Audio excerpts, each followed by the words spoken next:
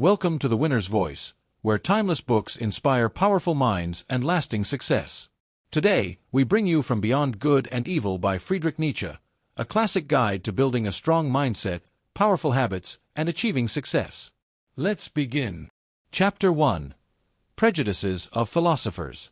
1.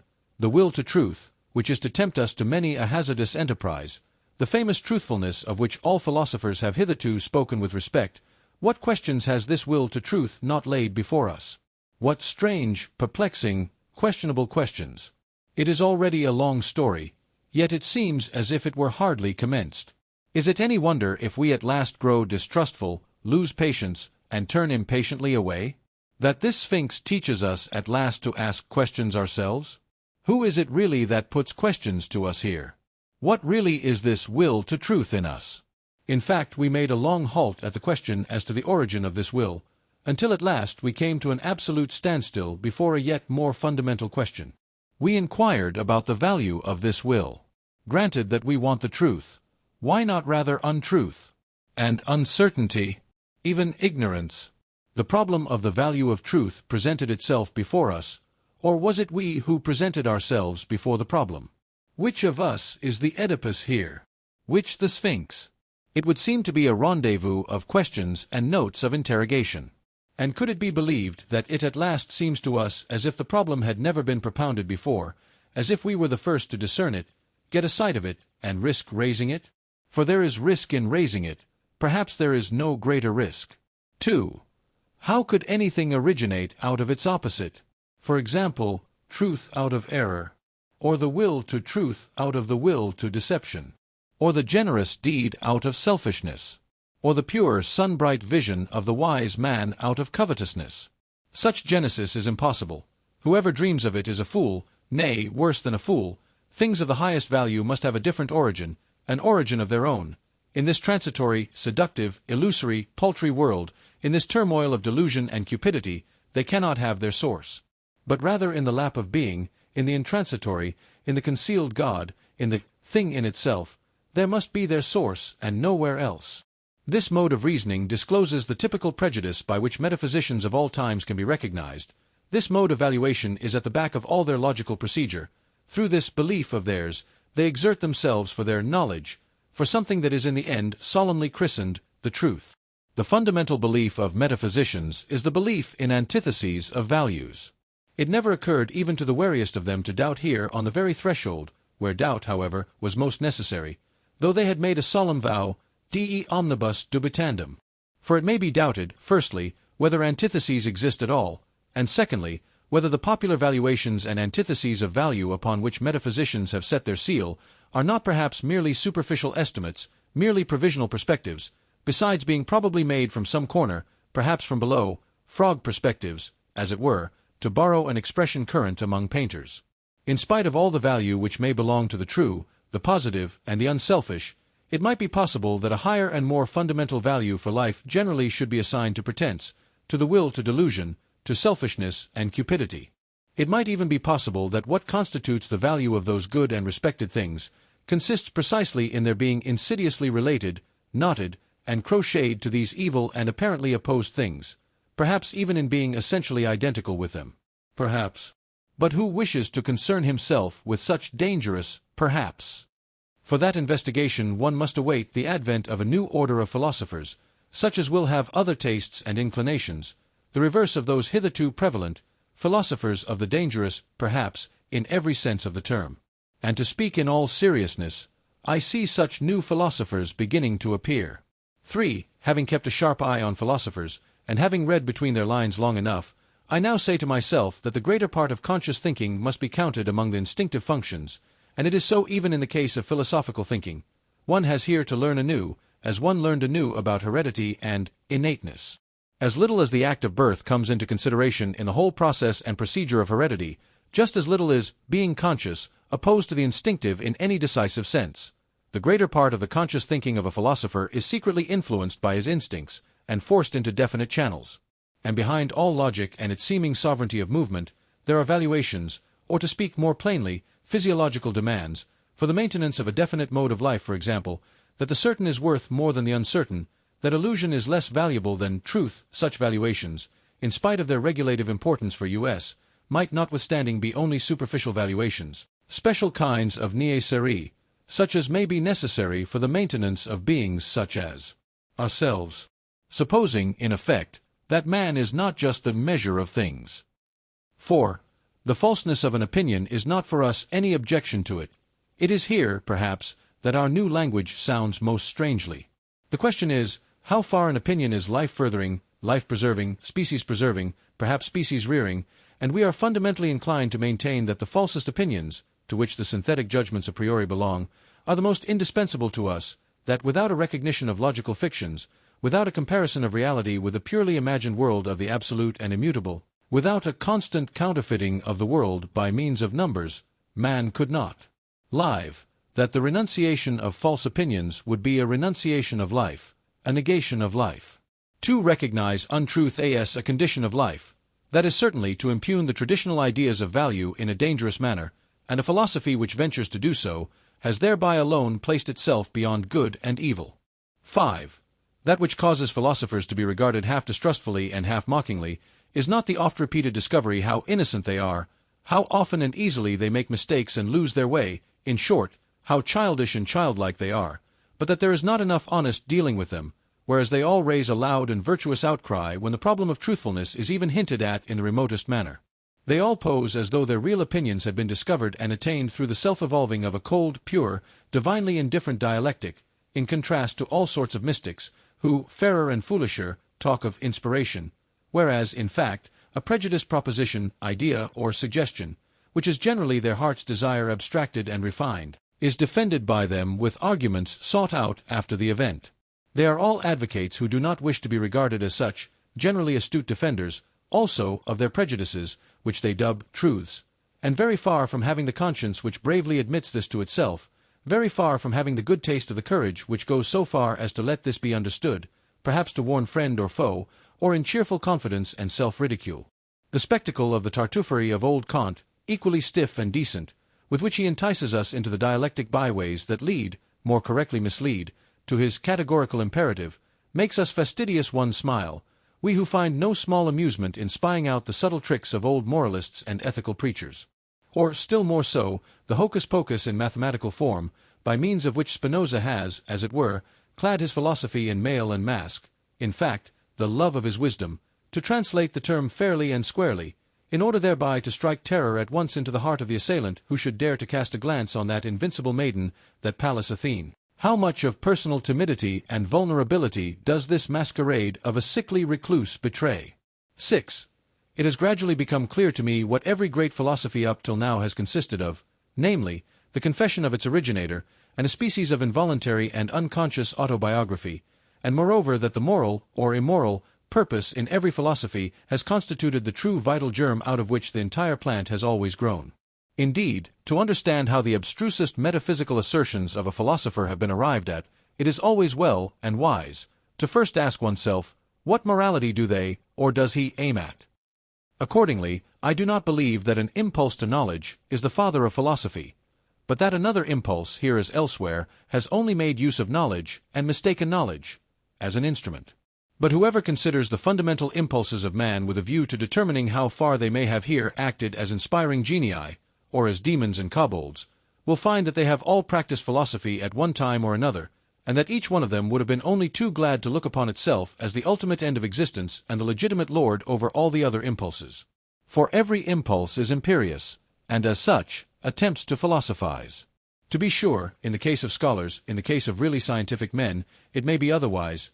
Better, if you will, there may really be such a thing as an impulse to knowledge, some kind of small, independent clockwork, which, when well wound up, works away industriously to that end, without the rest of the scholarly impulses taking any material part therein.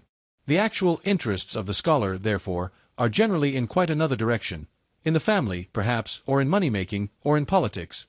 It is, in fact, almost indifferent at what point of research his little machine is placed, and whether the hopeful young worker becomes a good philologist, a mushroom specialist, or a chemist. He is not characterized by becoming this or that. In the philosopher, on the contrary, there is absolutely nothing impersonal, and above all, his morality furnishes a decided and decisive testimony as to who he is, that is to say, in what order the deepest impulses of his nature stand to each other. 7. How malicious philosophers can be. I know of nothing more stinging than the joke Epicurus took the liberty of making on Plato and the Platonists. He called them Dionysiocalates.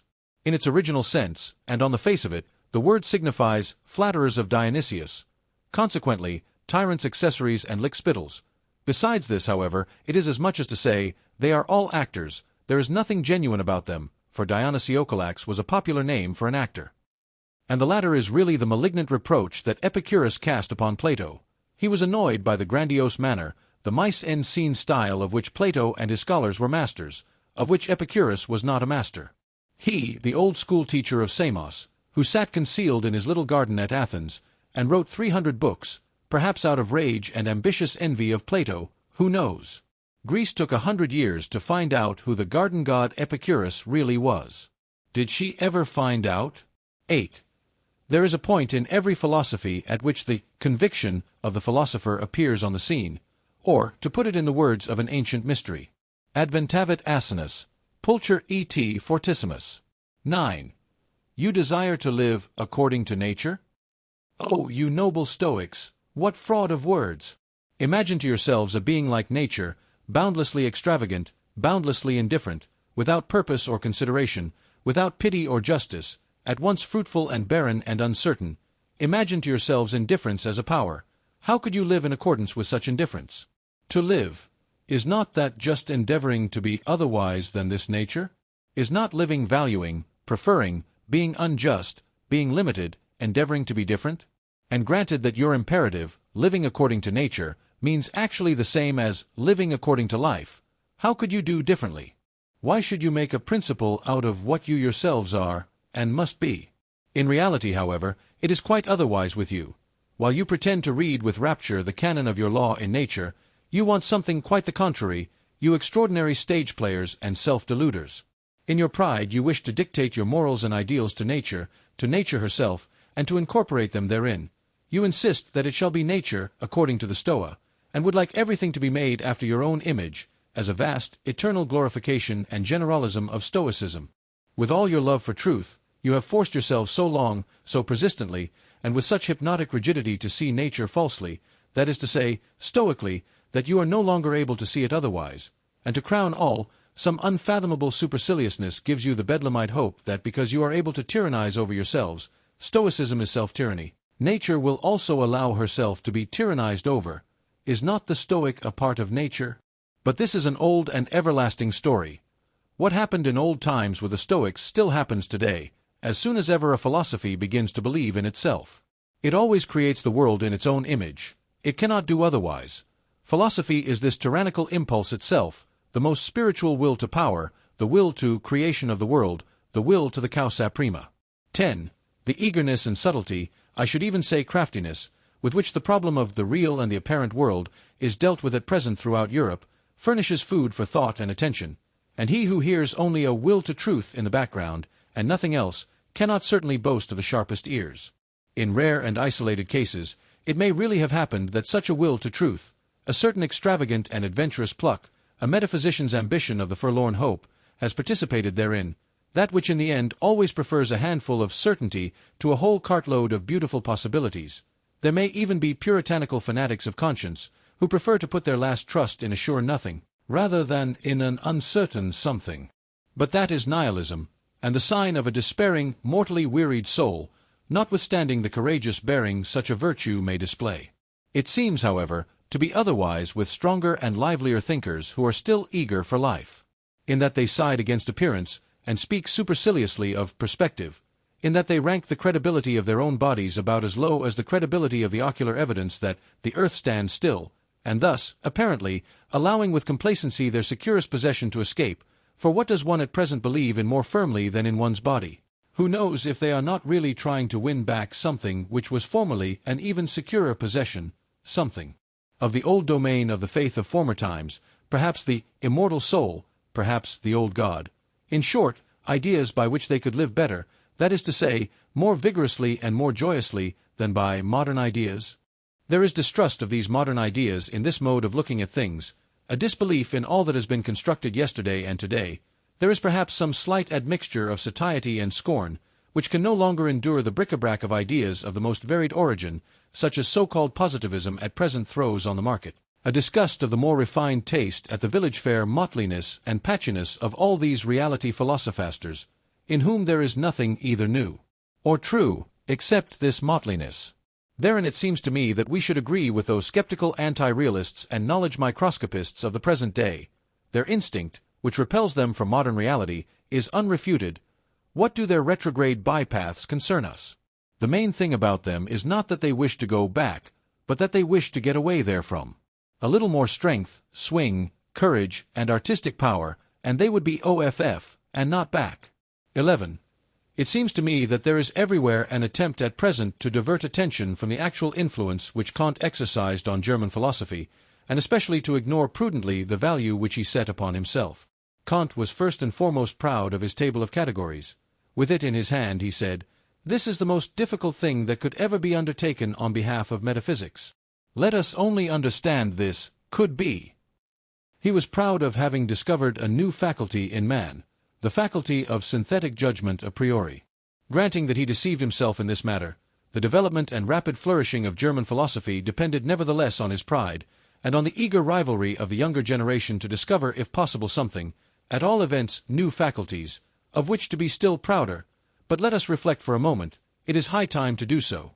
How are synthetic judgments a priori possible? Kant asks himself, and what is really his answer? By means of a means, faculty, but unfortunately not in 5 words, but so circumstantially, imposingly, and with such display of German profundity and verbal flourishes, that one altogether loses sight of the comical necessary allemande involved in such an answer. People were beside themselves with delight over this new faculty, and the jubilation reached its climax when Kant further discovered a moral faculty in man. For at that time Germans were still moral, not yet dabbling in the politics of hard fact. Then came the honeymoon of German philosophy. All the young theologians of the Tübingen institution went immediately into the groves, all seeking for faculties. And what did they not find? In that innocent, rich, and still youthful period of the German spirit, to which Romanticism, the malicious fairy, piped and sang. When one could not yet distinguish between finding and inventing. Above all a faculty for the transcendental, Schelling christened it intellectual intuition, and thereby gratified the most earnest longings of the naturally pious-inclined Germans. One can do no greater wrong to the whole of this exuberant and eccentric movement, which was really youthfulness, notwithstanding that it disguised itself so boldly in hoary and senile conceptions, than to take it seriously, or even treat it with moral indignation. Enough, however, the world grew older, and the dream vanished. A time came when people rubbed their foreheads, and they still rub them today. People had been dreaming, and first and foremost, old Kant. By means of a means, faculty, he had said, or at least meant to say. But is that an answer, an explanation? Or is it not rather merely a repetition of the question? How does opium induce sleep? By means of a means, faculty, namely the virtus dormitiva, replies the doctor in Molière. Quia est in eo virtus dormitiva? Cujus est natura sensus asupire. But such replies belong to the realm of comedy, and it is high time to replace the Kantian question, how are synthetic judgments a priori possible, by another question, why is belief in such judgments necessary? In effect, it is high time that we should understand that such judgments must be believed to be true, for the sake of the preservation of creatures like ourselves, though they still might naturally be false judgments. Or, more plainly spoken, and roughly and readily, synthetic judgments a priori should not be possible at all. We have no right to them. In our mouths they are nothing but false judgments. Only, of course, the belief in their truth is necessary, as plausible belief and ocular evidence belonging to the perspective view of life. And finally, to call to mind the enormous influence which German philosophy, I hope you understand its right to inverted commas, goose feet, has exercised throughout the whole of Europe, there is no doubt that a certain virtus dormitiva had a share in it. Thanks to German philosophy, it was a delight to the noble idlers, the virtuous, the mystics, the artistes, the 3/4 Christians, and the political obscurantists of all nations, to find an antidote to the still overwhelming sensualism, which overflowed from the last century into this, in short, sensus asupire. 12. As regards materialistic atomism, it is one of the best refuted theories that have been advanced, and in Europe there is now perhaps no one in the learned world so unscholarly as to attach serious signification to it, except for convenient everyday use, as an abbreviation of the means of expression, thanks chiefly to the Pole Boscovich. He and the Pole Copernicus have hitherto been the greatest and most successful opponents of ocular evidence. For while Copernicus has persuaded us to believe, contrary to all the senses, that the earth does not stand fast, Boscovich has taught us to abjure the belief in the last thing that stood fast of the earth, the belief in substance, in matter, in the earth residuum and particle atom. It is the greatest triumph over the senses that has hitherto been gained on earth. One must, however, go still further, and also declare war, relentless war to the knife, against the atomistic requirements, which still lead a dangerous afterlife in places where no one suspects them, like the more celebrated metaphysical requirements. One must also above all give the finishing stroke to that other and more portentous atomism which Christianity has taught best and longest, the soul atomism. Let it be permitted to designate by this expression the belief which regards the soul as something indestructible, eternal, indivisible, as a monad, as an automon. This belief ought to be expelled from science. Between ourselves, it is not at all necessary to get rid of the soul thereby, and thus renounce one of the oldest and most venerated hypotheses, as happens frequently to the clumsiness of naturalists, who can hardly touch on the soul without immediately losing it. But the way is open for new acceptations and refinements of the soul hypothesis, and such conceptions as mortal soul, and soul of subjective multiplicity, and soul as social structure of the instincts and passions, want henceforth to have legitimate rights in science. In that the new psychologist is about to put an end to the superstitions which have hitherto flourished with almost tropical luxuriance around the idea of the soul, he is really, as it were, thrusting himself into a new desert and a new distrust. It is possible that the older psychologists had a merrier and more comfortable time of it. Eventually, however, he finds that precisely thereby he is also condemned to invent, and, who knows, perhaps to discover the new. 13. Psychologists should bethink themselves before putting down the instinct of self-preservation as the cardinal instinct of an organic being. A living thing seeks above all to discharge its strength. Life itself is will to power. Self-preservation is only one of the indirect and most frequent results thereof. In short, here, as everywhere else, let us beware of superfluous teleological principles. One of which is the instinct of self-preservation. We owe it to Spinoza's inconsistency. It is thus, in effect, that method ordains, which must be essentially economy of principles. 14. It is perhaps just dawning on 5 or 6 minds that natural philosophy is only a world exposition and world arrangement, according to us, if I may say so, and not a world explanation, but in so far as it is based on belief in the senses, it is regarded as more, and for a long time to come must be regarded as more, namely, as an explanation. It has eyes and fingers of its own, it has ocular evidence and palpableness of its own. This operates fascinatingly, persuasively, and convincingly upon an age with fundamentally plebeian tastes. In fact, it follows instinctively the canon of truth of eternal popular sensualism. What is clear, what is explained? Only that which can be seen and felt. One must pursue every problem thus far. Obversely, however, the charm of the Platonic mode of thought, which was an aristocratic mode, consisted precisely in resistance to obvious sense evidence, perhaps among men who enjoyed even stronger and more fastidious senses than our contemporaries, but who knew how to find a higher triumph in remaining masters of them, and this by means of pale, cold, grey conceptional networks which they threw over the motley whirl of the senses, the mob of the senses, as Plato said. In this overcoming of the world, and interpreting of the world in the manner of Plato, there was an enjoyment different from that which the physicists of today offer us, and likewise the Darwinists and anti-teleologists among the physiological workers, with their principle of the smallest possible effort and the greatest possible blunder. Where there is nothing more to see or to grasp, there is also nothing more for men to do. That is certainly an imperative different from the Platonic one, but it may notwithstanding be the right imperative for a hardy, laborious race of machinists and bridge-builders of the future, who have nothing but rough work to perform. 15. To study physiology with a clear conscience, one must insist on the fact that the sense organs are not phenomena in the sense of the idealistic philosophy. As such they certainly could not be causes. Sensualism, therefore, at least as regulative hypothesis, if not as heuristic principle. What? And others say even that the external world is the work of our organs? But then our body, as a part of this external world, would be the work of our organs. But then our organs themselves would be the work of our organs. It seems to me that this is a complete reductio ad absurdum, if the conception causa sui is something fundamentally absurd. Consequently, the external world is not the work of our organs. 16.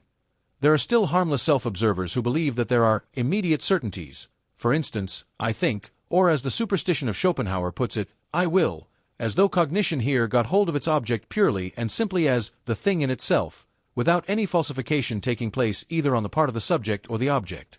I would repeat it, however, 100 times, that immediate certainty, as well as absolute knowledge, and the thing in itself, involve a contradictio in ejecto. We really ought to free ourselves from the misleading significance of words. The people on their part may think that cognition is knowing all about things, but the philosopher must say to himself, when I analyze the process that is expressed in the sentence, I find a whole series of daring assertions, the argumentative proof of which would be difficult, perhaps impossible. For instance, that it is I who think, that there must necessarily be something that thinks, that thinking is an activity and operation on the part of a being who is thought of as a cause, that there is an ego, and finally, that it is already determined what is to be designated by thinking, that I know what thinking is. For if I had not already decided within myself what it is, by what standard could I determine whether that which is just happening is not perhaps willing or feeling? In short, the assertion, I think, assumes that I compare my state at the present moment with other states of myself which I know, in order to determine what it is. On account of this retrospective connection with further knowledge, it has, at any rate, no immediate certainty for me. In place of the immediate certainty, in which the people may believe in the special case, the philosopher thus finds a series of metaphysical questions presented to him, veritable conscience questions of the intellect, to wit, whence did I get the notion of thinking? Why do I believe in cause and effect? What gives me the right to speak of an ego, and even of an ego as cause, and finally of an ego as cause of thought? He who ventures to answer these metaphysical questions at once by an appeal to a sort of intuitive perception, like the person who says, I think and know that this, at least, is true, actual, and certain, will encounter a smile and 2 notes of interrogation in a philosopher nowadays. Sir, the philosopher will perhaps give him to understand, it is improbable that you are not mistaken, but why should it be the truth? 17. With regard to the superstitions of logicians, I shall never tire of emphasizing a small, terse fact, which is unwillingly recognized by these credulous minds, namely, that a thought comes when it wishes, and not when I wish, so that it is a perversion of the facts of the case to say that the subject, I, is the condition of the predicate, think. One thinks, but that this one is precisely the famous old ego, is, to put it mildly, only a supposition, an assertion, and assuredly not an immediate certainty. After all, one has even gone too far with this one thinks. Even the one contains an interpretation of the process, and does not belong to the process itself. One infers here, according to the usual grammatical formula, to think is an activity. Every activity requires an agency that is active, consequently. It was pretty much on the same lines that the older atomism sought, besides the operating power, the material particle wherein it resides and out of which it operates, the atom. More rigorous minds, however, learnt at last to get along without this earth residuum, and perhaps some day we shall accustom ourselves, even from the logician's point of view, to get along without the little one, to which the worthy old ego has refined itself. 18. It is certainly not the least charm of a theory that it is refutable. It is precisely thereby that it attracts the more subtle minds. It seems that the 100 times refuted theory of the free will owes its persistence to this charm alone. Someone is always appearing who feels himself strong enough to refute it. 19. Philosophers are accustomed to speak of the will as though it were the best-known thing in the world. Indeed, Schopenhauer has given us to understand that the will alone is really known to us, absolutely and completely known, without deduction or addition. But it again and again seems to me that in this case Schopenhauer also only did what philosophers are in the habit of doing. He seems to have adopted a popular prejudice and exaggerated it. Willing seems to me to be above all something complicated, something that is a unity only in name, and it is precisely in a name that popular prejudice lurks, which has got the mastery over the inadequate precautions of philosophers in all ages. So let us for once be more cautious, let us be unphilosophical.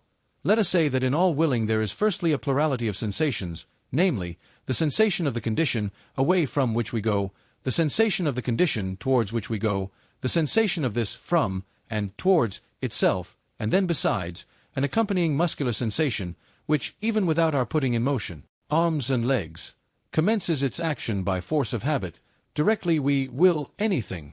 Therefore, just as sensations, and indeed many kinds of sensations, are to be recognized as ingredients of the will, so, in the second place, thinking is also to be recognized. In every act of the will there is a ruling thought, and let us not imagine it possible to sever this thought from the willing, as if the will would then remain over. In the third place, the will is not only a complex of sensation and thinking, but it is above all an emotion, and in fact the emotion of the command. That which is termed freedom of the will is essentially the emotion of supremacy in respect to him who must obey. I am free. He must obey. This consciousness is inherent in every will, and equally so the straining of the attention, the straight look which fixes itself exclusively on one thing, the unconditional judgment that this and nothing else is necessary now, the inward certainty that obedience will be rendered, and whatever else pertains to the position of the commander. A man who wills commands something within himself which renders obedience, or which he believes renders obedience. But now let us notice what is the strangest thing about the will, this affair so extremely complex, for which the people have only one name. Inasmuch as in the given circumstances we are at the same time the commanding and the obeying parties, and as the obeying party we know the sensations of constraint, impulsion, pressure, resistance, and motion, which usually commence immediately after the act of will. Inasmuch as, on the other hand, we are accustomed to disregard this duality, and to deceive ourselves about it by means of the synthetic term I. A whole series of erroneous conclusions, and consequently of false judgments about the will itself, has become attached to the act of willing, to such a degree that he who wills believes firmly that willing suffices for action. Since in the majority of cases there has only been exercise of will when the effect of the command, consequently obedience, and therefore action, was to be expected, the appearance has translated itself into the sentiment, as if there were a necessity of effect. In a word, he who wills believes with a fair amount of certainty that will and action are somehow one. He ascribes the success, the carrying out of the willing, to the will itself, and thereby enjoys an increase of the sensation of power, which accompanies all success. Freedom of will, that is the expression for the complex state of delight of the person exercising volition, who commands and at the same time identifies himself with the executor of the order, who, as such, enjoys also the triumph over obstacles, but thinks within himself that it was really his own will that overcame them. In this way the person exercising volition adds the feelings of delight of his successful executive instruments, the useful under-wills or under-souls. Indeed, our body is but a social structure composed of many souls, to his feelings of delight as commander. Le fait c'est moi. What happens here is what happens in every well-constructed and happy commonwealth, namely, that the governing class identifies itself with the successes of the commonwealth. In all willing, it is absolutely a question of commanding and obeying, on the basis, as already said, of a social structure composed of many souls, on which account a philosopher should claim the right to include willing as such within the sphere of morals, regarded as the doctrine of the relations of supremacy under which the phenomenon of life manifests itself. 20.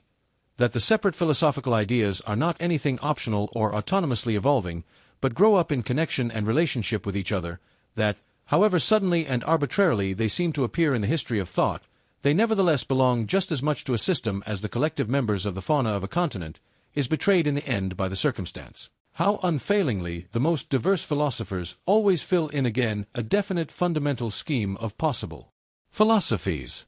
Under an invisible spell, they always revolve once more in the same orbit. However independent of each other they may feel themselves with their critical or systematic wills, something within them leads them, something impels them in definite order the one after the other, to wit, the innate methodology and relationship of their ideas. Their thinking is, in fact, far less a discovery than a re-recognizing, a remembering, a return and a home-coming to a far-off ancient common household of the soul, out of which those ideas formerly grew. Philosophizing is so far a kind of atavism of the highest order. The wonderful family resemblance of all Indian, Greek, and German philosophizing is easily enough explained.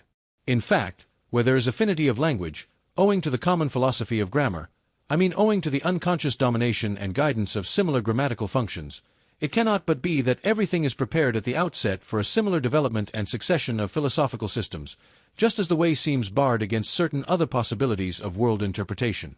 It is highly probable that philosophers within the domain of the Ural-Altaic languages, where the conception of the subject is least developed, look otherwise into the world, and will be found on paths of thought different from those of the Indo-Germans and Mussulmans, the spell of certain grammatical functions is ultimately also the spell of physiological valuations and racial conditions. So much by way of rejecting Locke's superficiality with regard to the origin of ideas. 21. The causa sui is the best self-contradiction that has yet been conceived. It is a sort of logical violation and unnaturalness, but the extravagant pride of man has managed to entangle itself profoundly and frightfully with this very folly. The desire for freedom of will, in the superlative metaphysical sense, such as still holds sway, unfortunately, in the minds of the half-educated, the desire to bear the entire and ultimate responsibility for one's actions oneself, and to absolve God, the world, ancestors, chance, and society therefrom, involves nothing less than to be precisely this causa sui, and, with more than Munchausen daring, to pull oneself up into existence by the hair, out of the slough of nothingness. If anyone should find out in this manner the crass stupidity of the celebrated conception of free will, and put it out of his head altogether, I beg of him to carry his enlightenment a step further, and also put out of his head the contrary of this monstrous conception of free will, I mean non-free will, which is tantamount to a misuse of cause and effect. One should not wrongly materialize cause and effect, as the natural philosophers do, and whoever like them naturalize in thinking at present, according to the prevailing mechanical doltishness which makes the cause press and push until it effects its end. One should use cause and effect only as pure conceptions, that is to say, as conventional fictions for the purpose of designation and mutual understanding, not for explanation.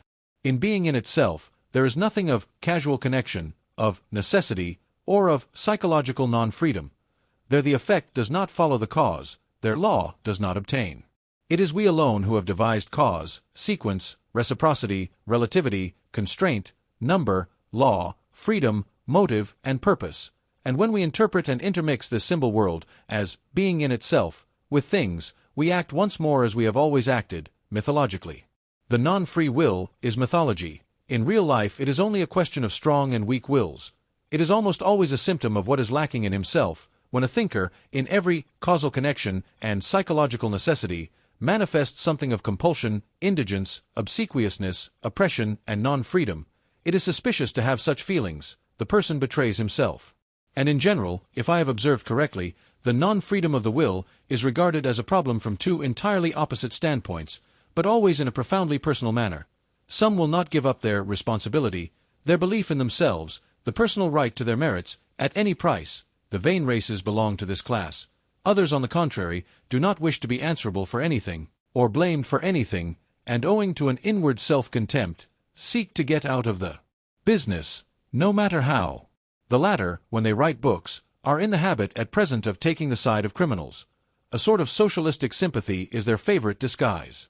And as a matter of fact, the fatalism of the weak-willed embellishes itself surprisingly when it can pose as la religion de la souffrance humaine, that is its good taste. 22. Let me be pardoned, as an old philologist who cannot desist from the mischief of putting his finger on bad modes of interpretation, but nature's conformity to law, of which you physicists talk so proudly, as though, why, it exists only owing to your interpretation and bad philology. It is no matter of fact, no text, but rather just a naively humanitarian adjustment and perversion of meaning, with which you make abundant concessions to the democratic instincts of the modern soul. Everywhere equality before the law. Nature is not different in that respect, nor better than we, a fine instance of secret motive, in which the vulgar antagonism to everything privileged and autocratic, likewise a second and more refined atheism, is once more disguised. Ni Jew, ni Matra, that also is what you want, and therefore cheers for natural law. Is it not so?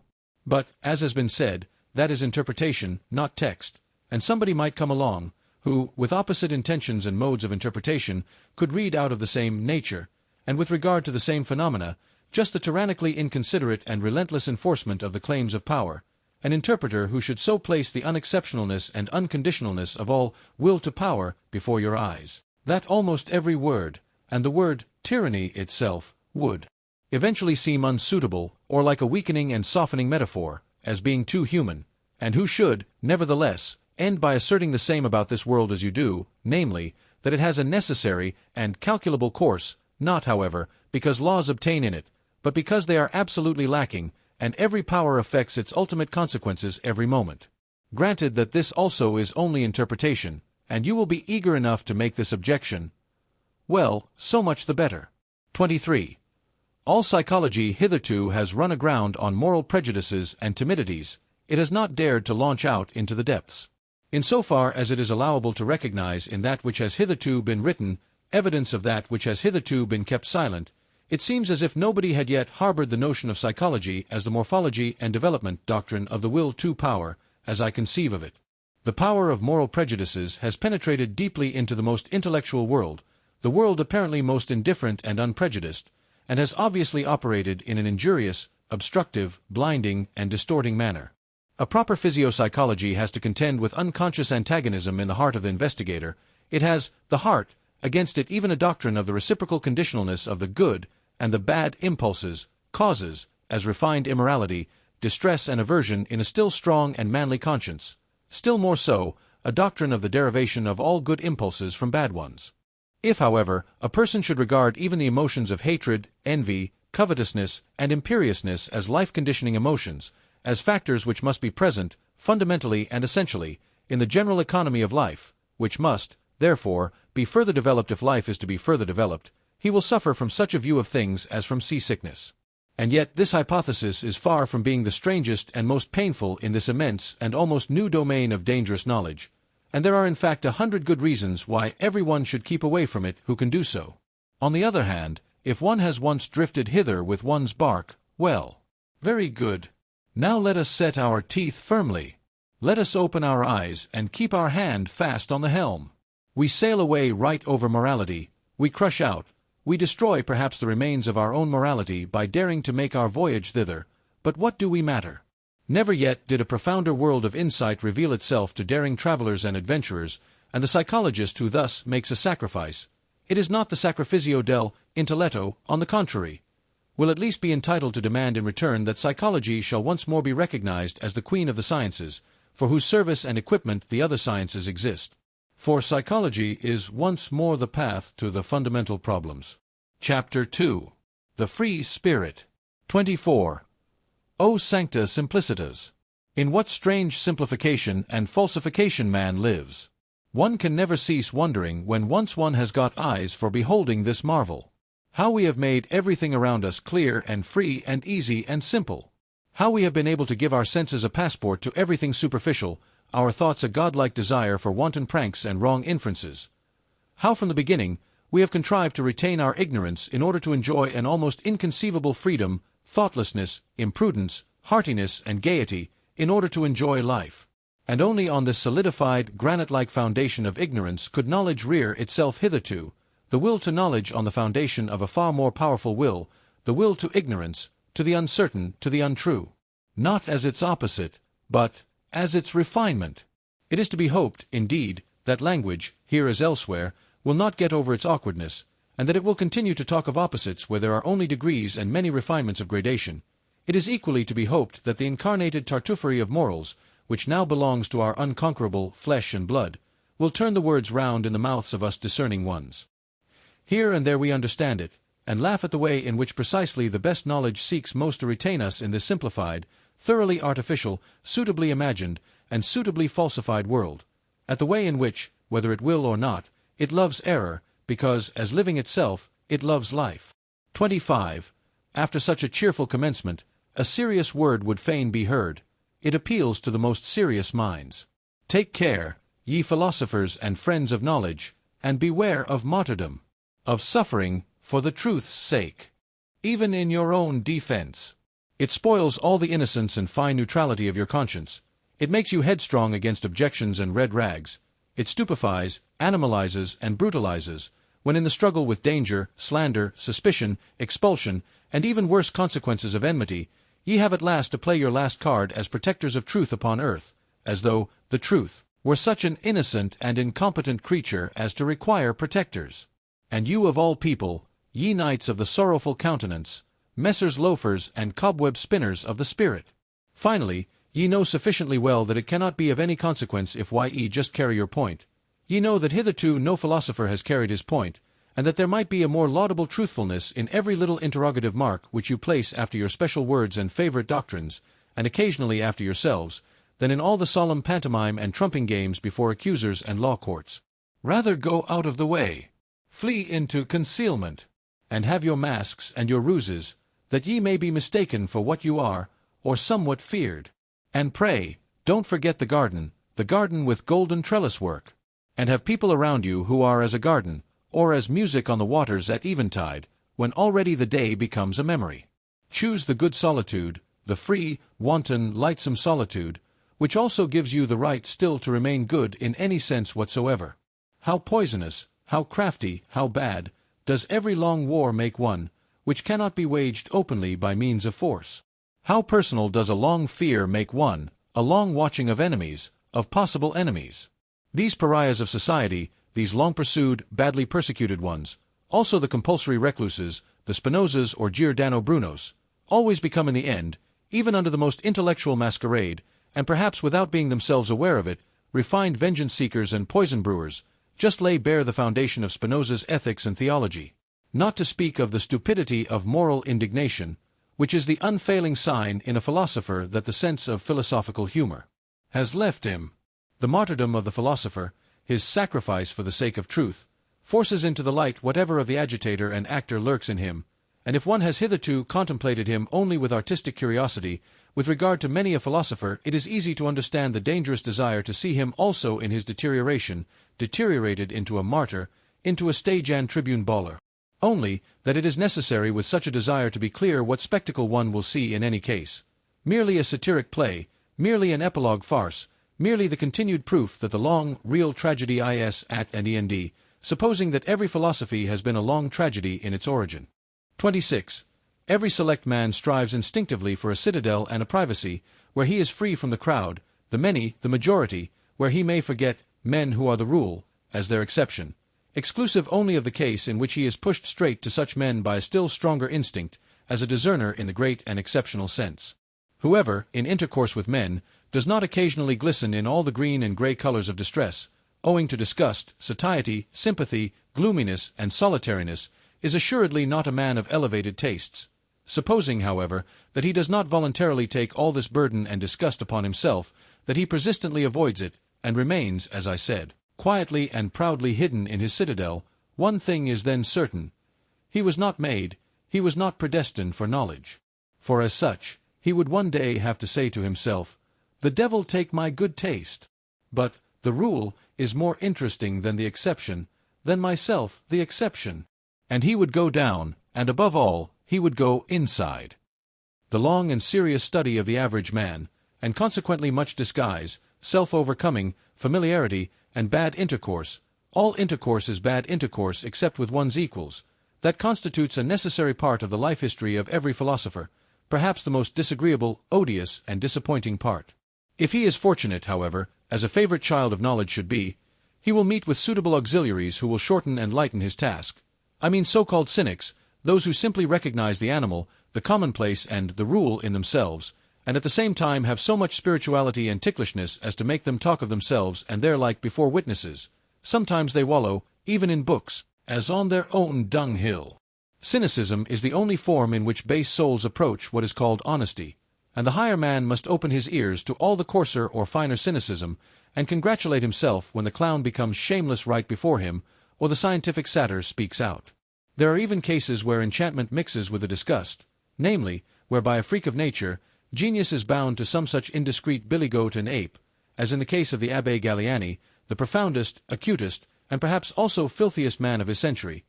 He was far profounder than Voltaire, and consequently also a good deal more silent.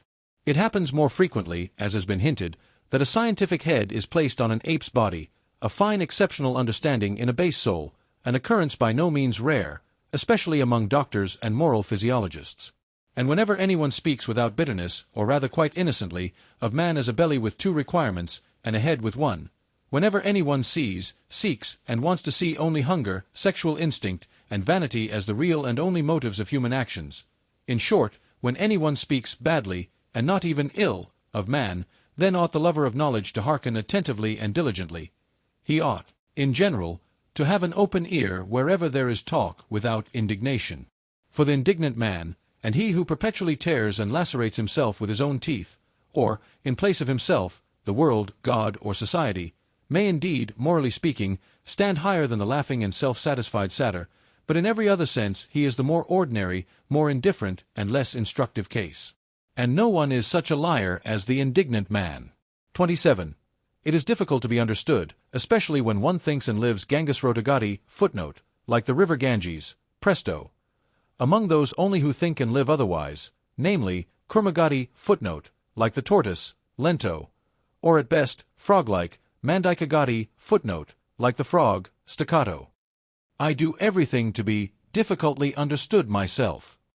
And one should be heartily grateful for the goodwill to some refinement of interpretation. As regards the good friends, however, who are always too easy-going, and think that as friends they have a right to ease, one does well at the very first to grant them a playground and romping place for misunderstanding. One can thus laugh still, or get rid of them altogether, these good friends, and laugh then also. 28. What is most difficult to render from one language into another is the tempo of its style, which has its basis in the character of the race, or to speak more physiologically, in the average tempo of the assimilation of its nutriment. There are honestly meant translations, which, as involuntary vulgarizations, are almost falsifications of the original, merely because its lively and merry tempo, which overleaps and obviates all dangers in word and expression, could not also be rendered. A German is almost incapacitated for presto in his language. Consequently also, as may be reasonably inferred, for many of the most delightful and daring nuances of free-spirited thought. And just as the buffoon and satyr are foreign to him in body and conscience, so Aristophanes and Petronius are untranslatable for him.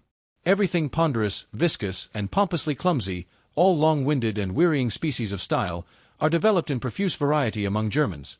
Pardon me for stating the fact that even Goethe's prose, in its mixture of stiffness and elegance, is no exception, as a reflection of the good old time to which it belongs, and as an expression of German taste at a time when there was still a German taste, which was a Rococo taste in moribus et artibus. Lessing is an exception, owing to his histrionic nature, which understood much, and was versed in many things. He who was not the translator of Bell to no purpose, who took refuge willingly in the shadow of Diderot and Voltaire, and still more willingly among the Roman comedy writers, Lessing loved also free-spiritism in the tempo, and flight out of Germany. But how could the German language, even in the prose of Lessing, imitate the tempo of Machiavelli, who in his Principe makes us breathe the dry, fine air of Florence, and cannot help presenting the most serious events in a boisterous allegrissimo, perhaps not without a malicious artistic sense of the contrast he ventures to present. Long, heavy, difficult, dangerous thoughts, and a tempo of the gallop, and of the best, wantonest humor. Finally, who would venture on a German translation of Petronius, who, more than any great musician hitherto, was a master of presto in invention, ideas, and words? What matter in the end about the swamps of the sick, evil world, or of the ancient world, when, like him, one has the feet of a wind, the rush, the breath, the emancipating scorn of a wind, which makes everything healthy, by making everything run? And with regard to Aristophanes, that transfiguring, complementary genius, for whose sake one pardons all Hellenism for having existed, provided one has understood in its full profundity all that there requires pardon and transfiguration, there is nothing that has caused me to meditate more on Plato's secrecy and sphinx-like nature, than the happily preserved petit fate that under the pillow of his deathbed there was found no Bible, nor anything Egyptian, Pythagorean, or Platonic, but a book of Aristophanes. How could even Plato have endured life, a Greek life which he repudiated, without an Aristophanes? 29. It is the business of the very few to be independent. It is a privilege of the strong. And whoever attempts it, even with the best right, but without being obliged to do so, proves that he is probably not only strong, but also daring beyond measure. He enters into a labyrinth, he multiplies 1,000-fold the dangers which life in itself already brings with it, not the least of which is that no one can see how and where he loses his way, becomes isolated, and is torn piecemeal by some minotaur of conscience. Supposing such a one comes to grief, it is so far from the comprehension of men that they neither feel it, nor sympathize with it. And he cannot any longer go back. He cannot even go back again to the sympathy of men. 30. Our deepest insights must, and should, appear as follies, and under certain circumstances as crimes, when they come unauthorizedly to the ears of those who are not disposed and predestined for them. The exoteric and the esoteric, as they were formerly distinguished by philosophers, among the Indians, as among the Greeks, Persians, and Mussulmans, in short, wherever people believed in gradations of rank and not in equality and equal rights, are not so much in contradistinction to one another in respect to the exoteric class, standing without, and viewing, estimating, measuring, and judging from the outside, and not from the inside, the more essential distinction is that the class in question views things from below upwards, while the esoteric class views things from above downwards. There are heights of the soul from which tragedy itself no longer appears to operate tragically, and if all the woe in the world were taken together, who would dare to decide whether the sight of it would necessarily seduce and constrain to sympathy, and thus to a doubling of the woe? That which serves the higher class of men for nourishment or refreshment must be almost poison to an entirely different and lower order of human beings. The virtues of the common man would perhaps mean vice and weakness in a philosopher. It might be possible for a highly developed man, supposing him to degenerate and go to ruin, to acquire qualities thereby alone, for the sake of which he would have to be honored as a saint in the lower world into which he had sunk. There are books which have an inverse value for the soul and the health according as the inferior soul and the lower vitality, or the higher and more powerful, make use of them. In the former case they are dangerous, disturbing, unsettling books. In the latter case they are herald calls which summon the bravest to their bravery. Books for the general reader are always ill-smelling books. The odor of paltry people clings to them. Where the populace eat and drink, and even where they reverence, it is accustomed to stink. One should not go into churches if one wishes to breathe pure air. 31. In our youthful years we still venerate and despise without the art of nuance, which is the best gain of life, and we have rightly to do hard penance for having fallen upon men and things with yea and nay. Everything is so arranged that the worst of all tastes, the taste for the unconditional, is cruelly befooled and abused, until a man learns to introduce a little art into his sentiments, and prefers to try conclusions with the artificial, as do the real artists of life. The angry and reverent spirit peculiar to youth appears to allow itself no peace, until it has suitably falsified men and things, to be able to vent its passion upon them. Youth in itself even is something falsifying and deceptive. Later on, when the young soul, tortured by continual disillusions, finally turns suspiciously against itself, still ardent and savage even in its suspicion and remorse of conscience, how it upbraids itself, how impatiently it tears itself, how it revenges itself for its long self-blinding, as though it had been a voluntary blindness. In this transition one punishes oneself by distrust of one's sentiments, one tortures one's enthusiasm with doubt, one feels even the good conscience to be a danger, as if it were the self-concealment and lassitude of a more refined uprightness, and above all, one espouses upon principle the cause against youth. A decade later, and one comprehends that all this was also still youth. 32. Throughout the longest period of human history, one calls it the prehistoric period, the value or non-value of an action was inferred from its consequences. The action in itself was not taken into consideration, any more than its origin, but pretty much as in China at present, where the distinction or disgrace of a child redounds to its parents. The retro-operating power of success or failure was what induced men to think well or ill of an action. Let us call this period the pre-moral period of mankind. The imperative, know thyself, was then still unknown. In the last 10,000 years, on the other hand, on certain large portions of the earth, one has gradually got so far that one no longer lets the consequences of an action, but its origin, decide with regard to its worth, a great achievement as a whole, an important refinement of vision and of criterion, the unconscious effect of the supremacy of aristocratic values and of the belief in origin, the mark of a period which may be designated in the narrower sense as the moral one. The first attempt at self-knowledge is thereby made. Instead of the consequences, the origin, what an inversion of perspective! And assuredly an inversion effected only after long struggle and wavering.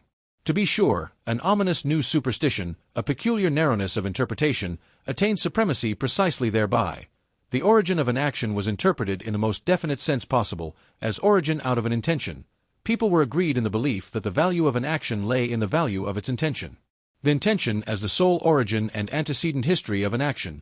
Under the influence of this prejudice moral praise and blame have been bestowed, and men have judged and even philosophized almost up to the present date. Is it not possible, however, that the necessity may now have arisen of again making up our minds with regard to the reversing and fundamental shifting of values, owing to a new self-consciousness and acuteness in man? Is it not possible that we may be standing on the threshold of a period which, to begin with, would be distinguished negatively as ultramoral, nowadays when, at least among us immoralists, the suspicion arises that the decisive value of an action lies precisely in that which is not intentional, and that all its intentionalness, all that is seen, sensible, or sensed in it, belongs to its surface or skin, which, like every skin, betrays something, but conceals still more? In short, we believe that the intention is only a sign or symptom, which first requires an explanation, a sign, moreover, which has too many interpretations, and consequently hardly any meaning in itself alone. That morality, in the sense in which it has been understood hitherto, as intention morality, has been a prejudice, perhaps a prematureness or preliminariness, probably something of the same rank as astrology and alchemy, but in any case something which must be surmounted. The surmounting of morality, in a certain sense even the self-mounting of morality, let that be the name for the long secret labor which has been reserved for the most refined, the most upright, and also the most wicked consciences of today, as the living touchstones of the soul. 33. It cannot be helped. The sentiment of surrender, of sacrifice for one's neighbor, and all self-renunciation morality must be mercilessly called to account and brought to judgment, just as the aesthetics of disinterested contemplation, under which the emasculation of art nowadays seeks insidiously enough to create itself a good conscience. There is far too much witchery and sugar in the sentiments for others and not for myself, for one not needing to be doubly distrustful here, and for one asking promptly, are they not perhaps deceptions? That they please him who has them and him who enjoys their fruit, and also the mere spectator, that is still no argument in their favor, but just calls for caution. Let us therefore be cautious. 34. At whatever standpoint of philosophy one may place oneself nowadays, seen from every position, the erroneousness of the world in which we think we live is the surest and most certain thing our eyes can light upon. We find proof after proof thereof, which would fain allure us into surmises concerning a deceptive principle in the nature of things. He, however, who makes thinking itself, and consequently the spirit, responsible for the falseness of the world, an honorable exit, which every conscious or unconscious advocatus Dei avails himself of, he who regards this world, including space, time, form, and movement, as falsely deduced, would have at least good reason in the end to become distrustful also of all thinking. Has it not hitherto been playing upon us the worst of scurvy tricks? And what guarantee would it give that it would not continue to do what it has always been doing? In all seriousness, the innocence of thinkers has something touching and respect-inspiring in it, which even nowadays permits them to wait upon consciousness with the request that it will give them honest answers. For example, whether it be real or not, and why it keeps the outer world so resolutely at a distance, and other questions of the same description. The belief in immediate certainties is a moral naivete which does honor to us philosophers, but we have now to cease being merely moral men. Apart from morality, such belief is a folly which does little honor to us. If in middle-class life an ever-ready distrust is regarded as the sign of a bad character, and consequently as an imprudence, here among us, beyond the middle-class world and its yeas and nays, what should prevent our being imprudent and saying, the philosopher has at length a right to bad character, as the being who has hitherto been most befooled on earth. He is now under obligation to distrustfulness, to the wickedest squinting out of every abyss of suspicion. Forgive me the joke of this gloomy grimace and turn of expression, for I myself have long ago learned to think and estimate differently with regard to deceiving and being deceived, and I keep at least a couple of pokes in the ribs ready for the blind rage with which philosophers struggle against being deceived. Why not? It is nothing more than a moral prejudice that truth is worth more than semblance. It is, in fact, the worst proved supposition in the world. So much must be conceded. There could have been no life at all except upon the basis of prospective estimates and semblances, and if, with the virtuous enthusiasm and stupidity of many philosophers, one wished to do away altogether with a seeming world, well, granted that you could do that, at least nothing of your truth would thereby remain. Indeed, what is it that forces us in general to the supposition that there is an essential opposition of true and false? Is it not enough to suppose degrees of seemingness, and as it were lighter and darker shades and tones of semblance, different valeurs, as the painters say? Why might not the world which concerns us be a fiction? And to anyone who suggested, but to a fiction belongs an originator? Might it not be bluntly replied, why? May not this also belong to the fiction? Is it not at length permitted to be a little ironical towards the subject, just as towards the predicate and object? Might not the philosopher elevate himself above faith in grammar? All respect to governesses, but is it not time that philosophy should renounce governess faith? 35. O Voltaire! O humanity! O idiocy! There is something ticklish in the truth, and in the search for the truth, and if man goes about it too humanely, un church le vrai que pour faire le bien, I wager he finds nothing. 36. Supposing that nothing else is given as real but our world of desires and passions, that we cannot sink or rise to any other reality but just that of our impulses, for thinking is only a relation of these impulses to one another, are we not permitted to make the attempt and to ask the question whether this which is given does not suffice, by means of our counterparts, for the understanding even of the so-called mechanical or material world? I do not mean as an illusion, a semblance, a representation, in the Berkeleyan and Schopenhauerian sense, but as possessing the same degree of reality as our emotions themselves, as a more primitive form of the world of emotions, in which everything still lies locked in a mighty unity, which afterwards branches off and develops itself in organic processes, naturally also refines and debilitates. As a kind of instinctive life in which all organic functions, including self-regulation, assimilation, nutrition, secretion, and change of matter, are still synthetically united with one another, as a primary form of life. In the end, it is not only permitted to make this attempt, it is commanded by the conscience of logical method, not to assume several kinds of causality, so long as the attempt to get along with a single one has not been pushed to its furthest extent, to absurdity, if I may be allowed to say so. That is a morality of method which one may not repudiate nowadays. It follows, from its definition, as mathematicians say. The question is ultimately whether we really recognize the will as operating, whether we believe in the causality of the will. If we do so, and fundamentally our belief in this is just our belief in causality itself, we must make the attempt to posit hypothetically the causality of the will as the only causality. Will can naturally only operate on will, and not on matter, not on nerves. For instance, in short, the hypothesis must be hazarded, whether will does not operate on will wherever effects are recognized, and whether all mechanical action, inasmuch as a power operates therein, is not just the power of will, the effect of will. Granted, finally, that we succeeded in explaining our entire instinctive life as the development and ramification of one fundamental form of will, namely, the will to power, as my thesis puts it, granted that all organic functions could be traced back to this will to power, and that the solution of the problem of generation and nutrition, it is one problem, could also be found therein, one would thus have acquired the right to define all active force unequivocally as will to power. The world seen from within, the world defined and designated according to its intelligible character, it would simply be will to power, and nothing else. 37. What? Does not that mean in popular language, God is disproved, but not the devil? On the contrary, my friends, and who the devil also compels you to speak popularly. 38. As happened finally in all the enlightenment of modern times with the French Revolution, that terrible farce, quite superfluous when judged close at hand, into which, however, the noble and visionary spectators of all Europe have interpreted from a distance their own indignation and enthusiasm so long and passionately, until the text has disappeared under the interpretation. So a noble posterity might once more misunderstand the whole of the past, and perhaps only thereby make its aspect endurable, or rather, has not this already happened? Have not we ourselves been that noble posterity? And, in so far as we now comprehend this, is it not thereby already past? 39. Nobody will very readily regard a doctrine as true merely because it makes people happy or virtuous, excepting, perhaps, the amiable idealists, who are enthusiastic about the good, true, and beautiful, and let all kinds of motley, coarse, and good-natured desirabilities swim about promiscuously in their pond. Happiness and virtue are no arguments. It is willingly forgotten, however, even on the part of thoughtful minds, that to make unhappy and to make bad are just as little counter-arguments. A thing could be true, although it were in the highest degree injurious and dangerous.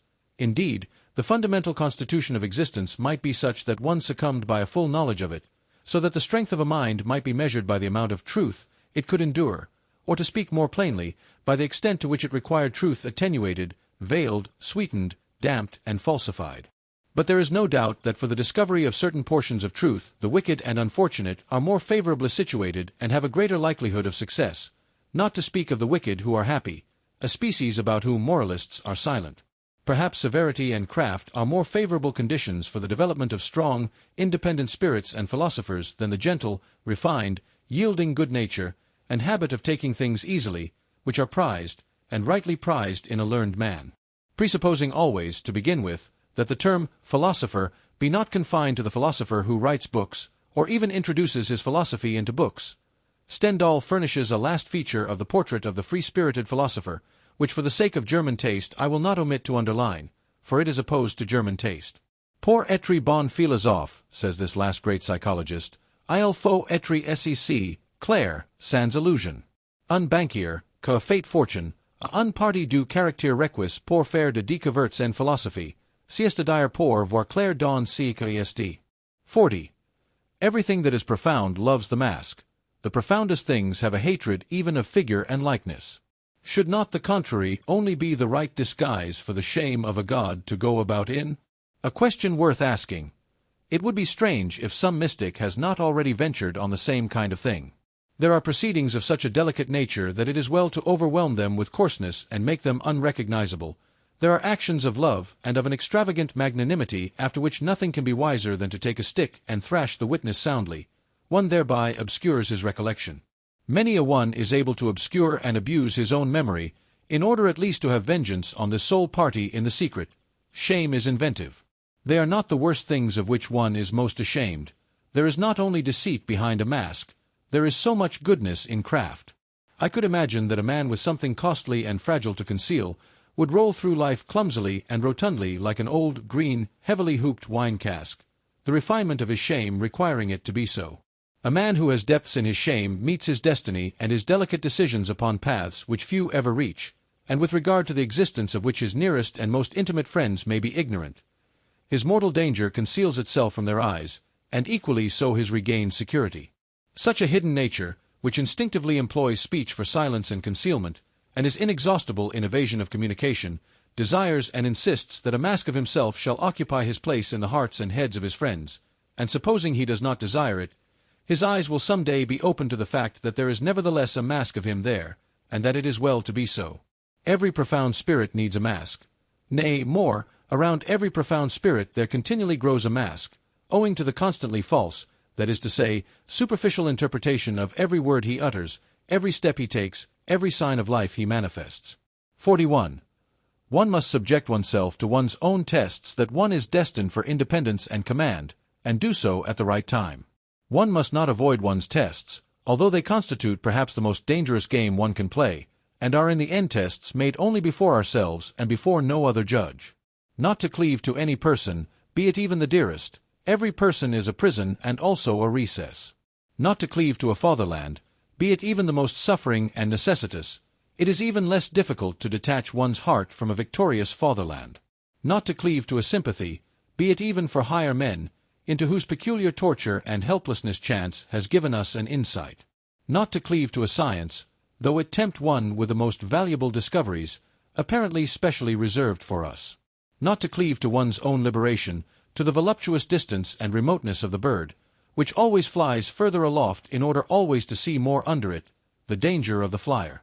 Not to cleave to our own virtues, nor become as a whole a victim to any of our specialties, to our hospitality, for instance, which is the danger of dangers for highly developed and wealthy souls, who deal prodigally, almost indifferently with themselves, and push the virtue of liberality so far that it becomes a vice.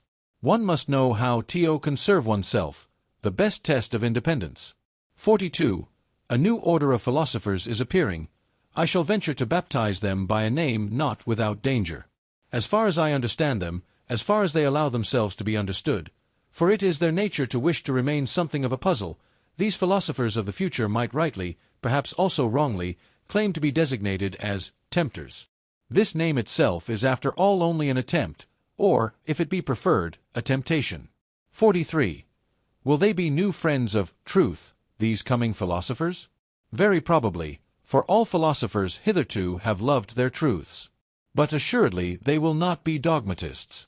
It must be contrary to their pride, and also contrary to their taste, that their truth should still be truth for every one, that which has hitherto been the secret wish and ultimate purpose of all dogmatic efforts. My opinion is my opinion. Another person has not easily a right to it. Such a philosopher of the future will say, perhaps, one must renounce the bad taste of wishing to agree with many people. Good is no longer good when one's neighbor takes it into his mouth. And how could there be a common good? The expression contradicts itself. That which can be common is always of small value. In the end things must be as they are and have always been. The great things remain for the great, the abysses for the profound, the delicacies and thrills for the refined, and, to sum up shortly, everything rare for the rare. 44. Need I say expressly after all this that they will be free, very free spirits, these philosophers of the future, as certainly also they will not be merely free spirits, but something more, higher, greater, and fundamentally different, which does not wish to be misunderstood and mistaken. But while I say this, I feel under obligation almost as much to them as to ourselves, we free spirits who are their heralds and forerunners, to sweep away from ourselves altogether a stupid old prejudice and misunderstanding, which, like a fog, has too long made the conception of free spirit obscure. In every country of Europe, and the same in America, there is at present something which makes an abuse of this name a very narrow, prepossessed, enchained class of spirits, who desire almost the opposite of what our intentions and instincts prompt. Not to mention that in respect to the new philosophers who are appearing, they must still more be closed windows and bolted doors. Briefly and regrettably, they belong to the levelers, these wrongly named free spirits, as glib-tongued and scribe-fingered slaves of the democratic taste and its modern ideas, all of them men without solitude, without personal solitude, blunt honest fellows to whom neither courage nor honorable conduct ought to be denied, only they are not free, and are ludicrously superficial, especially in their innate partiality for seeing the cause of almost all human misery and failure in the old forms in which society has hitherto existed, a notion which happily inverts the truth entirely. What they would fain attain with all their strength is the universal green meadow happiness of the herd, together with security, safety, comfort, and alleviation of life for every one. Their two most frequently chanted songs and doctrines are called equality of rights and sympathy with all sufferers, and suffering itself is looked upon by them as something which must be done away with.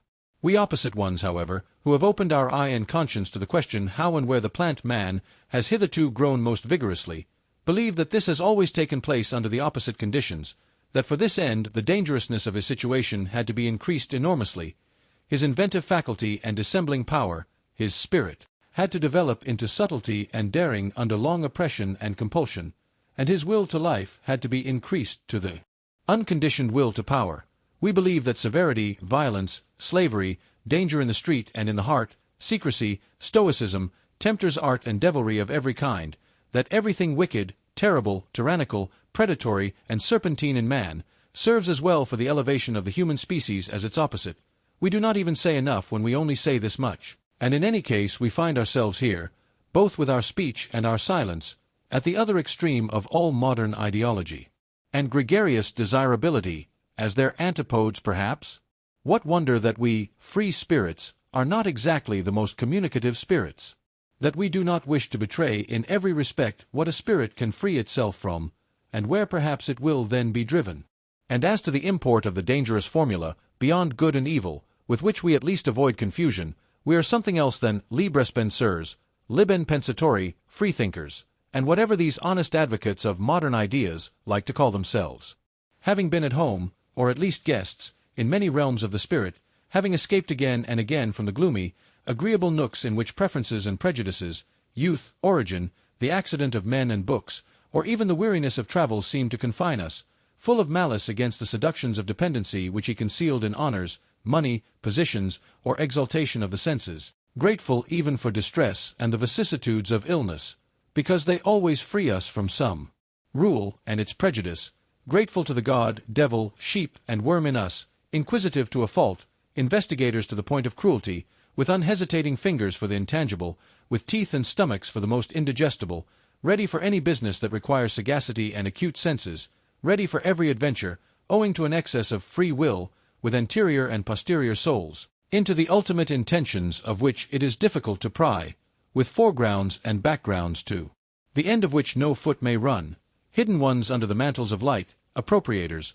although we resemble heirs and spendthrifts, arrangers and collectors from morning till night, misers of our wealth and our full-crammed drawers, economical in learning and forgetting, inventive in scheming, sometimes proud of tables of categories, sometimes pedants, sometimes night owls of work even in full day, yea, if necessary, even scarecrows, and it is necessary nowadays, that is to say, inasmuch as we are the born, sworn, jealous friends of solitude, of our own profoundest midnight and midday solitude. Such kind of men are we free spirits. And perhaps ye are also something of the same kind, ye coming ones? Ye new philosophers. Chapter 3. The Religious Mood. 45. The human soul and its limits, the range of man's inner experiences hitherto attained, the heights, depths, and distances of these experiences, the entire history of the soul up to the present time, and its still unexhausted possibilities. This is the preordained hunting domain for a born psychologist and lover of a big hunt. But how often must he say despairingly to himself, "A single individual"? Alas, only a single individual. And this great forest, this virgin forest. So he would like to have some hundreds of hunting assistants, and fine trained hounds, that he could send into the history of the human soul, to drive his game together. In vain. Again and again he experiences, profoundly and bitterly, how difficult it is to find assistants and dogs for all the things that directly excite his curiosity. The evil of sending scholars into new and dangerous hunting domains, where courage, sagacity, and subtlety in every sense are required, is that they are no longer serviceable just when the big hunt, and also the great danger commences. It is precisely then that they lose their keen eye and nose. In order, for instance, to divine and determine what sort of history the problem of knowledge and conscience has hitherto had in the souls of homines religiosi, a person would perhaps himself have to possess as profound, as bruised, as immense an experience as the intellectual conscience of Pascal, and then he would still require that widespread heaven of clear, wicked spirituality, which, from above, would be able to oversee, arrange, and effectively formalize this mass of dangerous and painful experiences. But who could do me this service? And who would have time to wait for such servants?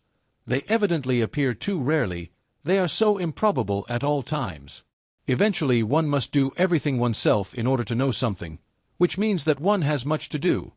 But a curiosity like mine is once for all the most agreeable of vices. Pardon me.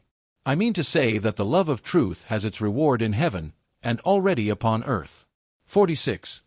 Faith, such as early Christianity desired, and not infrequently achieved in the midst of a skeptical and southernly free-spirited world, which had centuries of struggle between philosophical schools behind it and in it, counting besides the education and tolerance which the Imperium Romanum gave. This faith is not that sincere, austere slave faith by which perhaps a Luther or a Cromwell, or some other northern barbarian of the spirit remained attached to his God and Christianity. It is much rather the faith of Pascal, which resembles in a terrible manner a continuous suicide of reason, a tough, long-lived, worm-like reason, which is not to be slain at once and with a single blow. The Christian faith from the beginning is the sacrifice of all freedom, all pride, all self-confidence of spirit. It is at the same time subjection, self-derision, and self-mutilation. There is cruelty and religious Phoenicianism in this faith, which is adapted to a tender, many-sided, and very fastidious conscience. It takes for granted that the subjection of the spirit is indescribably painful, that all the past and all the habits of such a spirit resist the absurdissimum, in the form of which faith comes to it. Modern men, with their obtuseness as regards all Christian nomenclature, have no longer the sense for the terribly superlative conception which was implied to an antique taste by the paradox of the formula, God on the cross. Hitherto there had never and nowhere been such boldness in inversion, nor anything at once so dreadful, questioning, and questionable as this formula. It promised a transvaluation of all ancient values. It was the Orient, the profound Orient. It was the Oriental slave who thus took revenge on Rome and its noble, light-minded toleration, on the Roman Catholicism of non-faith, and it was always not the faith, but the freedom from the faith, the half-stoical and smiling indifference to the seriousness of the faith, which made the slaves indignant at their masters and revolt against them. Enlightenment causes revolt, for the slave desires the unconditioned. He understands nothing but the tyrannous, even in morals. He loves as he hates, without nuance, to the very depths, to the point of pain, to the point of sickness. His many hidden sufferings make him revolt against the noble taste which seems to deny suffering. The skepticism with regard to suffering, fundamentally only an attitude of aristocratic morality, was not the least of the causes, also, of the last great slave insurrection which began with the French Revolution. 47. Wherever the religious neurosis has appeared on the earth so far, we find it connected with three dangerous prescriptions as to regimen: solitude, fasting, and sexual abstinence, but without its being possible to determine with certainty which is cause and which is effect, or if any relation at all of cause and effect exists there. This latter doubt is justified by the fact that one of the most regular symptoms among savage as well as among civilized peoples is the most sudden and excessive sensuality, which then with equal suddenness transforms into penitential paroxysms, world renunciation, and will renunciation, both symptoms perhaps explainable as disguised epilepsy. But nowhere is it more obligatory to put aside explanations around no other type has there grown such a mass of absurdity and superstition, No other type seems to have been more interesting to men and even to philosophers. Perhaps it is time to become just a little indifferent here, to learn caution, or, better still, to look away, to go away. Yet in the background of the most recent philosophy, that of Schopenhauer, we find, almost as the problem in itself, this terrible note of interrogation of the religious crisis and awakening. How is the negation of will possible? How is the saint possible? That seems to have been the very question with which Schopenhauer made a start and became a philosopher. And thus it was a genuine Schopenhauerian consequence that his most convinced adherent, perhaps also his last, as far as Germany is concerned, namely Richard Wagner, should bring his own life work to an end just here, and should finally put that terrible and eternal type upon the stage as Kundry, type vécu, and as it loved and lived, at the very time that the mad doctors in almost all European countries had an opportunity to study the type close at hand, wherever the religious neurosis, or as I call it, the religious mood, made its latest epidemical outbreak and display as the Salvation Army. If it be a question, however, as to what has been so extremely interesting to men of all sorts in all ages, and even to philosophers, in the whole phenomenon of the saint, it is undoubtedly the appearance of the miraculous therein, namely, the immediate succession of opposites, of states of the soul regarded as morally antithetical. It was believed here to be self-evident that a bad man was all at once turned into a saint, a good man. The hitherto existing psychology was wrecked at this point. Is it not possible it may have happened principally because psychology had placed itself under the dominion of morals, because it believed in oppositions of moral values, and saw, read, and interpreted these oppositions into the text and facts of the case? What miracle? Only an error of interpretation? A lack of philology. 48. It seems that the Latin races are far more deeply attached to their Catholicism than we Northerners are to Christianity generally, and that consequently unbelief in Catholic countries means something quite different from what it does among Protestants, namely, a sort of revolt against the spirit of the race, while with us it is rather a return to the spirit or non-spirit of the race. We Northerners undoubtedly derive our origin from barbarous races. Even as regards our talents for religion, we have poor talents for it. One may make an exception in the case of the Celts, who have theretofore furnished also the best soil for Christian infection in the North. The Christian ideal blossomed forth in France as much as ever the pale sun of the North would allow it. How strangely pious for our taste are still these later French skeptics, whenever there is any Celtic blood in their origin. How Catholic, how un-German does Auguste Comte's sociology seem to us, with the Roman logic of its instincts.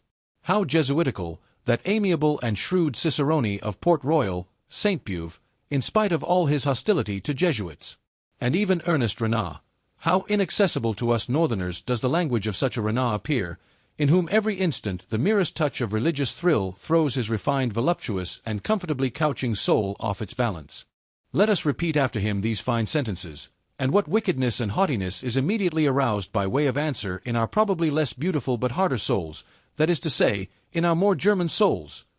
Dyson's Donk Hardiment KLA Religion ESTUN Produit d'il Home Normal. QU il Home EST le plus don le VRAI quant il EST le plus relige, UET le plus assure d'une destinée infinie. C'est quand il EST bon QUILVUT KLA vertu correspond à un ordre éternel. C'est quand il contemple les choses d'une manière désintéressée QUI.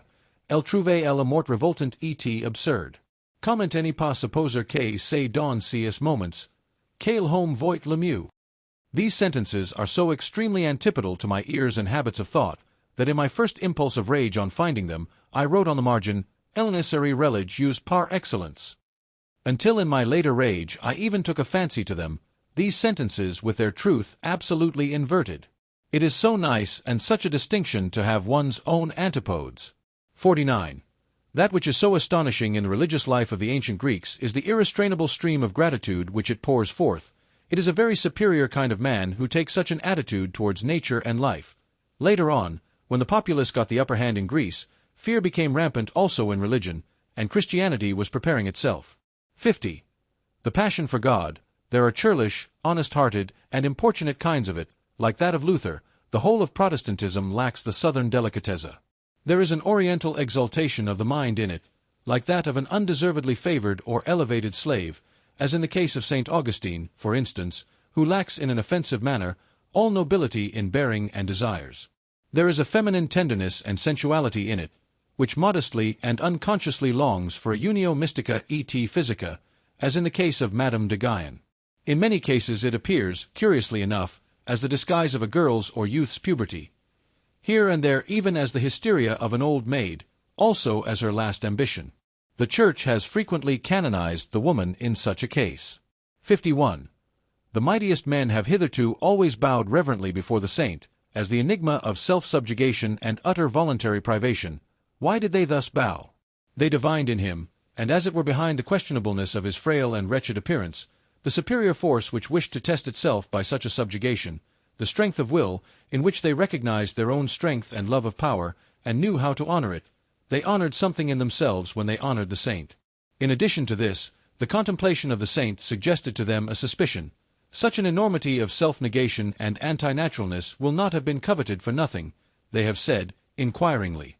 There is perhaps a reason for it, some very great danger, about which the ascetic might wish to be more accurately informed through his secret interlocutors and visitors. In a word, the mighty ones of the world learned to have a new fear before him. They divined a new power, a strange, still unconquered enemy. It was the will to power which obliged them to halt before the saint. They had to question him. 52. In the Jewish Old Testament, the book of divine justice, there are men, things, and sayings on such an immense scale, that Greek and Indian literature has nothing to compare with it. One stands with fear and reverence before those stupendous remains of what man was formerly, and one has sad thoughts about old Asia and its little outpushed peninsula Europe, which would like, by all means, to figure before Asia as the progress of mankind. To be sure, he who is himself only a slender, tame house animal, and knows only the wants of a house animal, like our cultured people of today, including the Christians of cultured Christianity, need neither be amazed nor even sad amid those ruins. The taste for the Old Testament is a touchstone with respect to great and small. Perhaps he will find that the New Testament, the Book of Grace, still appeals more to his heart. There is much of the odor of the genuine, tender, stupid beadsman, and petty soul in it. To have bound up this New Testament, a kind of rococo of taste in every respect, along with the Old Testament into one book, as the Bible, as the book in itself, is perhaps the greatest audacity and sin against the spirit which literary Europe has upon its conscience. 53. Why atheism nowadays? The Father in God is thoroughly refuted, equally so the Judge, the Rewarder. Also his free will. He does not hear, and even if he did, he would not know how to help. The worst is that he seems incapable of communicating himself clearly. Is he uncertain? This is what I have made out, by questioning and listening at a variety of conversations, to be the cause of the decline of European theism. It appears to me that though the religious instinct is in vigorous growth, it rejects the theistic satisfaction with profound distrust. 54. What does all modern philosophy mainly do?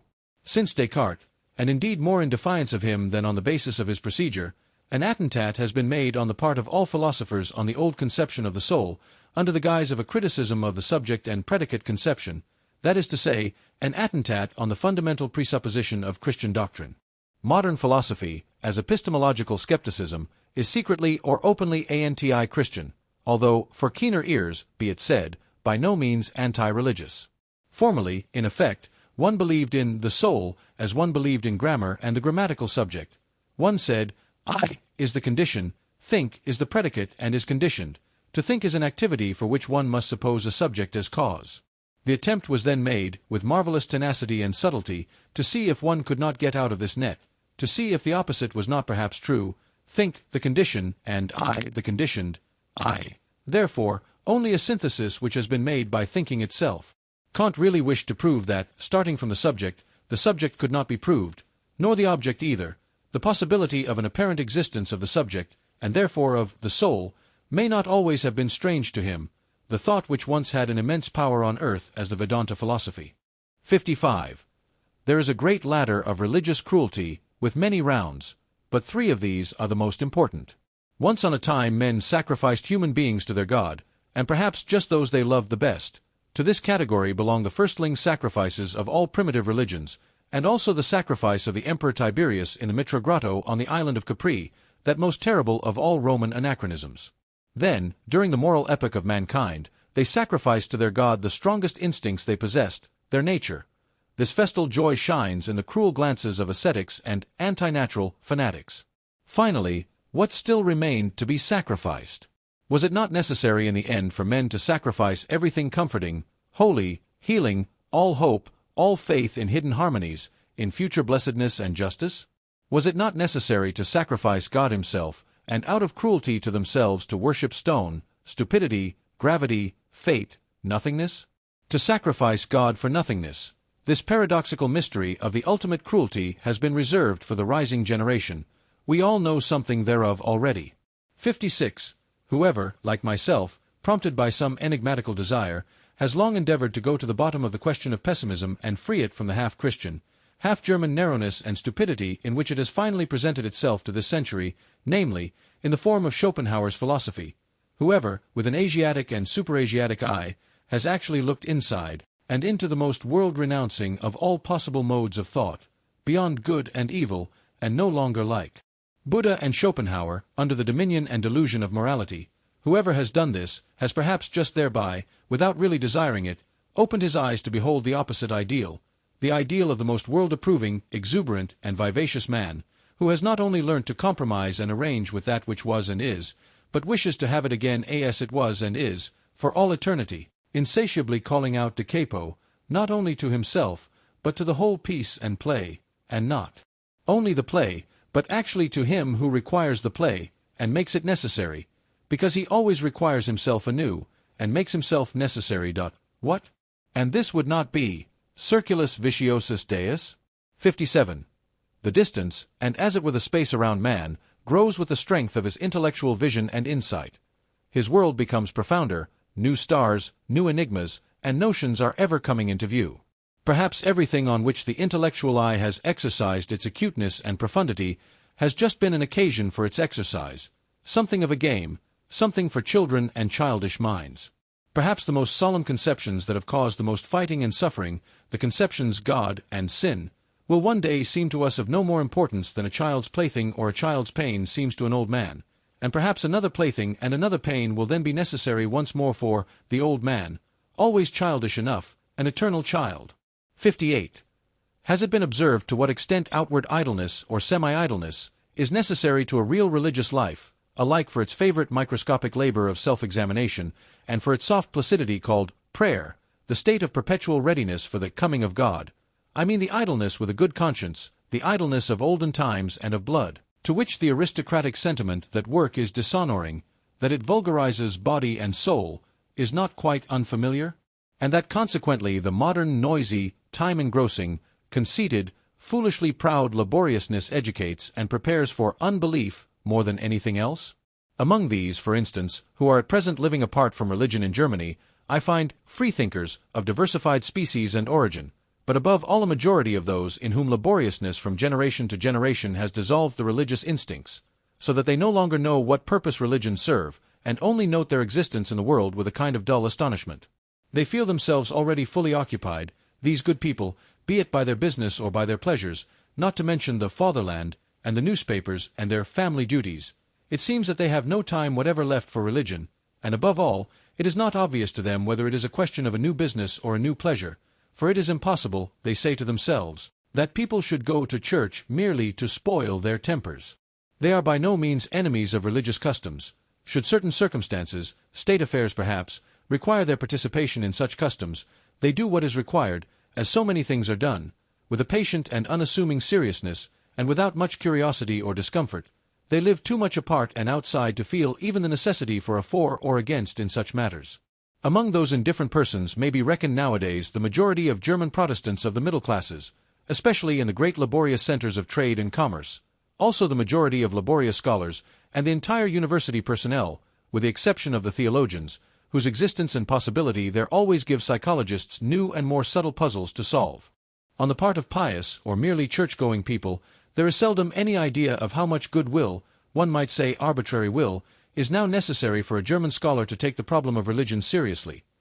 His whole profession, and as I have said, his whole workmanlike laboriousness, to which he is compelled by his modern conscience, inclines him to a lofty and almost charitable serenity as regards religion, with which is occasionally mingled a slight disdain for the uncleanliness of spirit which he takes for granted wherever anyone still professes to belong to the Church. It is only with the help of history, not through his own personal experience, therefore, that the scholar succeeds in bringing himself to a respectful seriousness, and to a certain timid deference in presence of religions, but even when his sentiments have reached the stage of gratitude towards them, he has not personally advanced one step nearer to that which still maintains itself as church or as piety. Perhaps even the contrary. The practical indifference to religious matters in the midst of which he has been born and brought up usually sublimates itself in his case into circumspection and cleanliness, which shuns contact with religious men and things, and it may be just the depth of his tolerance and humanity which prompts him to avoid the delicate trouble which tolerance itself brings with it. Every age has its own divine type of naivete, for the discovery of which other ages may envy it, and how much naivete. Adorable, childlike, and boundlessly foolish naivete is involved in this belief of the scholar in his superiority, in the good conscience of his tolerance, in the unsuspecting, simple certainty with which his instinct treats the religious man as a lower and less valuable type, beyond, before, and above which he himself has developed. He, the little arrogant dwarf and mobman, the sedulously alert, head and hand drudge of ideas, of modern ideas. 59. Whoever has seen deeply into the world has doubtless divined what wisdom there is in the fact that men are superficial. It is their preservative instinct which teaches them to be flighty, lightsome, and false. Here and there one finds a passionate and exaggerated adoration of pure forms, in philosophers as well as in artists. It is not to be doubted that whoever has need of the cult of the superficial to that extent has at one time or another made an unlucky dive beneath it. Perhaps there is even an order of rank with respect to those burnt children, the born artists who find the enjoyment of life only in trying to falsify its image, as if taking wearisome revenge on it. One might guess to what degree life has disgusted them, by the extent to which they wish to see its image falsified, attenuated, ultrified, and deified. One might reckon the homines religiosi among the artists as their highest rank.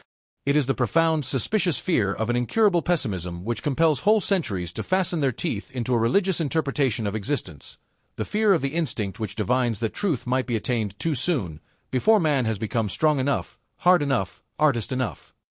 Piety, the life in God, regarded in this light, would appear as the most elaborate and ultimate product of the fear of truth, as artist adoration and artist intoxication in presence of the most logical of all falsifications, as the will to the inversion of truth, to untruth at any price. Perhaps there has hitherto been no more effective means of beautifying man than piety. By means of it man can become so artful, so superficial, so iridescent, and so good, that his appearance no longer offends. 60. To love mankind for God's sake, this has so far been the noblest and remotest sentiment to which mankind has attained. That love to mankind, without any redeeming intention in the background, is only an additional folly and brutishness, that the inclination to this love has first to get its proportion, its delicacy, its gram of salt and sprinkling of ambergris from a higher inclination. Whoever first perceived and experienced this, however his tongue may have stammered as it attempted to express such a delicate matter, let him for all time be holy and respected, as the man who has so far flown highest and gone astray in the finest fashion. 61. The philosopher, as we free spirits understand him, as the man of the greatest responsibility, who has the conscience for the general development of mankind, will use religion for his disciplining and educating work, just as he will use the contemporary political and economic conditions. The selecting and disciplining influence, destructive as well as creative and fashioning, which can be exercised by means of religion is manifold and varied, according to the sort of people placed under its spell and protection. For those who are strong and independent, destined and trained to command, in whom the judgment and skill of a ruling race is incorporated, religion is an additional means for overcoming resistance in the exercise of authority, as a bond which binds rulers and subjects in common, betraying and surrendering to the former the conscience of the latter, their inmost heart, which would fain escape obedience. And in the case of the unique natures of noble origin, if by virtue of superior spirituality they should incline to a more retired and contemplative life, reserving to themselves only the more refined forms of government, over chosen disciples or members of an order, religion itself may be used as a means for obtaining peace from the noise and trouble of managing grosser affairs, and for securing immunity from the unavoidable filth of all political agitation. The Brahmins, for instance, understood this fact. With the help of a religious organization, they secured to themselves the power of nominating kings for the people, while their sentiments prompted them to keep apart and outside, as men with a higher and superregal mission. At the same time, religion gives inducement and opportunity to some of the subjects to qualify themselves for future ruling and commanding the slowly ascending ranks and classes, in which, through fortunate marriage customs, volitional power and delight in self-control are on the increase. To them religion offers sufficient incentives and temptations to aspire to higher intellectuality, and to experience the sentiments of authoritative self-control, of silence, and of solitude. Asceticism and Puritanism are almost indispensable means of educating and ennobling a race which seeks to rise above its hereditary baseness and work itself upwards to future supremacy. And finally, to ordinary men, to the majority of the people, who exist for service and general utility, and are only so far entitled to exist, religion gives invaluable contentedness with their lot and condition, peace of heart, ennoblement of obedience, additional social happiness and sympathy, with something of transfiguration and embellishment, something of justification of all the commonplaceness, all the meanness, all the semi-animal poverty of their souls.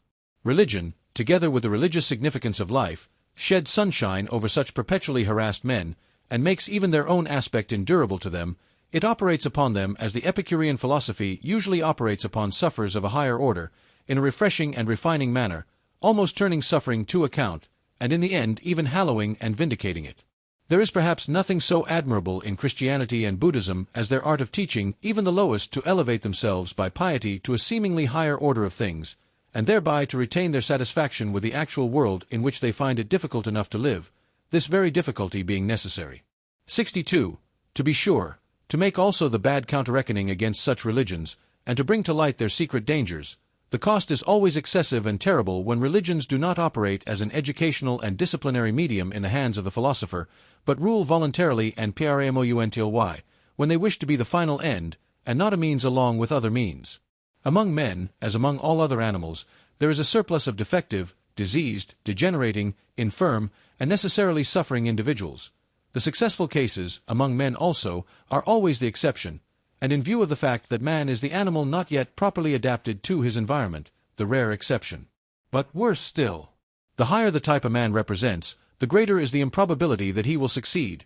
The accidental, the law of irrationality in the general constitution of mankind, manifests itself most terribly in its destructive effect on the higher orders of men, the conditions of whose lives are delicate, diverse, and difficult to determine.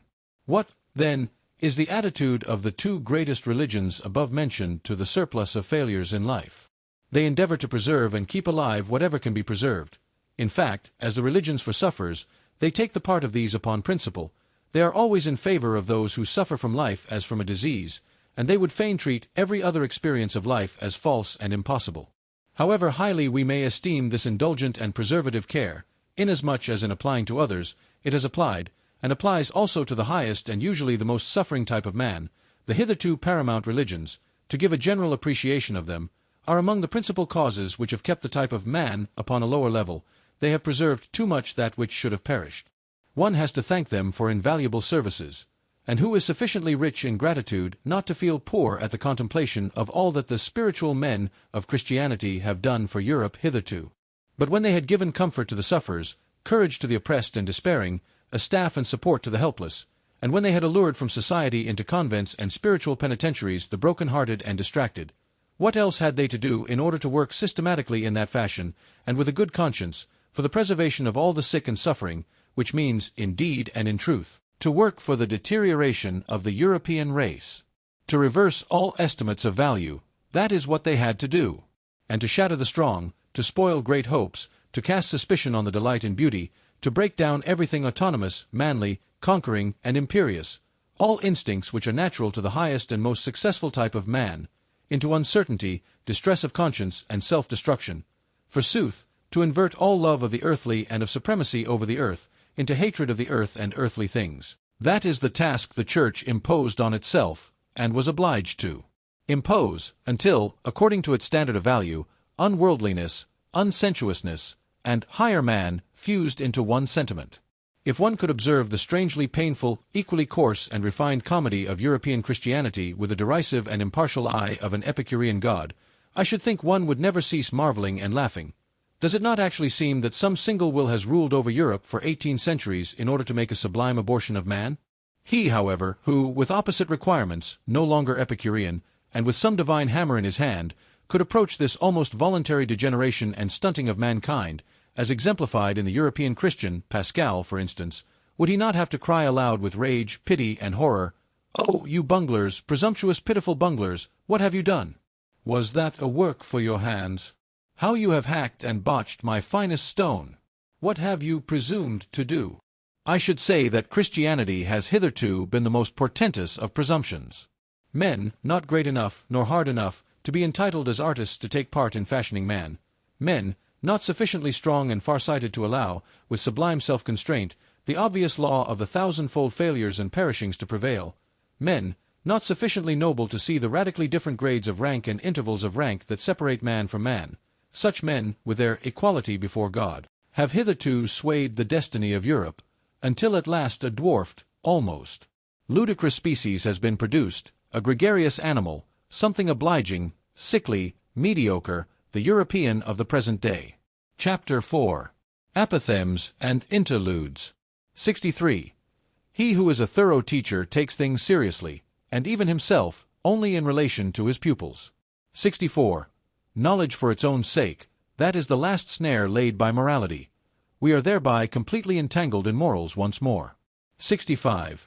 The charm of knowledge would be small, were it not so much shame has to be overcome on the way to it. 65a. We are most dishonorable towards our God. He is not permitted to sin. 66. The tendency of a person to allow himself to be degraded, robbed, deceived, and exploited might be the diffidence of a God among men. 67. Love to one only is a barbarity, for it is exercised at the expense of all others. Love to God also. 68. I did that, says my memory. I could not have done that, says my pride, and remains inexorable. Eventually, the memory yields. 69. One has regarded life carelessly, if one has failed to see the hand that kills with leniency. 70. If a man has character, he has also his typical experience, which always recurs. 71. The sage as astronomer. So long as thou feelest the stars as an above thee, thou lackest the eye of the discerning one. 72. It is not the strength, but the duration of great sentiments that makes great men. 73. He who attains his ideal, precisely thereby surpasses it. 73a. Many a peacock hides his tail from every eye, and calls it his pride. 74. A man of genius is unbearable, unless he possess at least two things besides, gratitude and purity. 75. The degree and nature of a man's sensuality extends to the highest altitudes of his spirit. 76. Under peaceful conditions the militant man attacks himself. 77. With his principles a man seeks either to dominate, or justify, or honor, or reproach, or conceal his habits. Two men with the same principles probably seek fundamentally different ends therewith. 78. He who despises himself, nevertheless esteems himself thereby, as a despiser. 79. A soul which knows that it is loved, but does not itself love, betrays its sediment, its dregs come up. 80. A thing that is explained ceases to concern us. What did the God mean who gave the advice, know thyself? Did it perhaps imply, cease to be concerned about thyself, become objective? And Socrates? And the scientific man? 81. It is terrible to die of thirst at sea. Is it necessary that you should so salt your truth that it will no longer quench thirst? 82.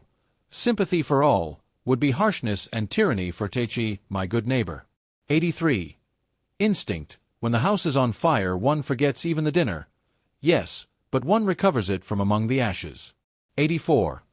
Woman learns how to hate in proportion as she forgets how to charm. 85. The same emotions are in man and woman, but in different tempo. On that account man and woman never cease to misunderstand each other. 86. In the background of all their personal vanity, women themselves have still their impersonal scorn for woman. 87. Fetter heart, free spirit. When one firmly fetters one's heart and keeps it prisoner, one can allow one's spirit many liberties. I said this once before, but people do not believe it when I say so, unless they know it already. 88. One begins to distrust very clever persons when they become embarrassed. 89. Dreadful experiences raise the question whether he who experiences them is not something dreadful also. 90. Heavy, melancholy men turn lighter, and come temporarily to their surface, precisely by that which makes others heavy, by hatred and love. 91. So cold, so icy, that one burns one's finger at the touch of him. Every hand that lays hold of him shrinks back. and for that very reason many think him red-hot. 92. Who has not, at one time or another, sacrificed himself for the sake of his good name? 93. In affability there is no hatred of men, but precisely on that account a great deal too much contempt of men. 94. The maturity of man, that means, to have reacquired the seriousness that one had as a child at play. 95. To be ashamed of one's immorality is a step on the ladder at the end of which one is ashamed also of one's morality. 96. One should part from life as Ulysses parted from Nausicaa, blessing it rather than in love with it. 97. What? A great man. I always see merely the play-actor of his own ideal. 98. When one trains one's conscience, it kisses one while it bites. 99. The disappointed one speaks, I listened for the echo and I heard only praise. 100. We all feign to ourselves that we are simpler than we are, we thus relax ourselves away from our fellows. 101. A discerning one might easily regard himself at present as the animalization of God. 102. Discovering reciprocal love should really disenchant the lover with regard to the beloved. What? She is modest enough to love even you? Or stupid enough? Or dash. 103. The danger in happiness. Everything now turns out best for me, I now love every fate. Who would like to be my fate? 104. Not their love of humanity, but the impotence of their love, prevents the Christians of today, burning us. 105. The pia fraus is still more repugnant to the taste, the piety, of the free spirit, the pious man of knowledge, than the impia fraus. Hence the profound lack of judgment, in comparison with the Church, characteristic of the type free spirit, as its non-freedom. 106. By means of music the very passions enjoy themselves. 107. A sign of strong character, when once the resolution has been taken, to shut the ear even to the best counter-arguments. Occasionally, therefore, a will to stupidity. 108. There is no such thing as moral phenomena, but only a moral interpretation of phenomena. 109. The criminal is often enough not equal to his deed. He extenuates and maligns it. 110. The advocates of a criminal are seldom artists enough to turn the beautiful terribleness of the deed to the advantage of the doer. 111. Our vanity is most difficult to wound just when our pride has been wounded. 112. To him who feels himself preordained to contemplation and not to belief, all believers are too noisy and obtrusive, he guards against them. 113. You want to prepossess him in your favor? Then you must be embarrassed before him. 114. The immense expectation with regard to sexual love, and the coyness in this expectation, spoils all the perspectives of women at the outset. 115. Where there is neither love nor hatred in the game, woman's play is mediocre. 116. The great epochs of our life are at the points when we gain courage to rebaptize our badness as the best in us. 117. The will to overcome an emotion is ultimately only the will of another, or of several other, emotions. 118. There is an innocence of admiration. It is possessed by him to whom it has not yet occurred that he himself may be admired some day. 119. Our loathing of dirt may be so great as to prevent our cleaning ourselves, justifying ourselves. 120. Sensuality often forces the growth of love too much, so that its root remains weak, and is easily torn up. 121. It is a curious thing that God learned Greek when he wished to turn author, and that he did not learn it better. 122. To rejoice on account of praise is in many cases merely politeness of heart, and the very opposite of vanity of spirit. 123. Even concubinage has been corrupted by marriage. 124. He who exults at the stake does not triumph over pain, but because of the fact that he does not feel pain where he expected it. A parable. 125. When we have to change an opinion about anyone, we charge heavily to his account the inconvenience he thereby causes us. 126. A nation is a detour of nature to arrive at 6 or 7 great men, yes, and then to get round them. 127. In the eyes of all true women science is hostile to the sense of shame. They feel as if one wished to peep under their skin with it, or worse still, under their dress and finery. 128. The more abstract the truth you wish to teach, the more must you allure the senses to it. 129. The devil has the most extensive perspectives for God. On that account he keeps so far away from him, the devil, in effect, as the oldest friend of knowledge. 130. What a person begins to betray itself when his talent decreases, when he ceases to show what he can do. Talent is also an adornment. An adornment is also a concealment. 131. The sexes deceive themselves about each other. The reason is that in reality they honor and love only themselves, or their own ideal, to express it more agreeably. Thus man wishes woman to be peaceable, but in fact woman is essentially unpeaceable, like the cat, however well she may have assumed the peaceable demeanor. 132. One is punished best for one's virtues. 133. He who cannot find the way to his ideal lives more frivolously and shamelessly than the man without an ideal. 134. From the senses originate all trustworthiness, all good conscience, all evidence of truth. 135. Pharisaism is not a deterioration of the good man. A considerable part of it is rather an essential condition of being good. 136. The one seeks an accoucheur for his thoughts, the other seeks someone whom he can assist. A good conversation thus originates. 137. In intercourse with scholars and artists one readily makes mistakes of opposite kinds. In a remarkable scholar one not infrequently finds a mediocre man, and often, even in a mediocre artist, one finds a very remarkable man. 138. We do the same when awake as when dreaming. We only invent and imagine him with whom we have intercourse, and forget it immediately. 139.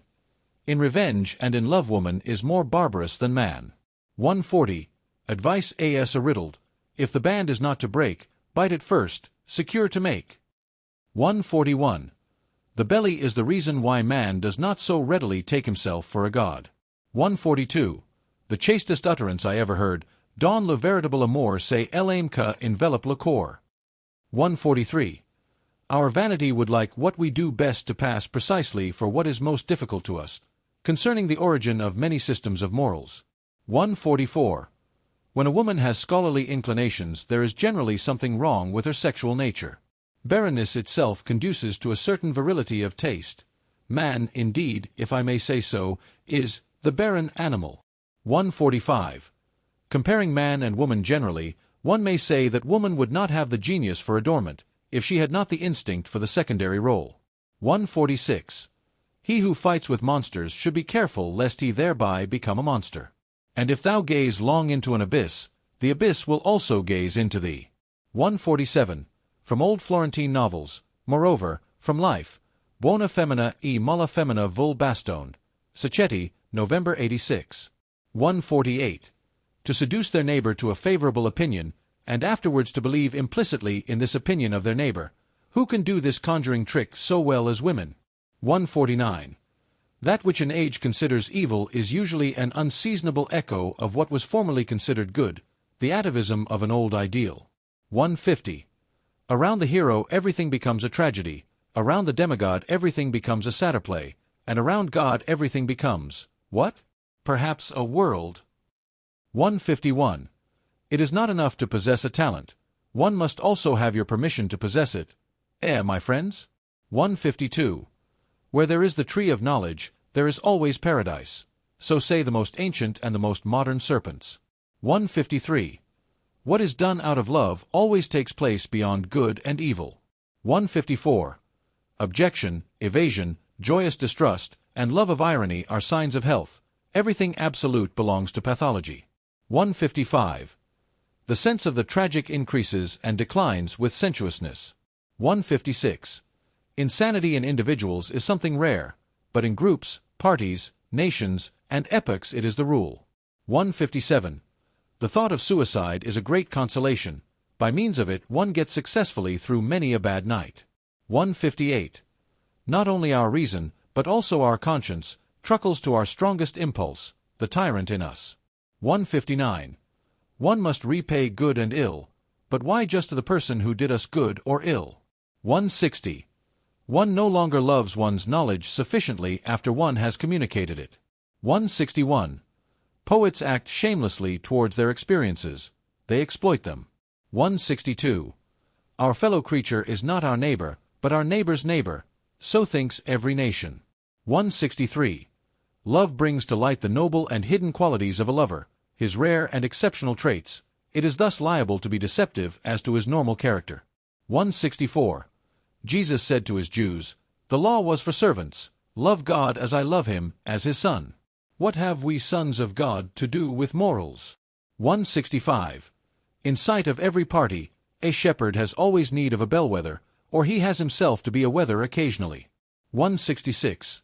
One may indeed lie with the mouth, but with the accompanying grimace one nevertheless tells the truth. 167. To vigorous men intimacy is a matter of shame, and something precious. 168. Christianity gave Eros poison to drink. He did not die of it, certainly, but degenerated to vice. 169. To talk much about oneself may also be a means of concealing oneself. 170.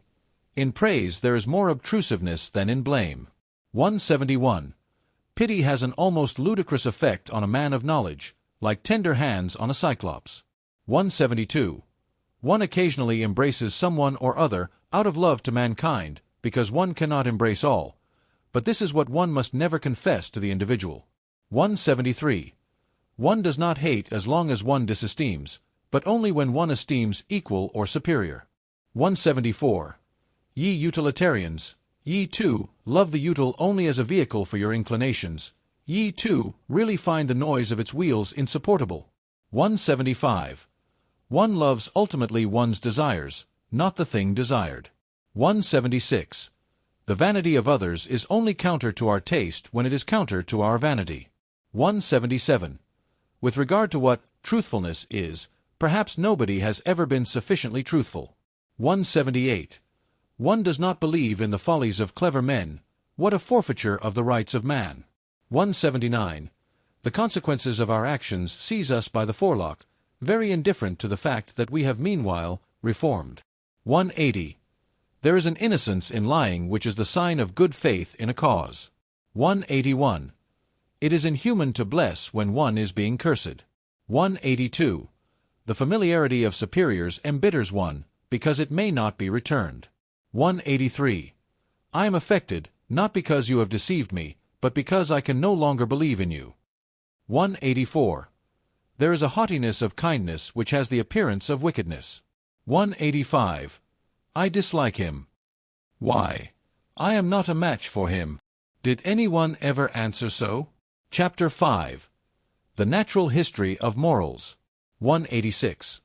The moral sentiment in Europe at present is perhaps as subtle, belated, diverse, sensitive, and refined as the science of morals belonging thereto is recent, initial, awkward, and coarse-fingered, an interesting contrast, which sometimes becomes incarnate and obvious in the very person of a moralist.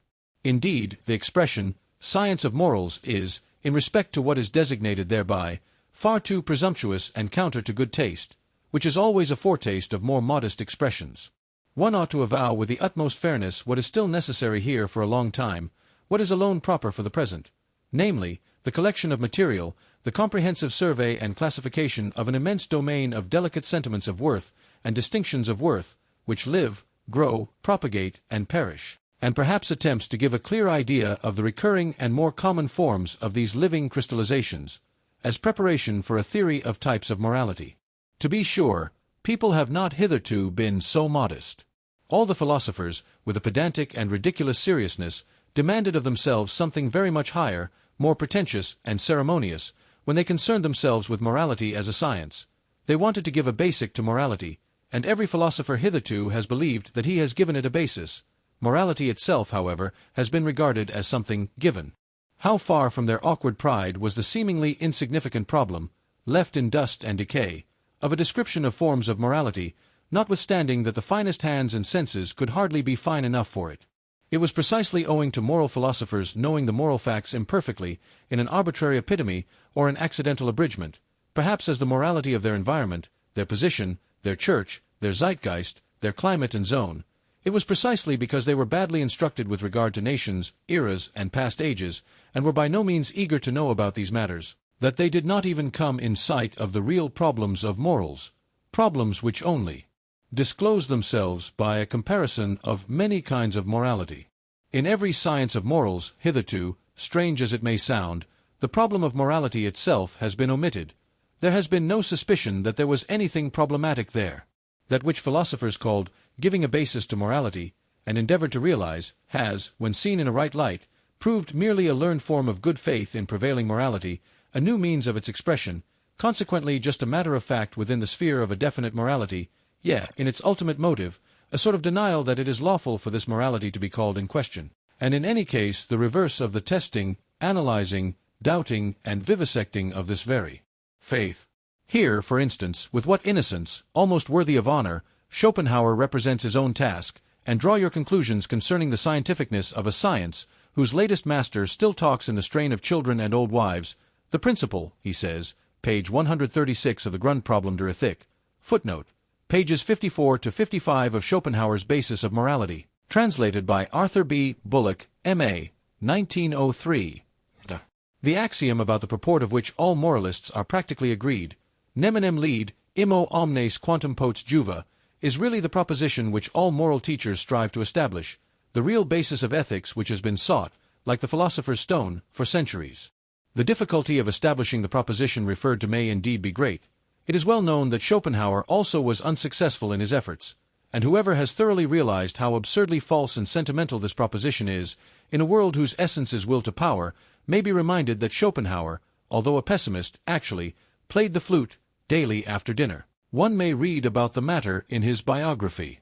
A question, by the way: a pessimist, a repudiator of God and of the world, who makes a halt at morality, who assents to morality, and plays the flute to lead neminem morals. What?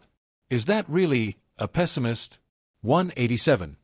Apart from the value of such assertions as, there is a categorical imperative in us, one can always ask, what does such an assertion indicate about him who makes it? There are systems of morals which are meant to justify their author in the eyes of other people.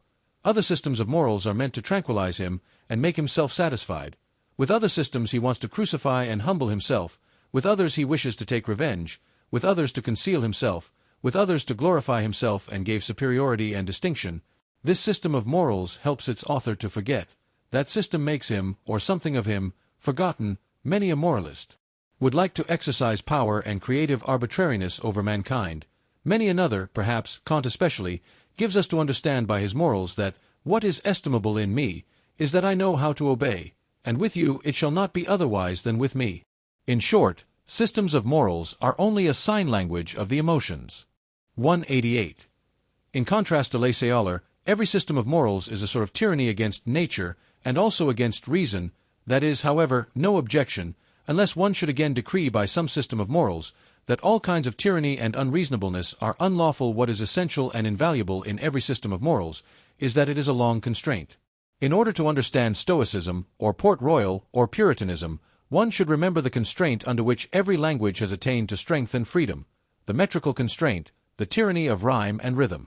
How much trouble have the poets and orators of every nation given themselves, not excepting some of the prose writers of today, in whose ear dwells an inexorable conscientiousness, for the sake of a folly, as utilitarian bunglers say, and thereby deem themselves wise, from submission to arbitrary laws, as the anarchists say, and thereby fancy themselves free, even free-spirited. The singular fact remains, however, that everything of the nature of freedom, elegance, boldness, dance, and masterly certainty, which exists or has existed, whether it be in thought itself, or in administration, or in speaking and persuading, in art just as in conduct, has only developed by means of the tyranny of such arbitrary law, and in all seriousness, it is not at all improbable that precisely this is nature and natural, and not laissez-aller. Every artist knows how different from the state of letting himself go is his most natural condition, the free arranging, locating, disposing, and constructing in the moments of inspiration, and how strictly and delicately he then obeys 1,000 laws, which, by their very rigidness and precision, defy all formulation by means of ideas. Even the most stable idea has, in comparison therewith, something floating, manifold, and ambiguous in it. The essential thing in heaven and in earth is, apparently, to repeat it once more, that there should be long obedience in the same direction. There thereby results, and has always resulted in the long run, something which has made life worth living. For instance, virtue, art, music, dancing, reason, spirituality, anything whatever that is transfiguring, refined, foolish, or divine.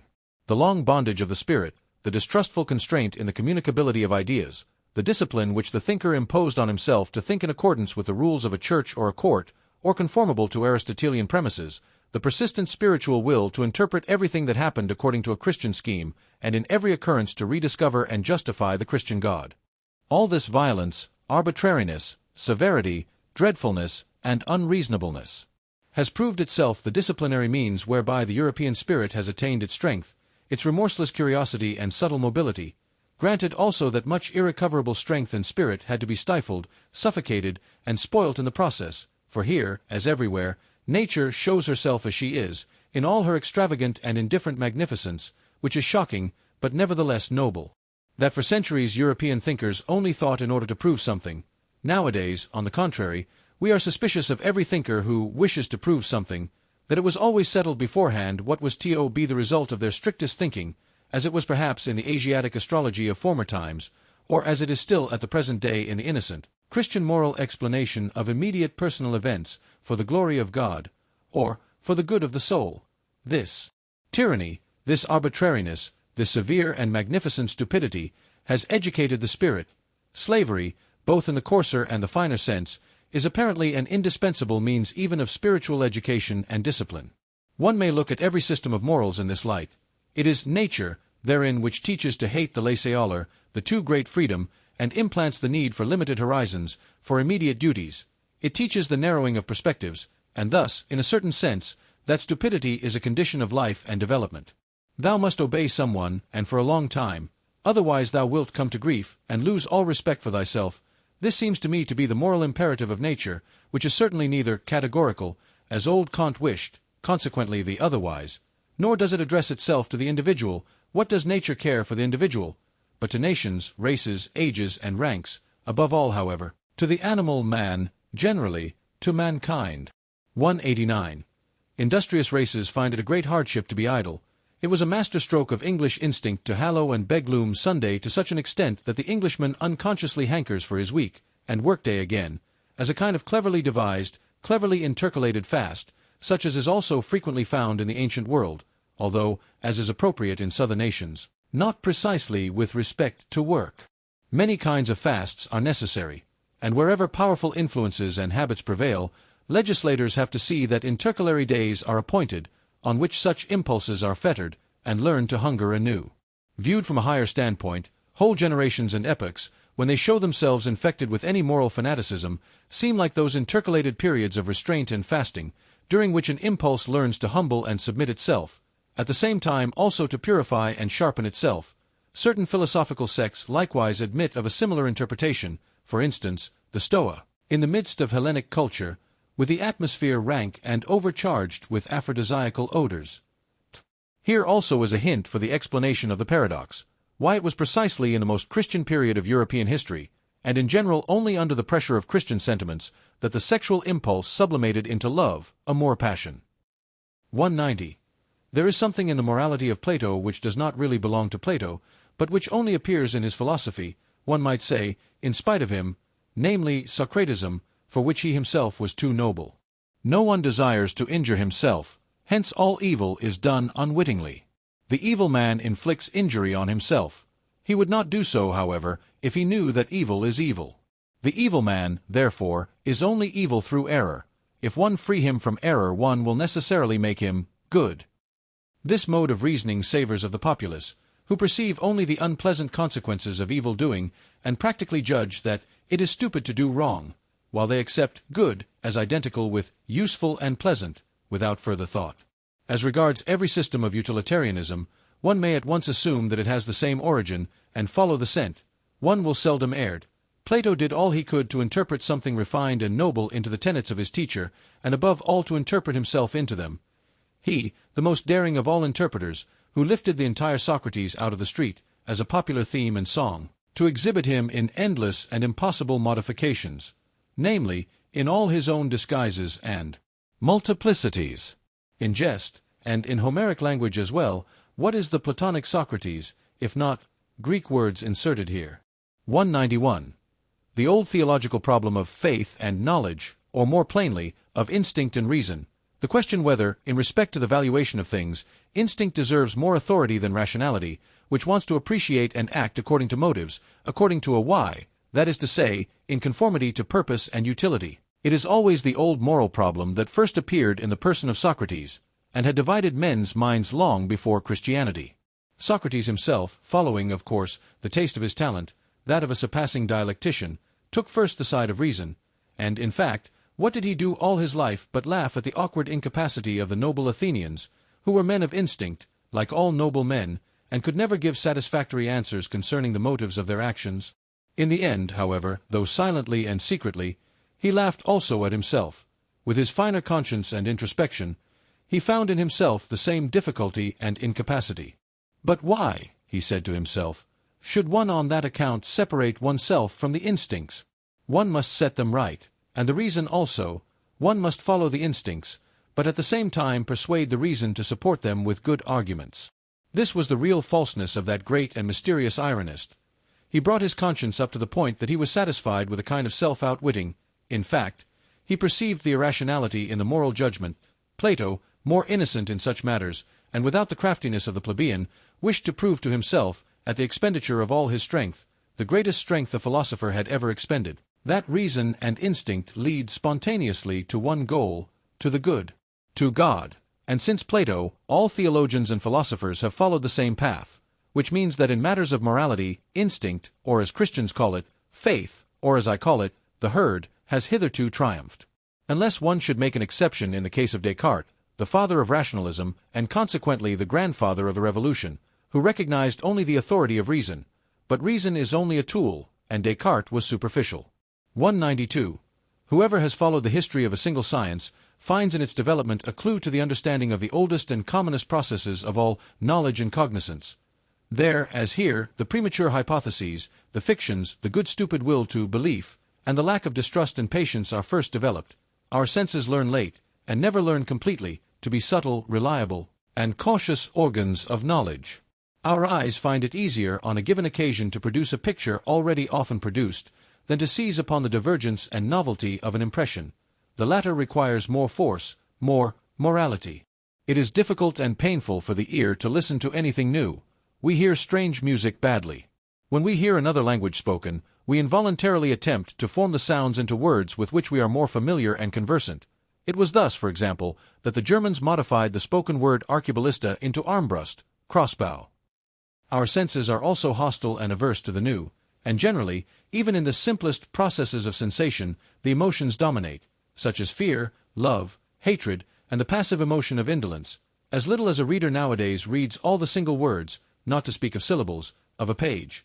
He rather takes about 5 out of every 20 words at random, and guesses the probably appropriate sense to them. Just as little do we see a tree correctly and completely in respect to its leaves, branches, color, and shape. We find it so much easier to fancy the chance of a tree. Even in the midst of the most remarkable experiences, we still do just the same. We fabricate the greater part of the experience, and can hardly be made to contemplate any event, except as inventors thereof. All this goes to prove that from our fundamental nature and from remote ages we have been accustomed to lying. Or, to express it more politely and hypocritically, in short, more pleasantly, one is much more of an artist than one is aware of. In an animated conversation, I often see the face of the person with whom I am speaking so clearly and sharply defined before me, according to the thought he expresses, or which I believe to be evoked in his mind, that the degree of distinctness far exceeds the strength of my visual faculty, the delicacy of the play of the muscles and of the expression of the eyes. Must therefore be imagined by me. Probably the person put on quite a different expression, or none at all. 193. Quid luce fuit, tenebris agit, but also contrariwise. What we experience in dreams, provided we experience it often, pertains at last just as much to the general belongings of our soul as anything actually experienced. By virtue thereof we are richer or poorer, we have a requirement more or less, and finally, in broad daylight, and even in the brightest moments of our waking life, we are ruled to some extent by the nature of our dreams. Supposing that someone has often flown in his dreams, and that at last, as soon as he dreams, he is conscious of the power and art of flying as his privilege and his peculiarly enviable happiness. Such a person, who believes that on the slightest impulse, he can actualize all sorts of curves and angles, who knows the sensation of a certain divine levity, and upwards, without effort or constraint, downwards, without descending or lowering, without trouble. How could the man with such dream experiences and dream habits fail to find happiness differently colored and defined, even in his waking hours. How could he fail to long differently for happiness? Flight, such as is described by poets, must, when compared with his own flying, be far too earthly, muscular, violent, far too troublesome for him. 194. The difference among men does not manifest itself only in the difference of their lists of desirable things, in their regarding different good things as worth striving for, and being disagreed as to the greater or less value, the order of rank, of the commonly recognized desirable things. It manifests itself much more in what they regard as actually having and possessing a desirable thing. As regards a woman, for instance, the control over her body and her sexual gratification serves as an amply sufficient sign of ownership and possession to the more modest man. Another with a more suspicious and ambitious thirst for possession sees the questionableness, the mere apparentness of such ownership, and wishes to have finer tests in order to know especially whether the woman not only gives herself to him, but also gives up for his sake what she has or would like to have. Only then does he look upon her as possessed. A third, however, has not even here got to the limit of his distrust and his desire for possession. He asks himself whether the woman, when she gives up everything for him, does not perhaps do so for a phantom of him. He wishes first to be thoroughly, indeed, profoundly well known. In order to be loved at all, he ventures to let himself be found out.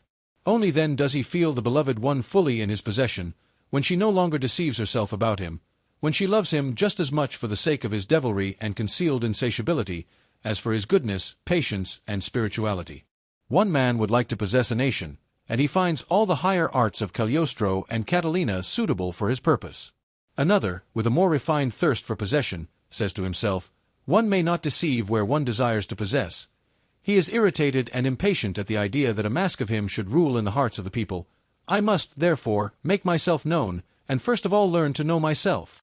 Among helpful and charitable people, one almost always finds the awkward craftiness which first gets up suitably him who has to be helped, as though, for instance, he should merit help, seek just their help, and would show himself deeply grateful, attached, and subservient to them for all help.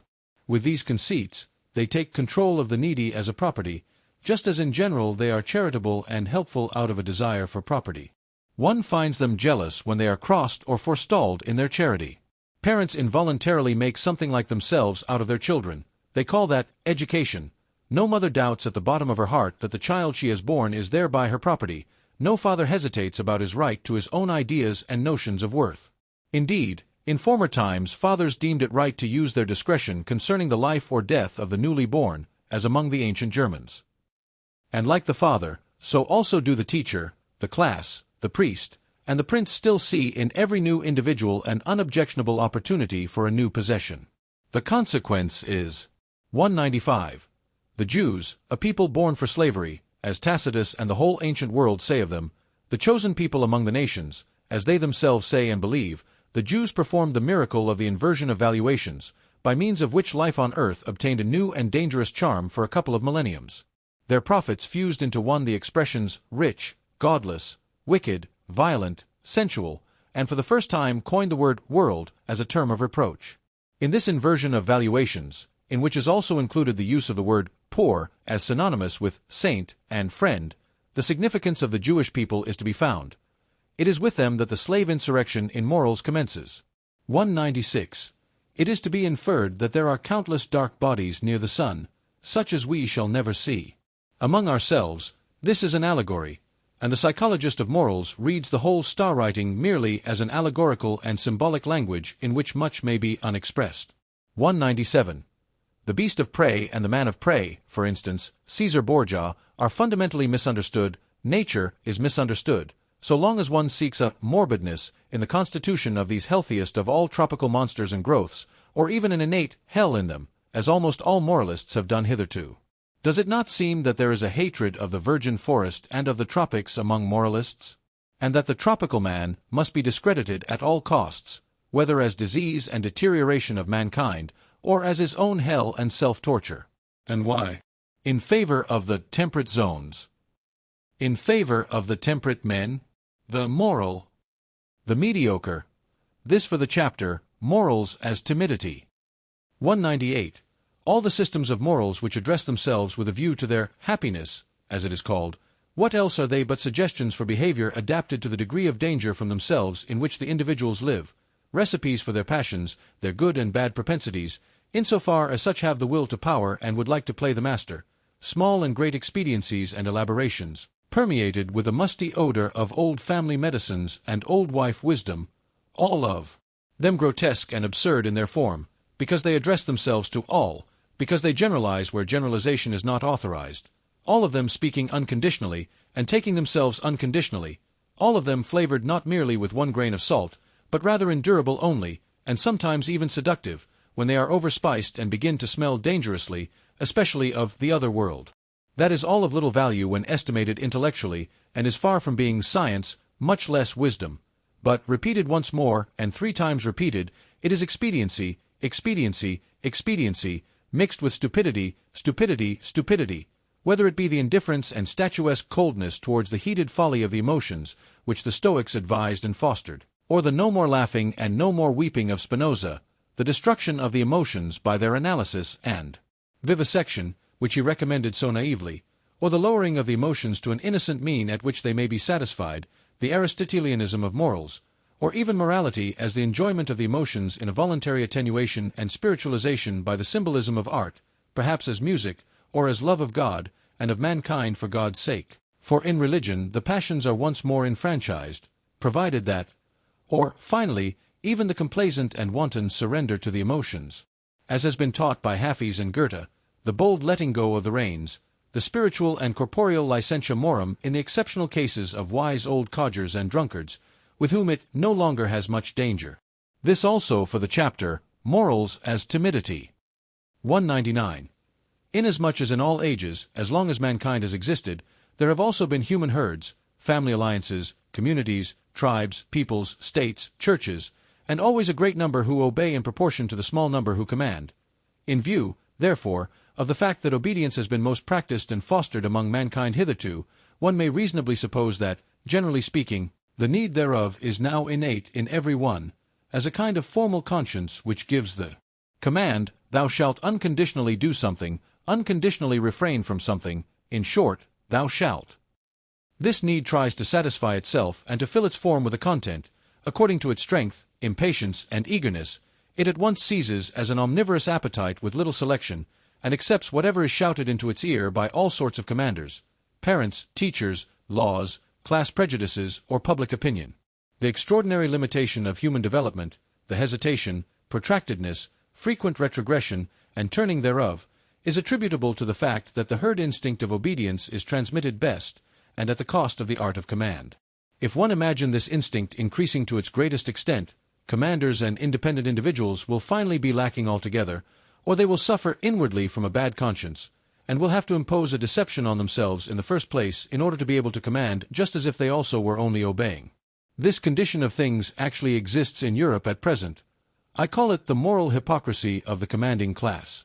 They know no other way of protecting themselves from their bad conscience than by playing the role of executors of older and higher orders, of predecessors, of the Constitution, of justice, of the law, or of God himself, or they even justify themselves by maxims from the current opinions of the herd, as first servants of their people, or instruments of the public weal. On the other hand, the gregarious European man nowadays assumes an air as if he were the only kind of man that is allowable. He glorifies his qualities, such as public spirit, kindness, deference, industry, temperance, modesty, indulgence, sympathy, by virtue of which he is gentle, endurable, and useful to the herd, as the peculiarly human virtues. In cases, however, where it is believed that the leader and bellwether cannot be dispensed with, attempt after attempt is made nowadays to replace commanders by the summing together of clever gregarious men. All representative constitutions, for example, are of this origin. In spite of all, what a blessing, what a deliverance from a weight becoming unendurable, is the appearance of an absolute ruler for these gregarious Europeans. Of this fact, the effect of the appearance of Napoleon was the last great proof. The history of the influence of Napoleon is almost the history of the higher happiness to which the entire century has attained in its worthiest individuals and periods. 200. The man of an age of dissolution which mixes the races with one another, who has the inheritance of a diversified descent in his body, that is to say, contrary, and often not only contrary, instincts and standards of value, which struggle with one another and are seldom at peace, such a man of late culture and broken lights, will, on an average, be a weak man. His fundamental desire is that the war which is in him should come to an end, Happiness appears to him in the character of a soothing medicine and mode of thought. For instance, Epicurean or Christian, it is above all things the happiness of repose, of undisturbedness, of repletion, of final unity. It is the Sabbath of Sabbaths, to use the expression of the holy rhetorician, St. Augustine, who was himself such a man. Should, however, the contrariety and conflict in such natures operate as an additional incentive and stimulus to life, and if, on the other hand, in addition to their powerful and irreconcilable instincts, they have also inherited and indoctrinated into them a proper mastery and subtlety for carrying on the conflict with themselves, that is to say, the faculty of self-control and self-deception, there then arise those marvelously incomprehensible and inexplicable beings, those enigmatical men, predestined for conquering and circumventing others, the finest examples of which are Alcibiades and Caesar, with whom I should like to associate the first of Europeans according to my taste, the Hohenstaufen, Friedrich II, and among artists, perhaps Leonardo da Vinci. They appear precisely in the same periods when that weaker type, with its longing for repose, comes to the front. The two types are complementary to each other, and spring from the same causes. 201. As long as the utility which determines moral estimates is only gregarious utility, as long as the preservation of the community is only kept in view, and the immoral is sought precisely and exclusively in what seems dangerous to the maintenance of the community, there can be no morality of love to one's neighbor. Granted even that there is already a little constant exercise of consideration, sympathy, fairness, gentleness, and mutual assistance, granted that even in this condition of society all those instincts are already active which are latterly distinguished by honorable names as virtues, and eventually almost coincide with the conception morality. In that period they do not as yet belong to the domain of moral valuations. They are still ultramoral.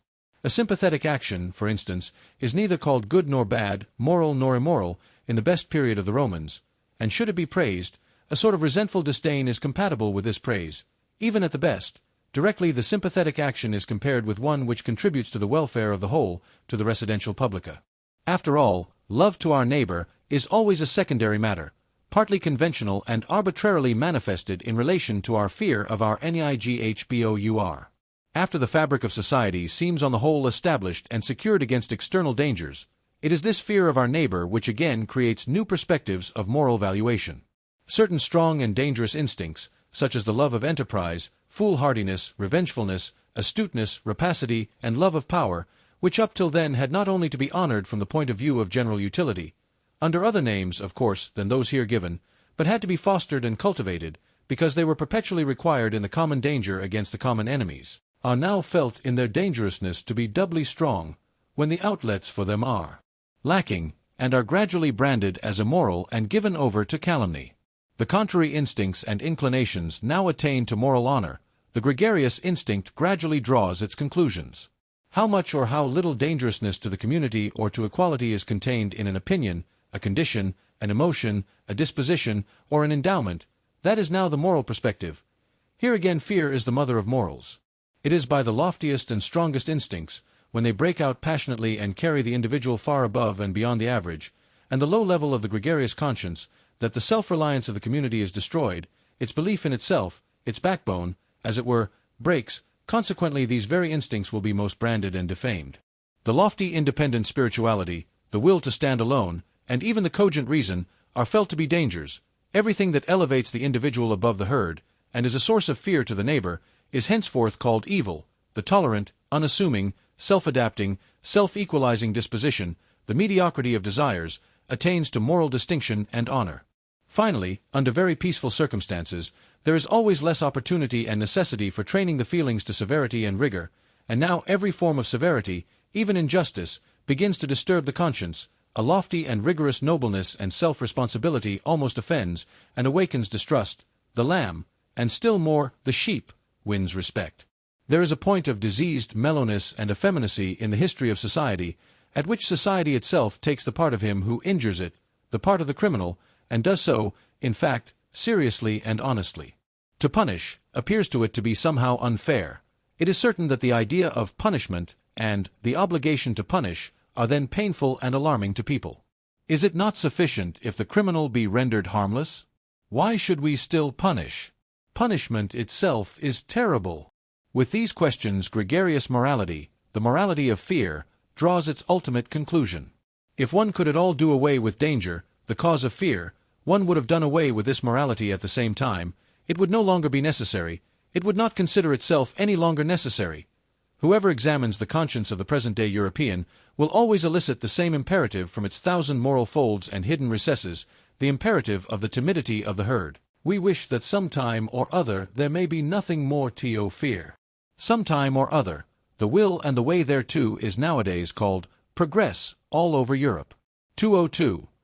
Let us at once say again what we have already said 100 times, for people's ears nowadays are unwilling to hear such truths, our truths.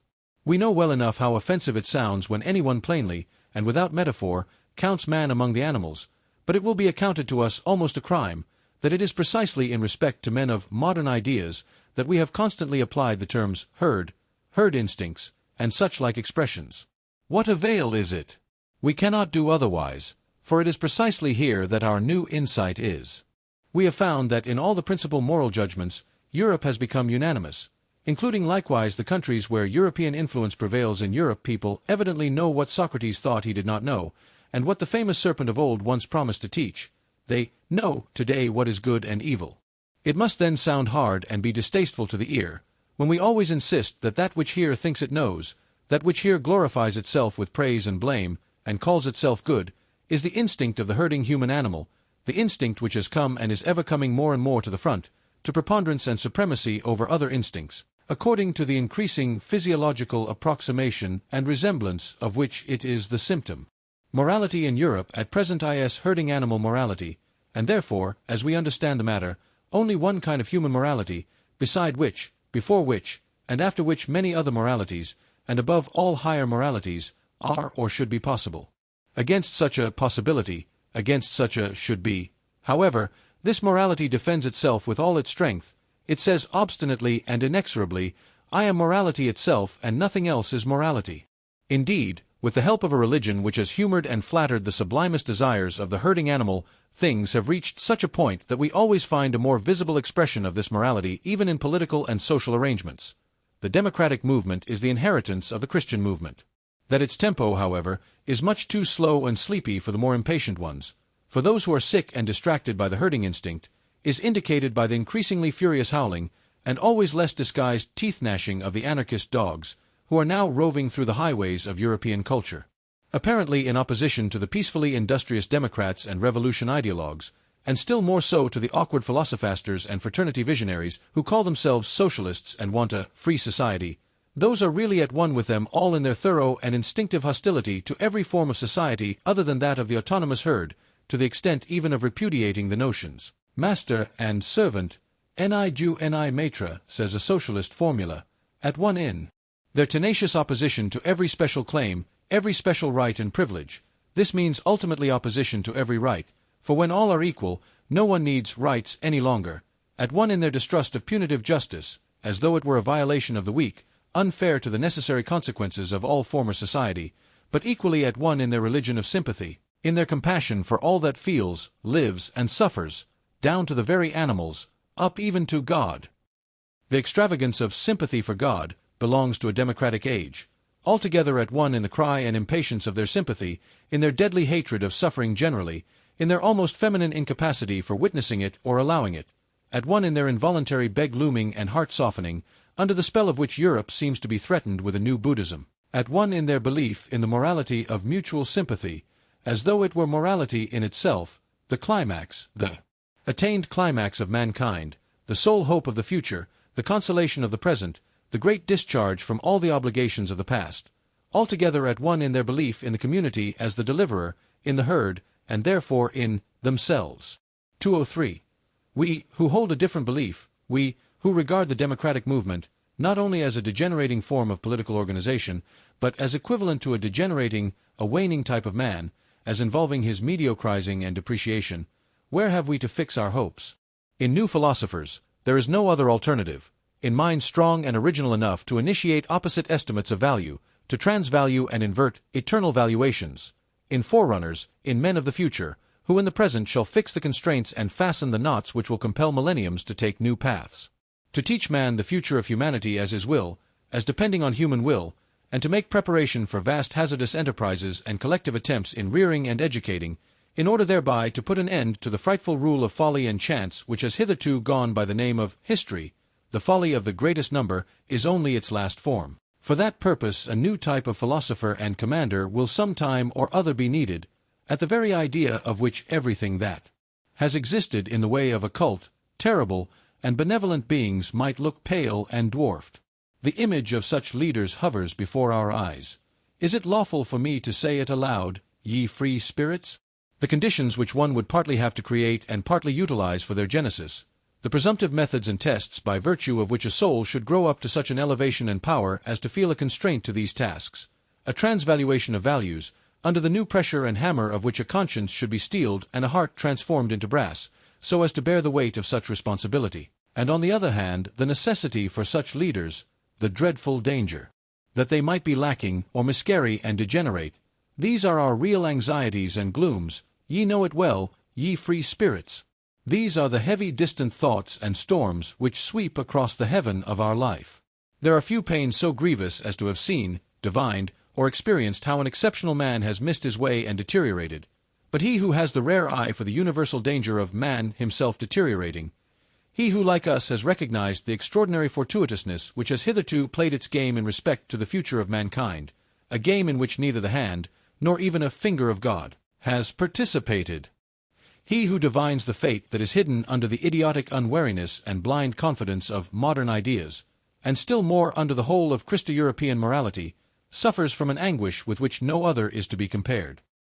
He sees at a glance all that could still be made out of man through a favorable accumulation and augmentation of human powers and arrangements.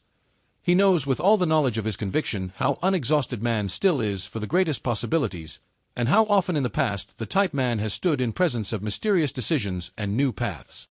He knows still better from his painfulest recollections on what wretched obstacles promising developments of the highest rank have hitherto usually gone to pieces, broken down, sunk, and become contemptible. The universal degeneracy of mankind to the level of the man of the future, as idealized by the socialistic fools and shallowpates, this degeneracy and dwarfing of man to an absolutely gregarious animal, or as they call it, to a man of free society, this brutalizing of man into a pygmy with equal rights and claims, is undoubtedly possible.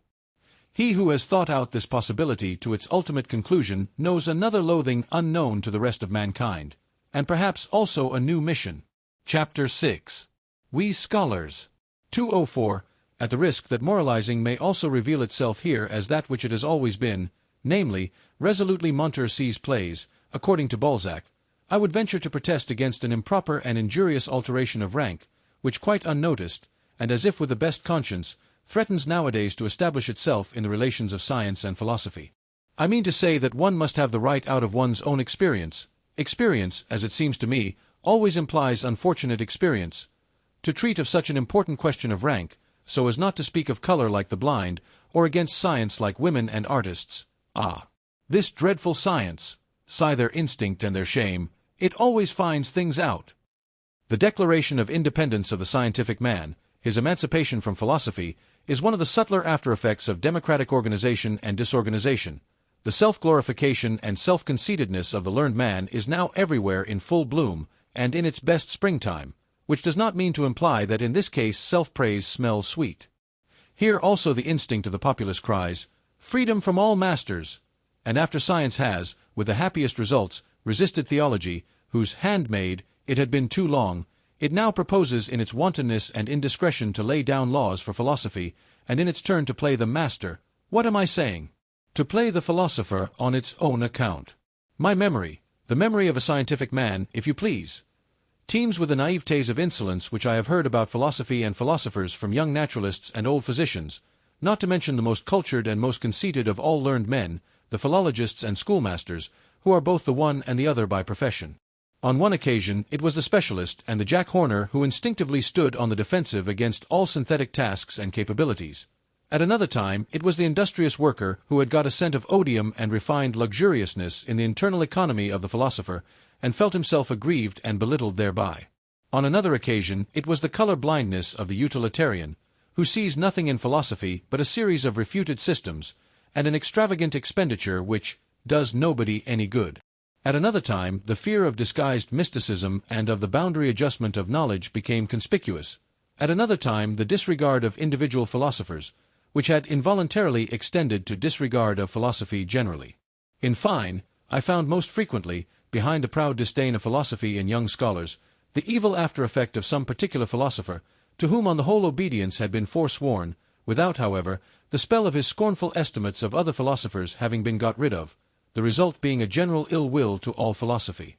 Such seems to me, for instance, the after-effect of Schopenhauer on the most modern Germany. By his unintelligent rage against Hegel, he has succeeded in severing the whole of the last generation of Germans from its connection with German culture, which culture, all things considered, has been an elevation and a divining refinement of the historical sense, but precisely at this point Schopenhauer himself was poor, irreceptive, and un-German to the extent of ingenuousness. On the whole, speaking generally, it may just have been the humanness, all too humanness of the modern philosophers themselves, in short, their contemptibleness, which has injured most radically the reverence for philosophy and opened the doors to the instinct of the populace. Let it but be acknowledged to what an extent our modern world diverges from the whole style of the world of Heraclitus, Plato, Empedocles, and whatever else all the royal and magnificent anchorites of the spirit were called, and with what justice an honest man of science may feel himself of a better family and origin, in view of such representatives of philosophy, who, owing to the fashion of the present day, are just as much aloft as they are down below. In Germany, for instance, the two lions. Of Berlin, the anarchist Eugen Düring and the amalgamist Eduard von Hartmann. It is especially the sight of those hodgepodge philosophers who call themselves realists, or positivists, which is calculated to implant a dangerous distrust in the soul of a young and ambitious scholar. Those philosophers, at the best, are themselves but scholars and specialists, that is very evident. All of them are persons who have been vanquished and brought back again under the dominion of science, who at one time or another claimed more from themselves, without having a right to the more and its responsibility, and who now, creditably, rancorously, and vindicatively, represent in word and deed, disbelief in the master-task and supremacy of philosophy. After all, how could it be otherwise? Science flourishes nowadays, and has the good conscience clearly visible on its countenance, while that to which the entire modern philosophy has gradually sunk, the remnant of philosophy of the present day, excites distrust and displeasure, if not scorn and pity. Philosophy reduced to a theory of knowledge, no more in fact than a diffident science of epochs and doctrine of forbearance, a philosophy that never even gets beyond the threshold, and rigorously denies itself the right to enter. That is philosophy in its last throes, an end, an agony, something that awakens pity. How could such a philosophy rule? 205. The dangers that beset the evolution of the philosopher are, in fact, so manifold nowadays, that one might doubt whether this fruit could still come to maturity. The extent and towering structure of the sciences have increased enormously, and therewith also the probability that the philosopher will grow tired even as a learner, or will attach himself somewhere and specialize, so that he will no longer attain to his elevation, that is to say, to his superspection, his circumspection, and his dispection. Or he gets aloft too late, when the best of his maturity and strength is past, or when he is impaired, coarsened, and deteriorated, so that his view, his general estimate of things, is no longer of much importance. It is perhaps just the refinement of his intellectual conscience that makes him hesitate and linger on the way. He dreads the temptation to become a dilettante, a millipede, a mill-antenna. He knows too well that as a discerner, one who has lost his self-respect no longer commands, no longer leads, unless he should aspire to become a great play-actor, a philosophical Cagliostro and spiritual rat-catcher, in short, a misleader. This is in the last instance a question of taste, if it has not really been a question of conscience. To double once more the philosopher's difficulties, there is also the fact that he demands from himself a verdict, a yea or nay, not concerning science, but concerning life and the worth of life. He learns unwillingly to believe that it is his right and even his duty to obtain this verdict, and he has to seek his way to the right and the belief only through the most extensive, perhaps disturbing and destroying, experiences, often hesitating, doubting, and dumbfounded. In fact, the philosopher has long been mistaken and confused by the multitude, either with the scientific man and ideal scholar, or with the religiously elevated, decentralized, desecularized visionary and God-intoxicated man, and even yet when one hears anybody praised, because he lives wisely, or, as a philosopher, it hardly means anything more than prudently and apart.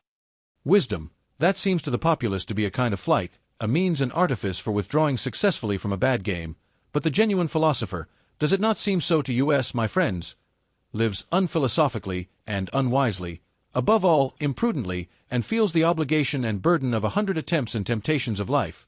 He risks himself constantly, he plays this bad game. 206. In relation to the genius, that is to say, a being who either engenders or produces, both words understood in their fullest sense, the man of learning, the scientific average man, has always something of the old maid about him, for, like her, he is not conversant with the two principal functions of man. To both, of course, to the scholar and to the old maid, one concedes respectability, as if by way of indemnification. In these cases one emphasizes the respectability, and yet, in the compulsion of this concession, one has the same admixture of vexation. Let us examine more closely. What is the scientific man? Firstly, a commonplace type of man, with commonplace virtues. That is to say, a non-ruling, non-authoritative, and non-self-sufficient type of man. He possesses industry, patient adaptableness to rank and file, equability and moderation in capacity and requirement. He has the instinct for people like himself, and for that which they require, for instance, the portion of independence and green meadow without which there is no rest from labor, the claim to honor and consideration, which first and foremost presupposes recognition and recognizability, the sunshine of a good name, the perpetual ratification of his value and usefulness, with which the inward distrust which lies at the bottom of the heart of all dependent men and gregarious animals has again and again to be overcome. The learned man, as is appropriate, has also maladies and faults of an ignoble kind. He is full of petty envy, and has a lynx eye for the weak points in those natures to whose elevations he cannot attain. He is confiding, yet only as one who lets himself go, but does not flow, and precisely before the man of the great current, he stands all the colder and more reserved. His eye is then like a smooth and irresponsive lake, which is no longer moved by rapture or sympathy.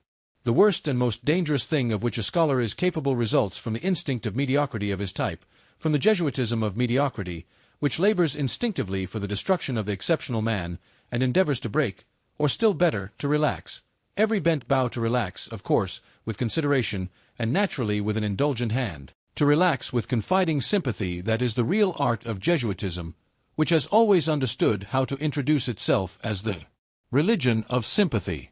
207. However gratefully one may welcome the objective spirit, and who has not been sick to death of all subjectivity and its confounded ipsismosity? In the end, however, one must learn caution even with regard to one's gratitude, and put a stop to the exaggeration with which the unselfing and depersonalizing of the spirit has recently been celebrated, as if it were the goal in itself, as if it were salvation and glorification. As is especially accustomed to happen in the pessimist school, which has also in its turn good reasons for paying the highest honors to disinterested knowledge, the objective man, who no longer curses and scolds like the pessimist, the ideal man of learning in whom the scientific instinct blossoms forth fully after 1,000 complete and partial failures, is assuredly one of the most costly instruments that exist. But his place is in the hand of one who is more powerful. He is only an instrument, we may say. He is a mirror. He is no purpose in himself. The objective man is in truth a mirror accustomed to prostration before everything that wants to be known, with such desires only as knowing or reflecting implies. He waits until something comes, and then expands himself sensitively, so that even the light footsteps and gliding past of spiritual beings may not be lost on his surface and film whatever personality he still possesses seems to him accidental, arbitrary, or, still oftener, disturbing. So much has he come to regard himself as the passage and reflection of outside forms and events. He calls up the recollection of himself with an effort, and not infrequently wrongly. He readily confounds himself with other persons. He makes mistakes with regard to his own needs, and here only is he unrefined and negligent. Perhaps he is troubled about the health, or the pettiness and confined atmosphere of wife and friend, or the lack of companions and society. Indeed, he sets himself to reflect on his suffering, but in vain. His thoughts already rove away to the more general case, and tomorrow he knows as little as he knew yesterday how to help himself. He does not now take himself seriously and devote time to himself. He is serene, not from lack of trouble, but from lack of capacity for grasping and dealing with his trouble, the habitual complaisance with respect to all objects and experiences, the radiant and impartial hospitality with which he receives everything that comes his way, his habit of inconsiderate good nature, of dangerous indifference as to yea and nay. Alas! There are enough of cases in which he has to atone for these virtues of his, and as man generally, he becomes far too easily the caput mortuum of such virtues. Should one wish love or hatred from him, I mean love and hatred as God, woman, and animal understand them, He will do what he can, and furnish what he can. But one must not be surprised if it should not be much, if he should show himself just at this point to be false, fragile, questionable, and deteriorated. His love is constrained, his hatred is artificial, and rather un tour de force, a slight ostentation and exaggeration. He is only genuine so far as he can be objective. Only in his serene totality is he still nature and natural. His mirroring and eternally self-polishing soul no longer knows how to affirm, no longer how to deny. He does not command, neither does he destroy. Gene mepris presque rein, he says, with Leibniz, let us not overlook nor undervalue the presque. Neither is he a model man. He does not go in advance of anyone, nor after either. He places himself generally too far off to have any reason for espousing the cause of either good or evil. If he has been so long confounded with the philosopher, with the Caesarean trainer and dictator of civilization, he has had far too much honor, and what is more essential in him has been overlooked. He is an instrument, something of a slave, though certainly the sublimest sort of slave, but nothing in himself, presque rein. The objective man is an instrument, a costly, easily injured, easily tarnished measuring instrument and mirroring apparatus, which is to be taken care of and respected. But he is no goal, not outgoing nor upgoing, no complementary man in whom the rest of existence justifies itself, no termination, and still less a commencement, an engendering or primary cause, nothing hardy, powerful, self-centered, that wants to be master, but rather only a soft, inflated, delicate, movable potter's form, that must wait for some kind of content and frame to shape itself thereto.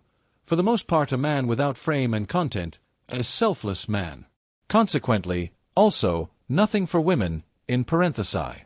208. When a philosopher nowadays makes known that he is not a skeptic, I hope that has been gathered from the foregoing description of the objective spirit.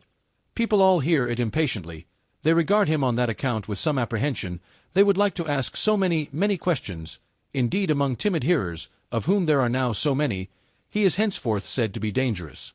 With his repudiation of skepticism, it seems to them as if they heard some evil threatening sound in the distance, as if a new kind of explosive were being tried somewhere, a dynamite of the spirit, perhaps a newly discovered Russian nihilene, a pessimism boni voluntatis, that not only denies, means denial, but, dreadful thought, practices denial.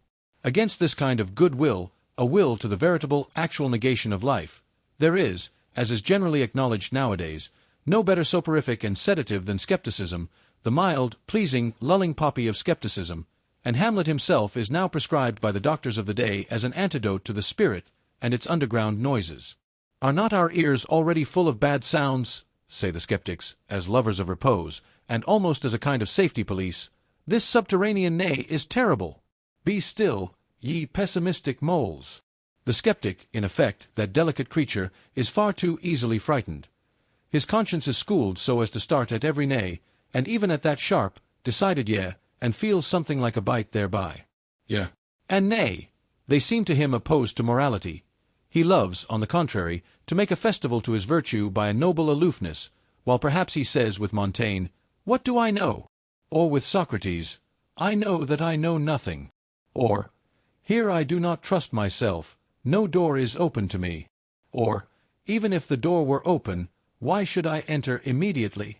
Or, "What is the use of any hasty hypotheses?" It might quite well be in good taste to make no hypotheses at all.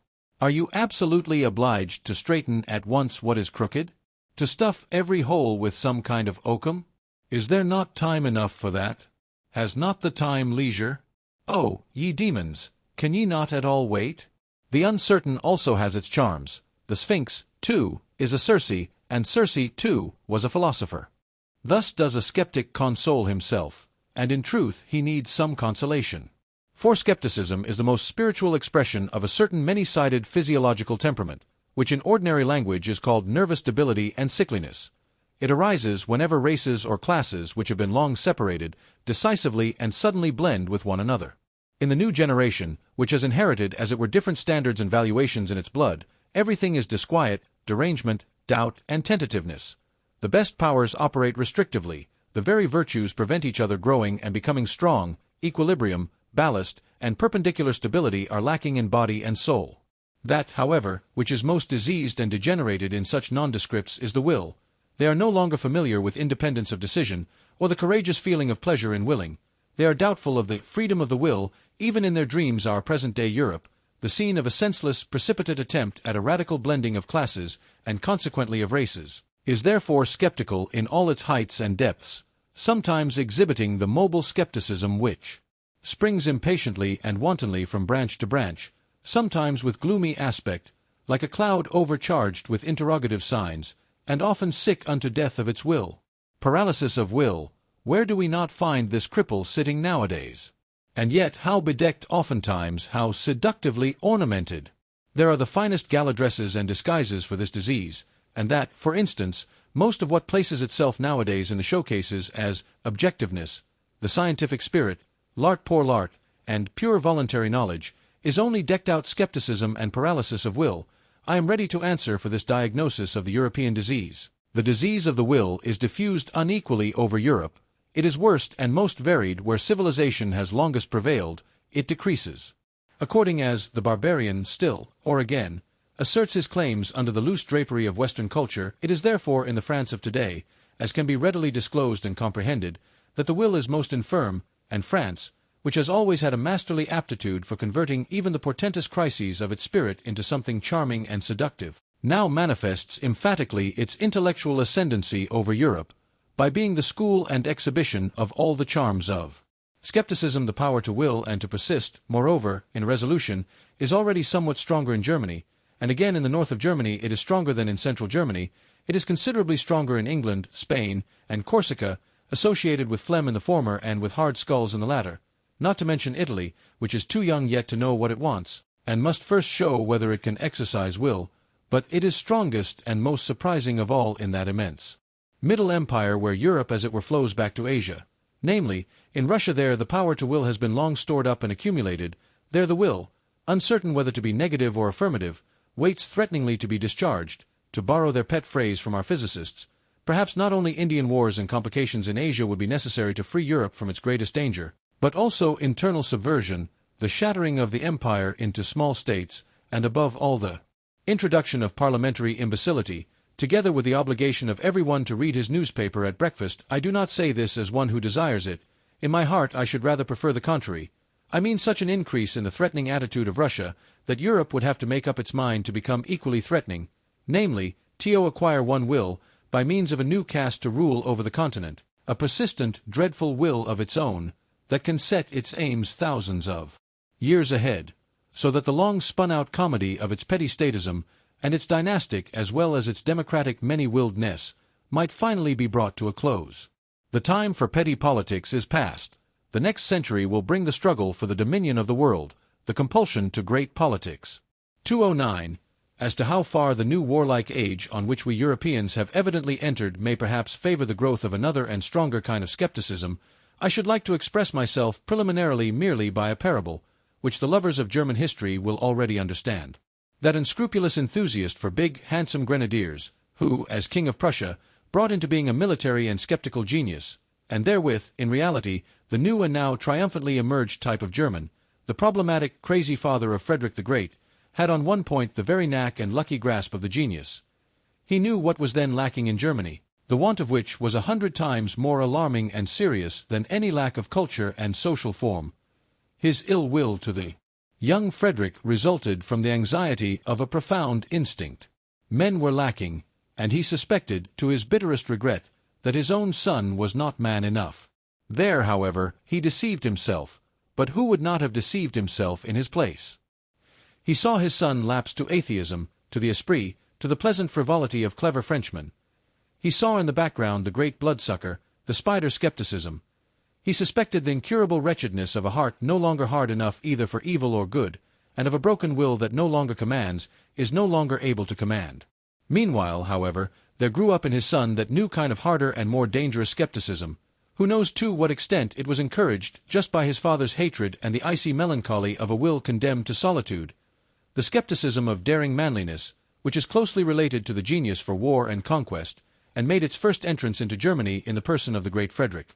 This skepticism despises and nevertheless grasps. It undermines and takes possession. It does not believe, but it does not thereby lose itself. It gives the spirit a dangerous liberty, but it keeps strict guard over the heart.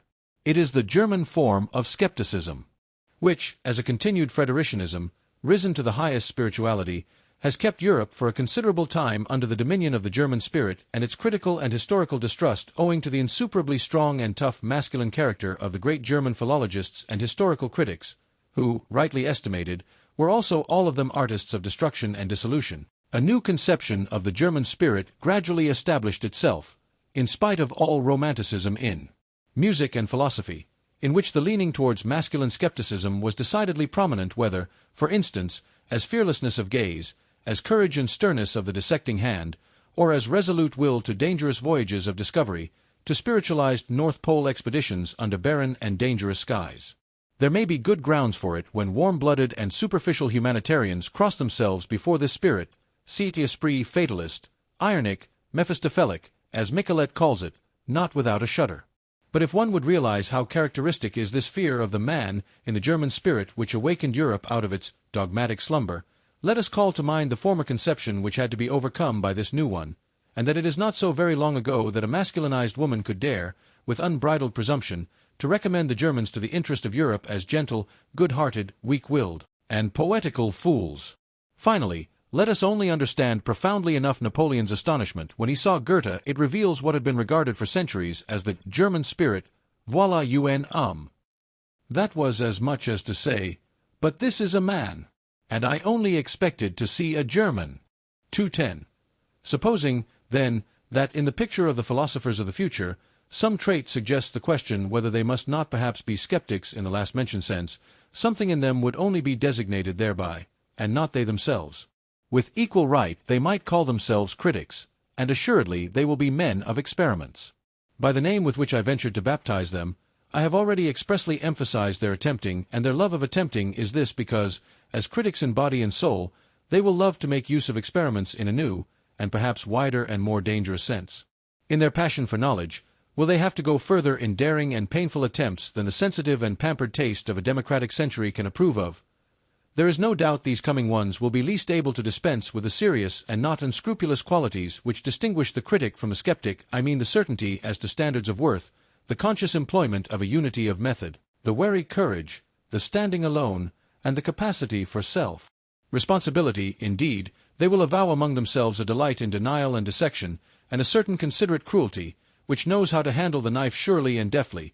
Even when the heart bleeds they will be sterner, and perhaps not always towards themselves only, than humane people may desire. They will not deal with the truth in order that it may please them or elevate and inspire them. They will rather have little faith in truth, bringing with it such revels for the feelings.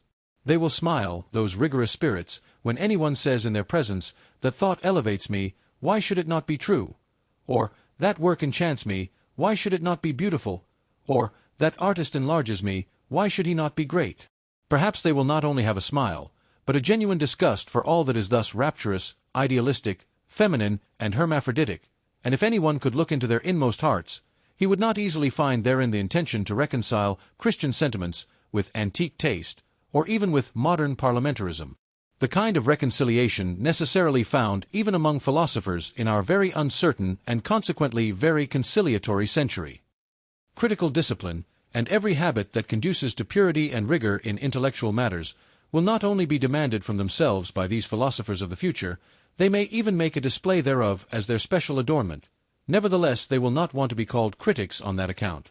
It will seem to them no small indignity to philosophy to have it decreed, as is so welcome nowadays, that philosophy itself is criticism and critical science, and nothing else whatever. Though this estimate of philosophy may enjoy the approval of all the positivists of France and Germany, and possibly it even flattered the heart and taste of Kant, let us call to mind the titles of his principal works. Our new philosophers will say, notwithstanding, that critics are instruments of the philosopher, and just on that account, as instruments, they are far from being philosophers themselves. Even the great Chinaman of Königsberg was only a great critic. 211.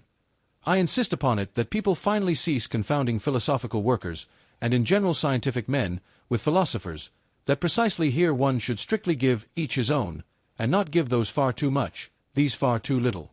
It may be necessary for the education of the real philosopher that he himself should have once stood upon all those steps upon which his servants, the scientific workers of philosophy, remain standing, and must remain standing. He himself must perhaps have been critic, and dogmatist, and historian, and besides, poet, and collector, and traveler, and riddle reader, and moralist, and seer, and free spirit, and almost everything, in order to traverse the whole range of human values and estimations, and that he may be able with a variety of eyes and consciences to look from a height to any distance, from a depth up to any height, from a nook into any expanse. But all these are only preliminary conditions for his task. This task itself demands something else. It requires him to create values. The philosophical workers, after the excellent pattern of Kant and Hegel, have to fix and formalize some great existing body of valuations, that is to say, former determinations of value, creations of value, which have become prevalent, and are for a time called truths, whether in the domain of the logical, the political, moral, or the artistic. It is for these investigators to make whatever has happened and been esteemed hitherto conspicuous, conceivable, intelligible, and manageable, to shorten everything long, even time itself, and to subjugate the entire past. An immense and wonderful task, in the carrying out of which all refined pride, all tenacious will, can surely find satisfaction. The real philosophers, however, are commanders and lawgivers. They say, "Thus shall it be." They determine first the whither and the why of mankind, and thereby set aside the previous labor of all philosophical workers, and all subjugators of the past. They grasp at the future with a creative hand, and whatever is and was, becomes for them thereby a means, an instrument, and a hammer. Their knowing is creating, their creating is a law-giving, their will to truth is will to power. Are there at present such philosophers? Have there ever been such philosophers? Must there not be such philosophers some day? 212. It is always more obvious to me that the philosopher, as a man indispensable for the morrow and the day after the morrow, has ever found himself, and has been obliged to find himself, in contradiction to the day in which he lives. His enemy has always been the ideal of his day. Hitherto all those extraordinary furtherers of humanity whom one calls philosophers, who rarely regarded themselves as lovers of wisdom, but rather as disagreeable fools and dangerous interrogators, have found their mission, their hard, involuntary, imperative mission, in the end, however, the greatness of their mission, in being the bad conscience of their age. In putting the vivisector's knife to the breast of the very virtues of their age, they have betrayed their own secret. It has been for the sake of a new greatness of man, a new untrodden path to his aggrandizement. They have always disclosed how much hypocrisy, indolence, self-indulgence, and self-neglect, how much falsehood was concealed under the most venerated types of contemporary morality, how much virtue was outlived. They have always said, "We must remove hence to where you are least at home, in the face of a world of modern ideas, which would like to confine everyone in a corner, in a specialty, a philosopher, if there could be philosophers nowadays, would be compelled to place the greatness of man, the conception of greatness, precisely in his comprehensiveness and multifariousness, in his all-roundness. He would even determine worth and rank according to the amount and variety of that which a man could bear and take upon himself, according to the extent to which a man could stretch his responsibility. Nowadays the taste and virtue of the age weaken and attenuate the will. Nothing is so adapted to the spirit of the age as weakness of will. Consequently, in the ideal of the philosopher, strength of will, sternness, and capacity for prolonged resolution must specially be included in the conception of greatness, with as good a right as the opposite doctrine, with its ideal of a silly, renouncing, humble, selfless humanity, was suited to an opposite age, such as the 16th century, which suffered from its accumulated energy of will, and from the wildest torrents and floods of selfishness in the time of Socrates, among men only of worn-out instincts, old, conservative Athenians who let themselves go, for the sake of happiness, as they said, for the sake of pleasure, as their conduct indicated, and who had continually on their lips the old pompous words to which they had long forfeited the right by the life they led. Irony was perhaps necessary for greatness of soul, the wicked Socratic assurance of the old physician and plebeian, who cut ruthlessly into his own flesh, as into the flesh and heart of the noble, with a look that said plainly, "Enough, do not dissemble before me. Here we are equal." At present, on the contrary, when throughout Europe the herding animal alone attains to honors, and dispenses honors, when equality of right can too readily be transformed into equality in wrong, I mean to say into general war against everything rare, strange, and privileged, against the higher man, the higher soul, the higher duty, the higher responsibility, the creative plenipotence and lordliness. At present it belongs to the conception of greatness to be noble, to wish to be apart, to be capable of being different, to stand alone, to have to live by personal initiative, and the philosopher will betray something of his own ideal when he asserts, He shall be the greatest who can be the most solitary, the most concealed, the most divergent, the man beyond good and evil, the master of his virtues, and of superabundance of will. Precisely this shall be called greatness, as diversified as can be entire, as ample as can be full. And to ask once more the question, is greatness possible nowadays? 213. It is difficult to learn what a philosopher is, because it cannot be taught. One must know it by experience, or one should have the pride not to know it.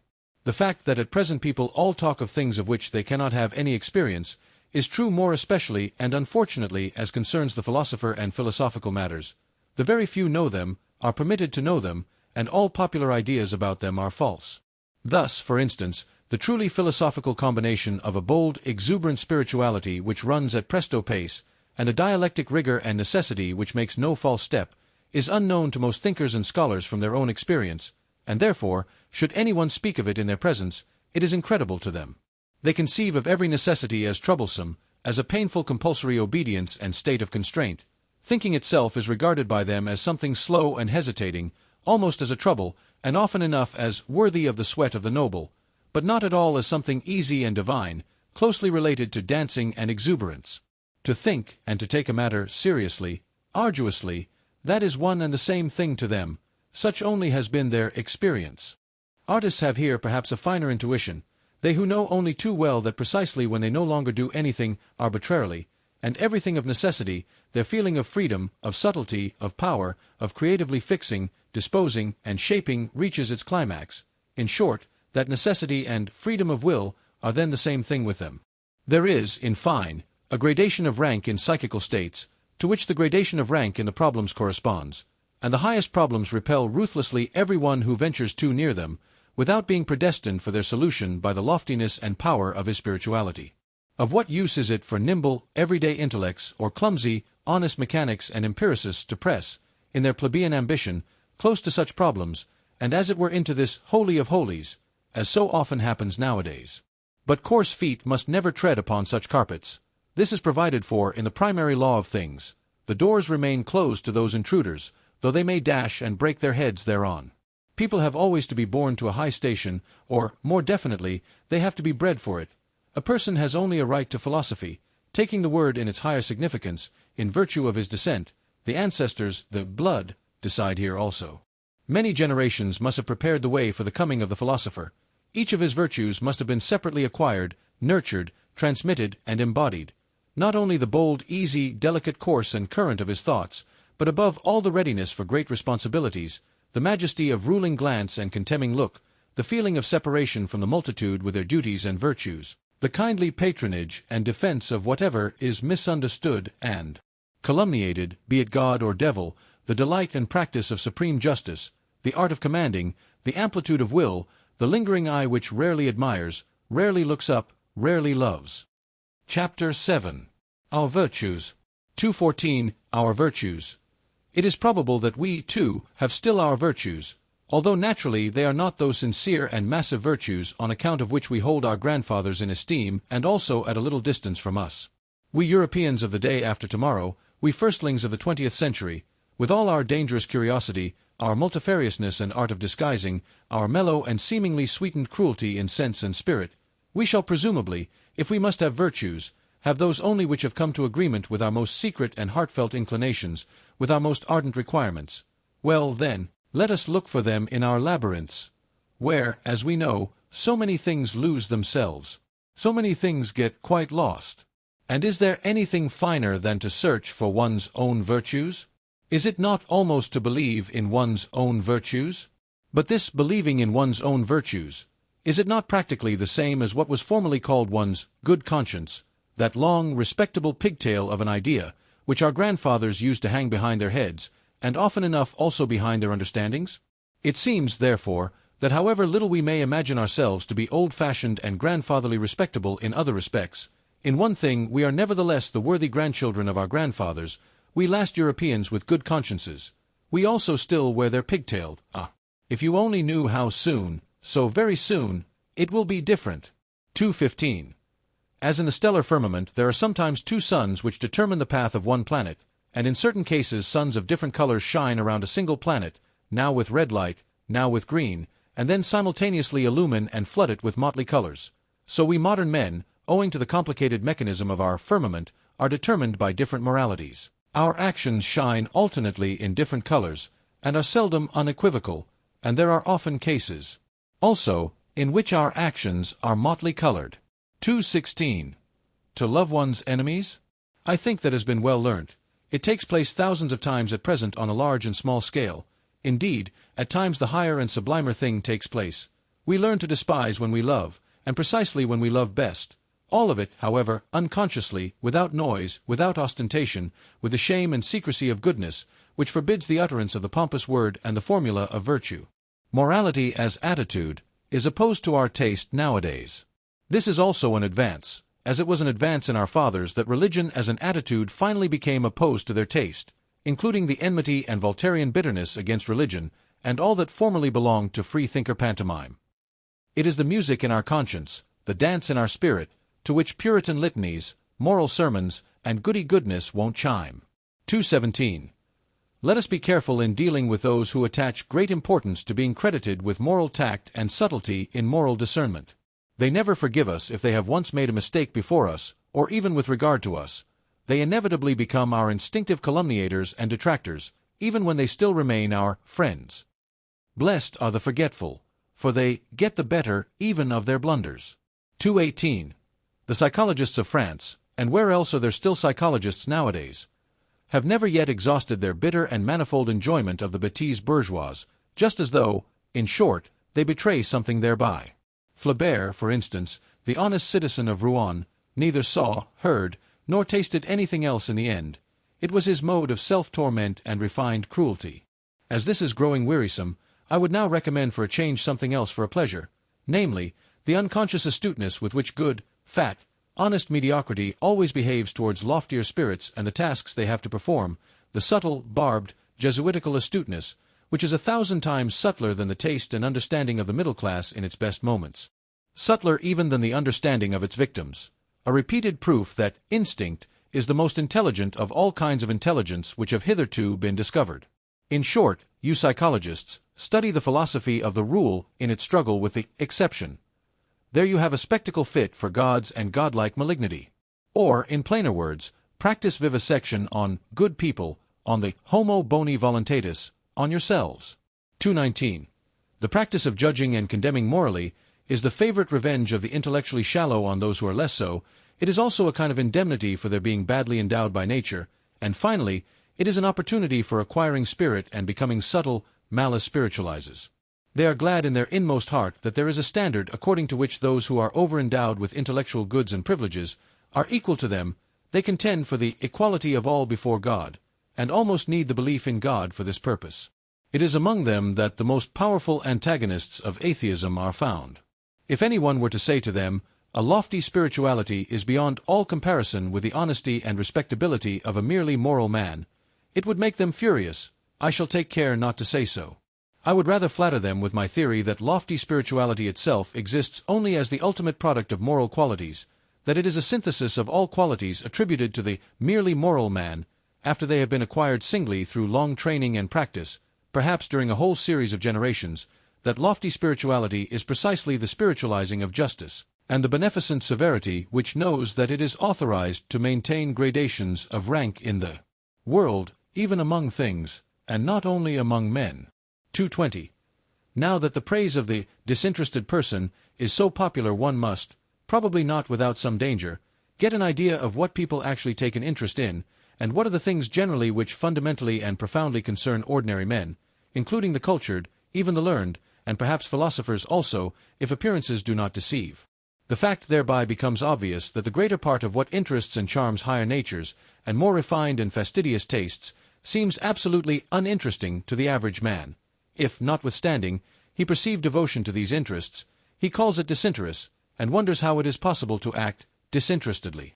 There have been philosophers who could give this popular astonishment a seductive and mystical, otherworldly expression, perhaps because they did not know the higher nature by experience. Instead of stating the naked and candidly reasonable truth that disinterested action is very interesting and interested action, provided that, and love, what? Even an action for love's sake shall be unegoistic. But you fools! And the praise of the self-sacrificer? But whoever has really offered sacrifice knows that he wanted and obtained something for it, perhaps something from himself for something from himself, that he relinquished here in order to have more there, perhaps in general to be more, or even feel himself more. But this is a realm of questions and answers in which a more fastidious spirit does not like to stay, for here truth has to stifle her yawns so much when she is obliged to answer. And after all, truth is a woman, one must not use force with her. 221. It sometimes happens, said a moralistic pedant and trifle retailer, that I honor and respect an unselfish man, not, however, because he is unselfish, but because I think he has a right to be useful to another man at his own expense. In short, the question is always who he is, and who the other is. For instance, in a person created and destined for command, self-denial and modest retirement, instead of being virtues, would be the waste of virtues, so it seems to me. Every system of unegoistic morality which takes itself unconditionally and appeals to every one, not only sins against good taste, but is also an incentive to sins of omission, an additional seduction under the mask of philanthropy, and precisely a seduction and injury to the higher, rarer, and more privileged types of men. Moral systems must be compelled first of all to bow before the gradations of rank. Their presumption must be driven home to their conscience, until they thoroughly understand at last that it is immoral to say that what is right for one is proper for another. So said my moralistic pedant and bonhomme. Did he perhaps deserve to be laughed at when he thus exhorted systems of morals to practice morality? But one should not be too much in the right if one wishes to have the laughers on one's own side. A grain of wrong pertains even to good taste. 222. Wherever sympathy, fellow-suffering, is preached nowadays, and if I gather rightly, no other religion is any longer preached, let the psychologist have his ears open through all the vanity, through all the noise which is natural to these preachers, as to all preachers. He will hear a hoarse, groaning, genuine note of self-contempt. It belongs to the overshadowing and uglifying of Europe, which has been on the increase for a century, the first symptoms of which are already specified documentarily in a thoughtful letter of Galliani to Madame d'Épinay, if it is not really the cause thereof. The man of modern ideas, the conceited ape, is excessively dissatisfied with himself. This is perfectly certain. He suffers, and his vanity wants him only to suffer with his fellows. 223. The hybrid European, a tolerably ugly plebeian, taken all in all, absolutely requires a costume. He needs history as a storeroom of costumes. To be sure, he notices that none of the costumes fit him properly. He changes and changes. Let us look at the 19th century with respect to these hasty preferences and changes in its masquerades of style, and also with respect to its moments of desperation on account of nothing suiting us. It is in vain to get ourselves up as romantic, or classical, or Christian, or Florentine, or Barocco, or national, in moribus et artibus. It does not clothe us. But the spirit, especially the historical spirit, profits even by this desperation. Once and again a new sample of the past or of the foreign is tested, put on, taken off, packed up, and above all studied. We are the first studious age in puncto of costumes, I mean as concerns morals, articles of belief, artistic tastes, and religions. We are prepared as no other age has ever been for a carnival in the grand style, for the most spiritual festival, laughter and arrogance, for the transcendental height of supreme folly and Aristophanic ridicule of the world. Perhaps we are still discovering the domain of our invention just here, the domain where even we can still be original, probably as parodists of the world's history and as God's Merry Andrews. Perhaps, though nothing else of the present have a future, our laughter itself may have a future. 224. The historical sense, or the capacity for divining quickly the order of rank of the valuations according to which a people, a community, or an individual has lived, the divining instinct, for the relationships of these valuations, for the relation of the authority of the valuations to the authority of the operating forces, this historical sense, which we Europeans claim as our specialty, has come to us in the train of the enchanting and mad semi-barbarity into which Europe has been plunged by the democratic mingling of classes and races. It is only the 19th century that has recognized this faculty as its sixth sense. Owing to this mingling, the past of every form and mode of life, and of cultures which were formerly closely contiguous and superimposed on one another, flows forth into us modern souls. Our instincts now run back in all directions. We ourselves are a kind of chaos. In the end, as we have said, the spirit perceives its advantage therein. By means of our semi-barbarity in body and in desire, we have secret access everywhere, such as a noble age never had. We have access above all to the labyrinth of imperfect civilizations, and to every form of semi-barbarity that has at any time existed on Earth.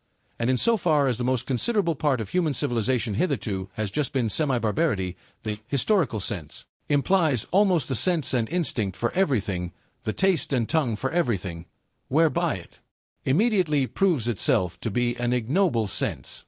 For instance, we enjoy Homer once more.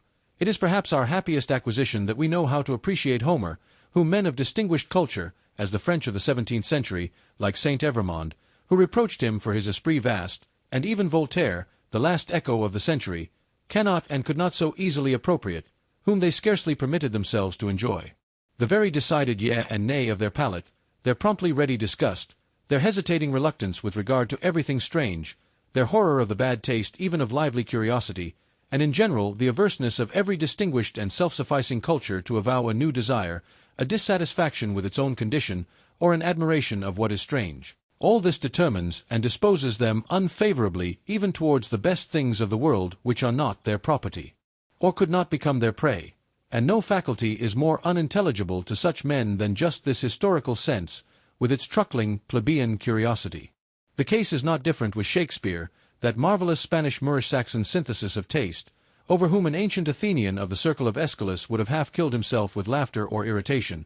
But we accept precisely this wild motleynesss, this medley of the most delicate, the most coarse, and the most artificial, with a secret confidence and cordiality. We enjoy it as a refinement of art reserved expressly for us, and allow ourselves to be as little disturbed by the repulsive fumes and the proximity of the English populace in which Shakespeare's art and taste lives, as perhaps on the Chioggia of Naples, where, with all our senses awake, we go our way, enchanted and voluntarily, in spite of the drain odor of the lower quarters of the town.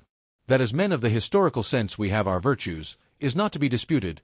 We are unpretentious, unselfish, modest, brave, habituated to self-control and self-renunciation, very grateful, very patient, very complaisant, but with all this we are perhaps not very tasteful.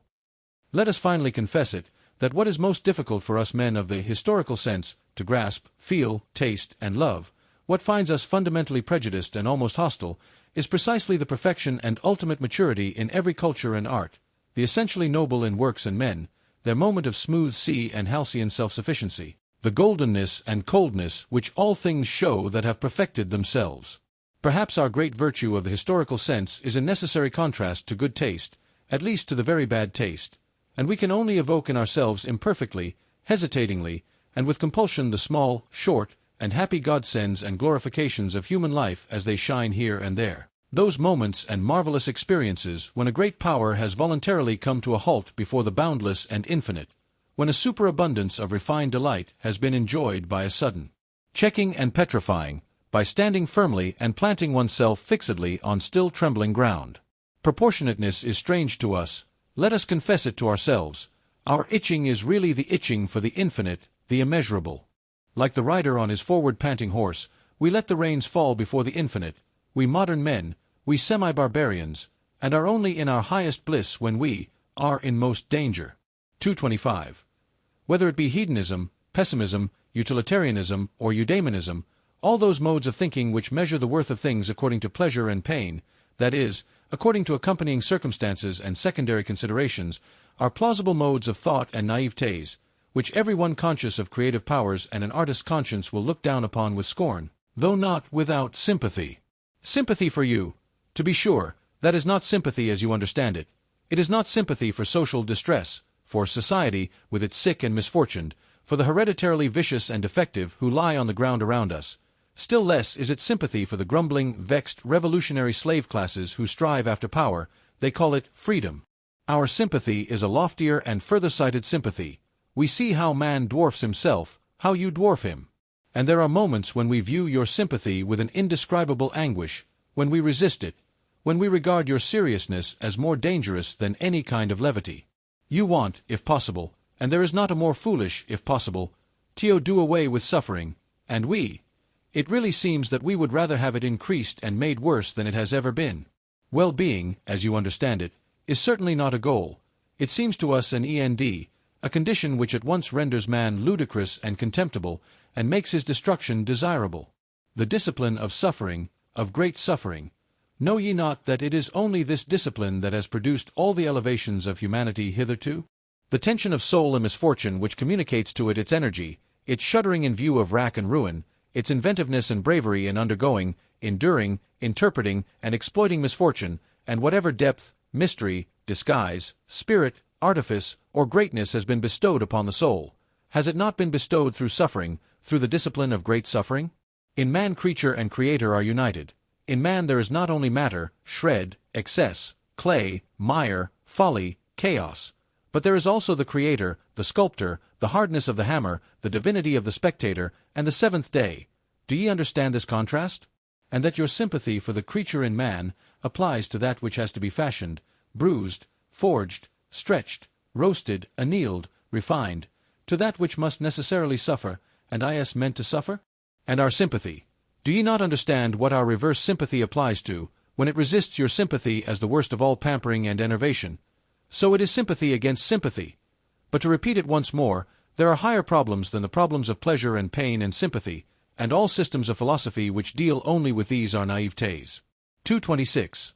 We immoralists, this world with which we are concerned, in which we have to fear and love, this almost invisible, inaudible world of delicate command and delicate obedience, a world of almost, in every respect, captious, insidious, sharp, and tender. Yes, it is well protected from clumsy spectators and familiar curiosity. We are woven into a strong net and garment of duties, and cannot disengage ourselves. Precisely here, we are men of duty, even we. Occasionally, it is true, we dance in our chains, and betwixt our swords. It is none the less true that more often we gnash our teeth under the circumstances, and are impatient at the secret hardship of our lot. But do what we will, fools and appearances say of us, these are men without duty, we have always fools and appearances against us. 227. Honesty, granting that it is the virtue of which we cannot rid ourselves, we free spirits, well, we will labor at it with all our perversity and love, and not tire of perfecting ourselves in our virtue, which alone remains. May its glance some day overspread like a gilded, blue, mocking twilight this aging civilization with its dull, gloomy seriousness. And if, nevertheless, our honesty should one day grow weary, and sigh, and stretch its limbs, and find us too hard, and would fain have it pleasanter, easier, and gentler, like an agreeable vice, let us remain hard, we latest Stoics, and let us send to its help whatever devilry we have in us, our disgust at the clumsy and undefined, our nitimer invetetum, our love of adventure, our sharpened and fastidious curiosity, our most subtle, disguised, intellectual will to power and universal conquest, which rambles and roves avidiously around all the realms of the future, let us go with all our devils to the help of our God. It is probable that people will misunderstand and mistake us on that account. What does it matter? They will say, their honesty, that is their devilry and nothing else. What does it matter? And even if they were right, have not all gods hitherto been such sanctified, rebaptized devils? And after all, what do we know of ourselves? And what the spirit that leads us wants to be called? It is a question of names. And how many spirits we harbor? Our honesty, we free spirits, let us be careful lest it become our vanity, our ornament and ostentation, our limitation, our stupidity. Every virtue inclines to stupidity, every stupidity to virtue, stupid to the point of sanctity, they say in Russia. Let us be careful lest out of pure honesty we eventually become saints and bores. Is not life 100 times too short for us to bore ourselves? One would have to believe in eternal life in order to. 228. I hope to be forgiven for discovering that all moral philosophy hitherto has been tedious and has belonged to the soporific appliances, and that virtue, in my opinion, has been more injured by the tediousness of its advocates than by anything else. At the same time, however, I would not wish to overlook their general usefulness. It is desirable that as few people as possible should reflect upon morals, and consequently it is very desirable that morals should not some day become interesting. But let us not be afraid. Things still remain today as they have always been.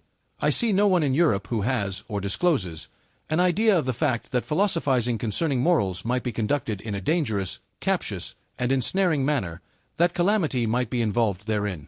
Observe, for example, the indefatigable, inevitable English utilitarians, how ponderously and respectably they stalk along, a Homeric metaphor expresses it better, in the footsteps of Bentham, just as he had already stalked in the footsteps of the respectable Helvetius. No, he was not a dangerous man, Helvetius, C.E. Senator Poco Coranti, to use an expression of Galliani. No new thought, nothing of the nature of a finer turning or better expression of an old thought, not even a proper history of what has been previously thought on the subject. An impossible literature, taking it all in all, unless one knows how to leaven it with some mischief.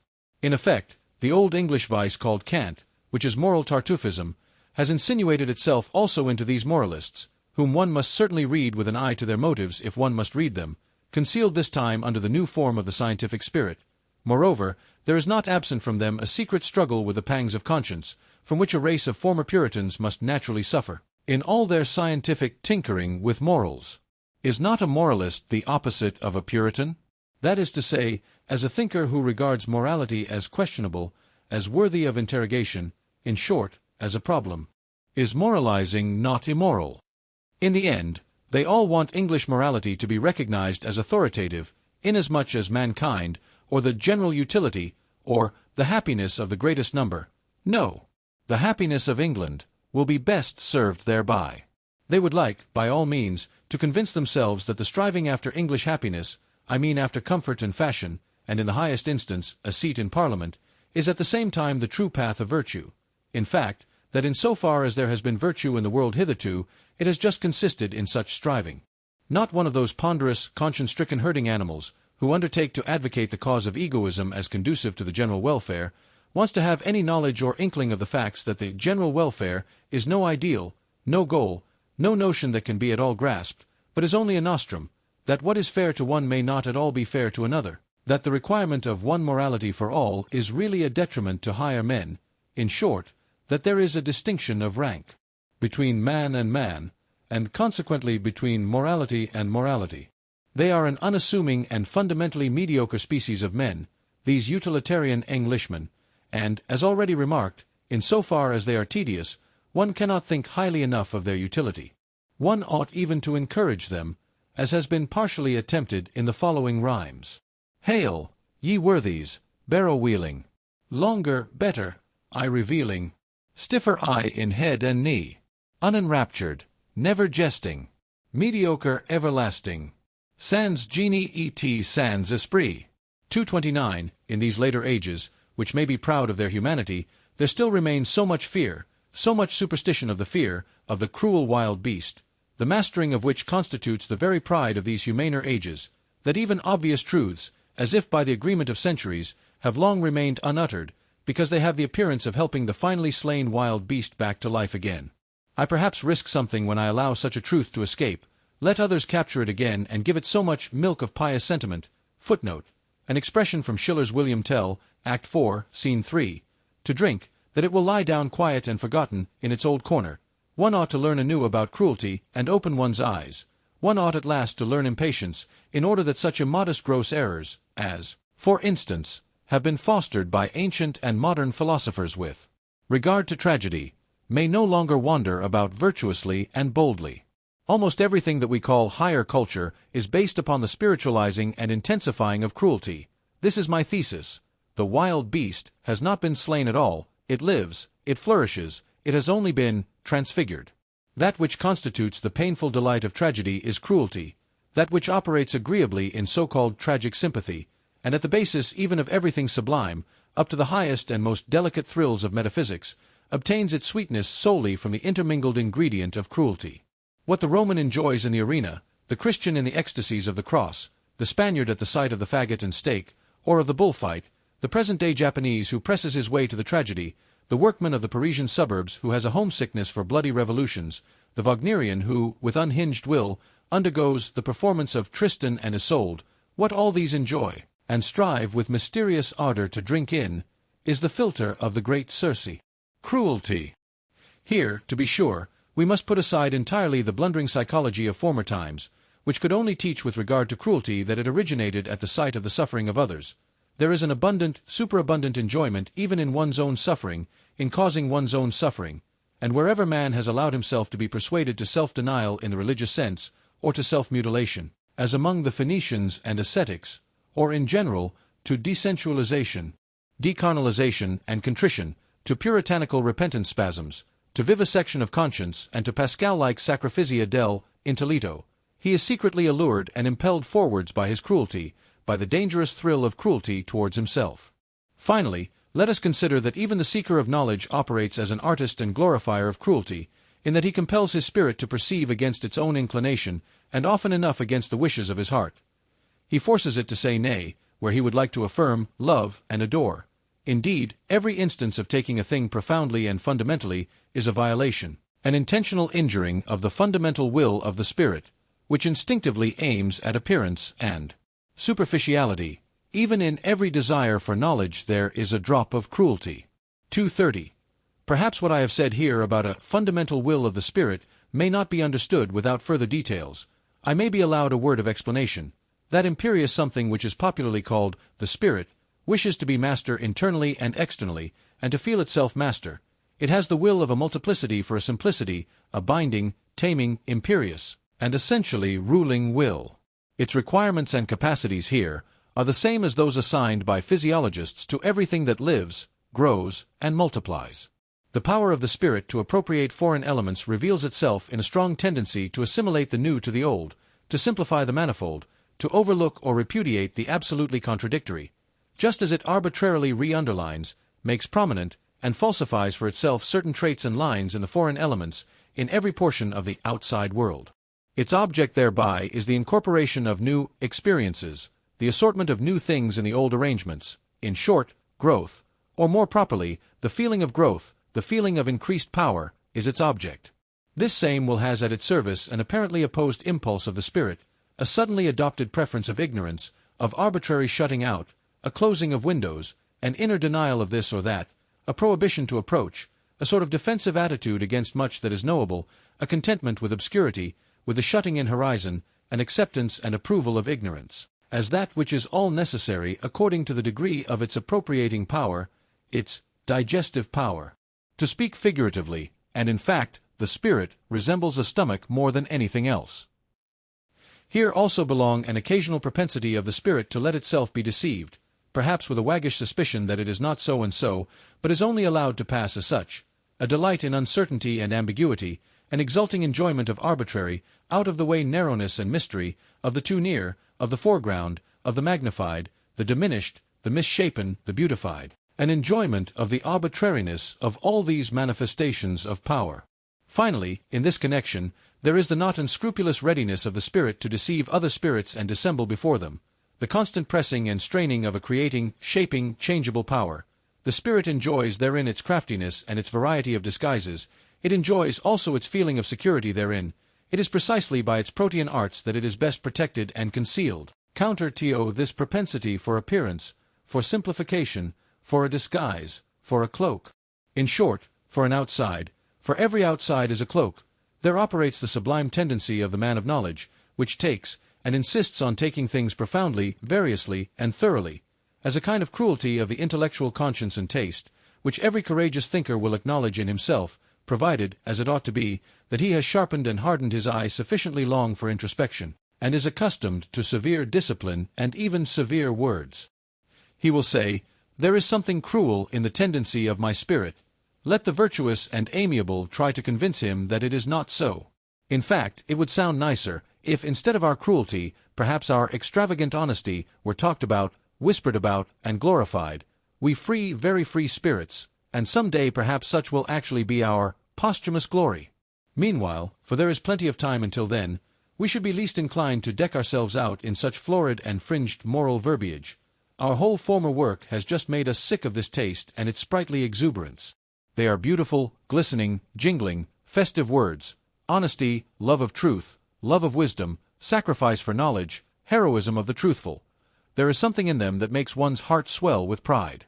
But we anchorites and marmots have long ago persuaded ourselves in all the secrecy of an anchorite's conscience that this worthy parade of verbiage also belongs to the old false adornment, frippery, and gold dust of unconscious human vanity, and that even under such flattering color and repainting, the terrible original text homo natura must again be recognized.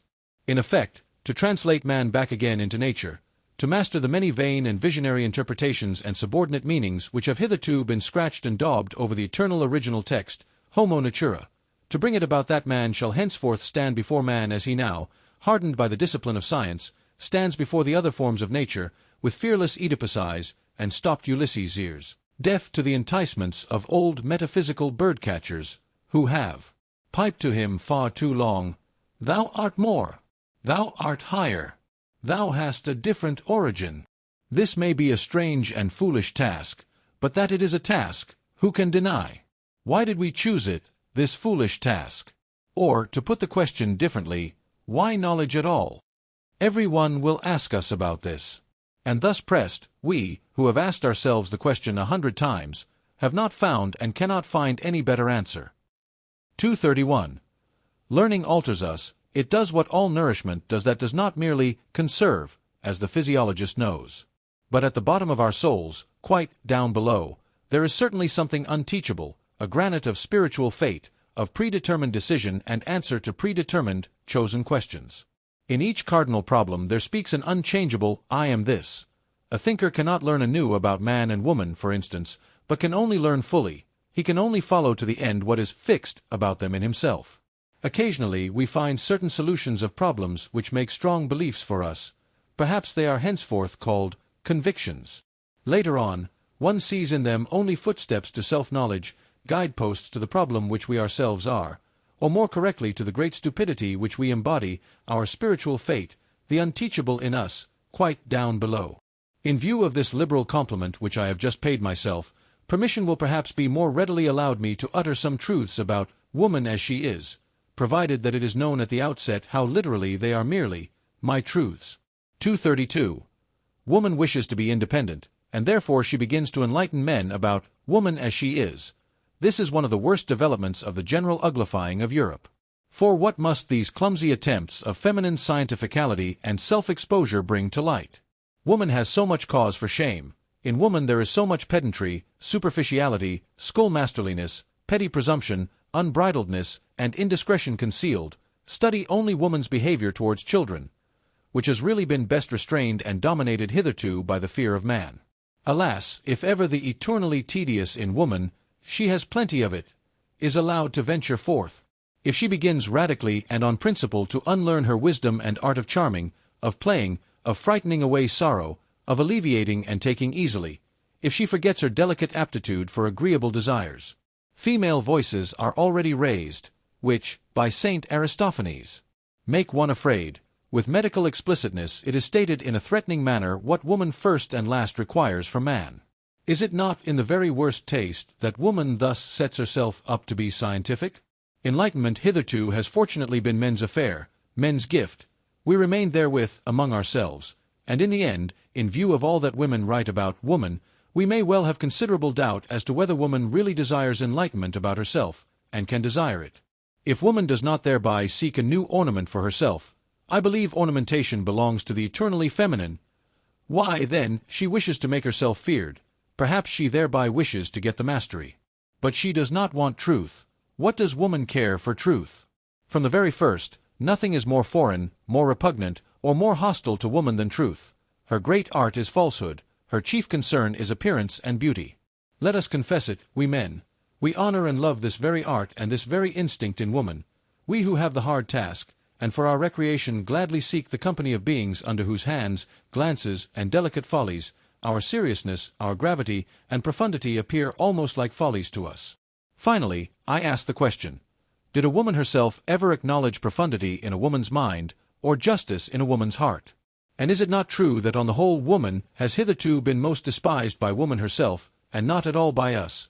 We men desire that woman should not continue to compromise herself by enlightening us, just as it was man's care and the consideration for woman when the Church decreed, mulier tacit in ecclesia. It was to the benefit of woman when Napoleon gave the too eloquent Madame de Staël to understand, mulier tacit in politicis, and in my opinion, he is a true friend of woman who calls out to women today, mulier tacit de mulieral. 233. It betrays corruption of the instincts, apart from the fact that it betrays bad taste, when a woman refers to Madame Roland, or Madame de Staël, or Monsieur George Sand, as though something were proved thereby in favor of woman as she is. Among men, these are the three comical women as they are, nothing more, and just the best involuntary counter-arguments against feminine emancipation and autonomy. 234. Stupidity in the kitchen, woman as cook, the terrible thoughtlessness with which the feeding of the family and the master of the house is managed. Woman does not understand what food means, and she insists on being cook. If woman had been a thinking creature, she should certainly, as cook for thousands of years, have discovered the most important physiological facts, and should likewise have got possession of the healing art. Through bad female cooks, through the entire lack of reason in the kitchen, the development of mankind has been longest retarded and most interfered with. Even today matters are very little better. A word to high school girls. 235. There are turns and casts of fancy, there are sentences, little handfuls of words, in which a whole culture, a whole society suddenly crystallizes itself. Among these is the incidental remark of Madame de Lambert to her son, Mon ami, avez-vous permis jamais que des folies, que vous feront grand plaisir, the motherliest and wisest remark, by the way, that was ever addressed to a son. 236.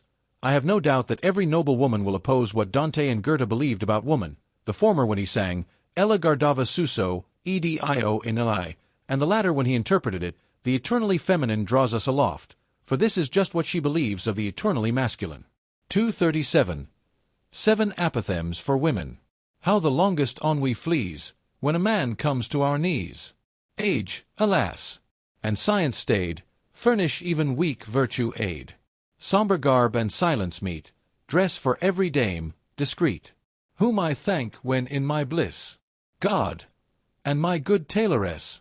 Young, a flower-decked cavern home, old, a dragon thence doth roam. Noble title, leg that's fine, man as well, oh, were he mine! Speech in brief and sense in mass, slippery for the genius. 237a.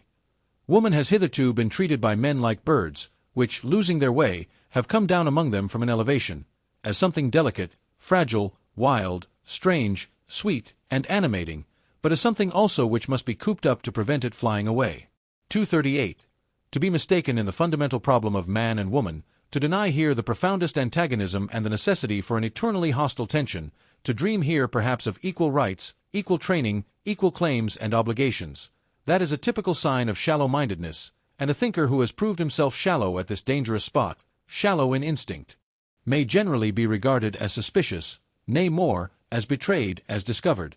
He will probably prove too short for all fundamental questions of life, future as well as present, and will be unable to descend into any of the depths.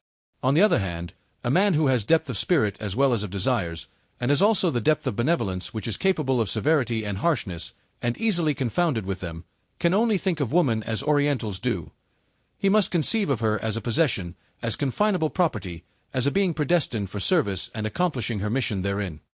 He must take his stand in this matter upon the immense rationality of Asia, upon the superiority of the instinct of Asia, as the Greeks did formerly, those best heirs and scholars of Asia, who, as is well known, with their increasing culture and amplitude of power, from Homer to the time of Pericles, became gradually stricter towards woman, in short, more oriental.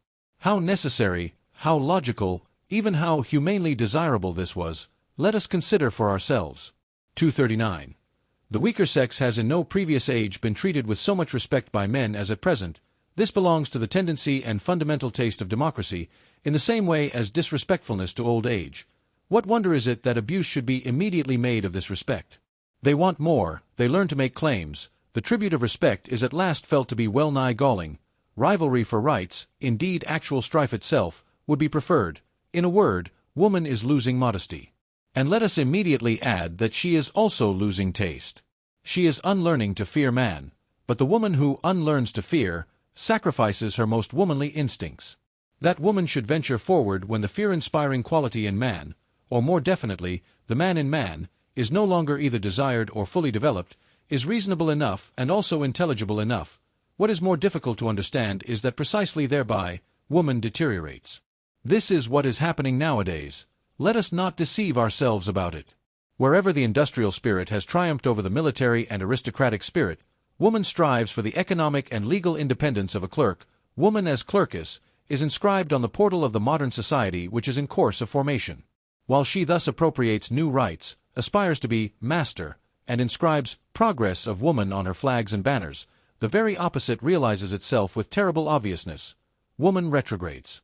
Since the French Revolution, the influence of woman in Europe has declined in proportion as she has increased her rights and claims, and the emancipation of woman, insofar as it is desired and demanded by women themselves, and not only by masculine shallowpates, thus proves to be a remarkable symptom of the increased weakening and deadening of the most womanly instincts.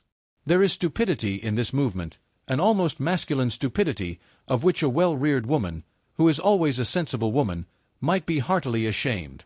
To lose the intuition as to the ground upon which she can most surely achieve victory, to neglect exercise in the use of her proper weapons, to let herself go before man, perhaps even to the book, where formerly she kept herself in control and in refined, artful humility, to neutralize with her virtuous audacity man's faith in a veiled, fundamentally different ideal in woman, something eternally, necessarily feminine, to emphatically and loquaciously dissuade man from the idea that woman must be preserved, cared for, protected, and indulged, like some delicate, strangely wild, and often pleasant domestic animal, the clumsy and indignant collection of everything of the nature of servitude and bondage which the position of woman in the hitherto existing order of society has entailed and still entails, as though slavery were a counter-argument, and not rather a condition of every higher culture, of every elevation of culture.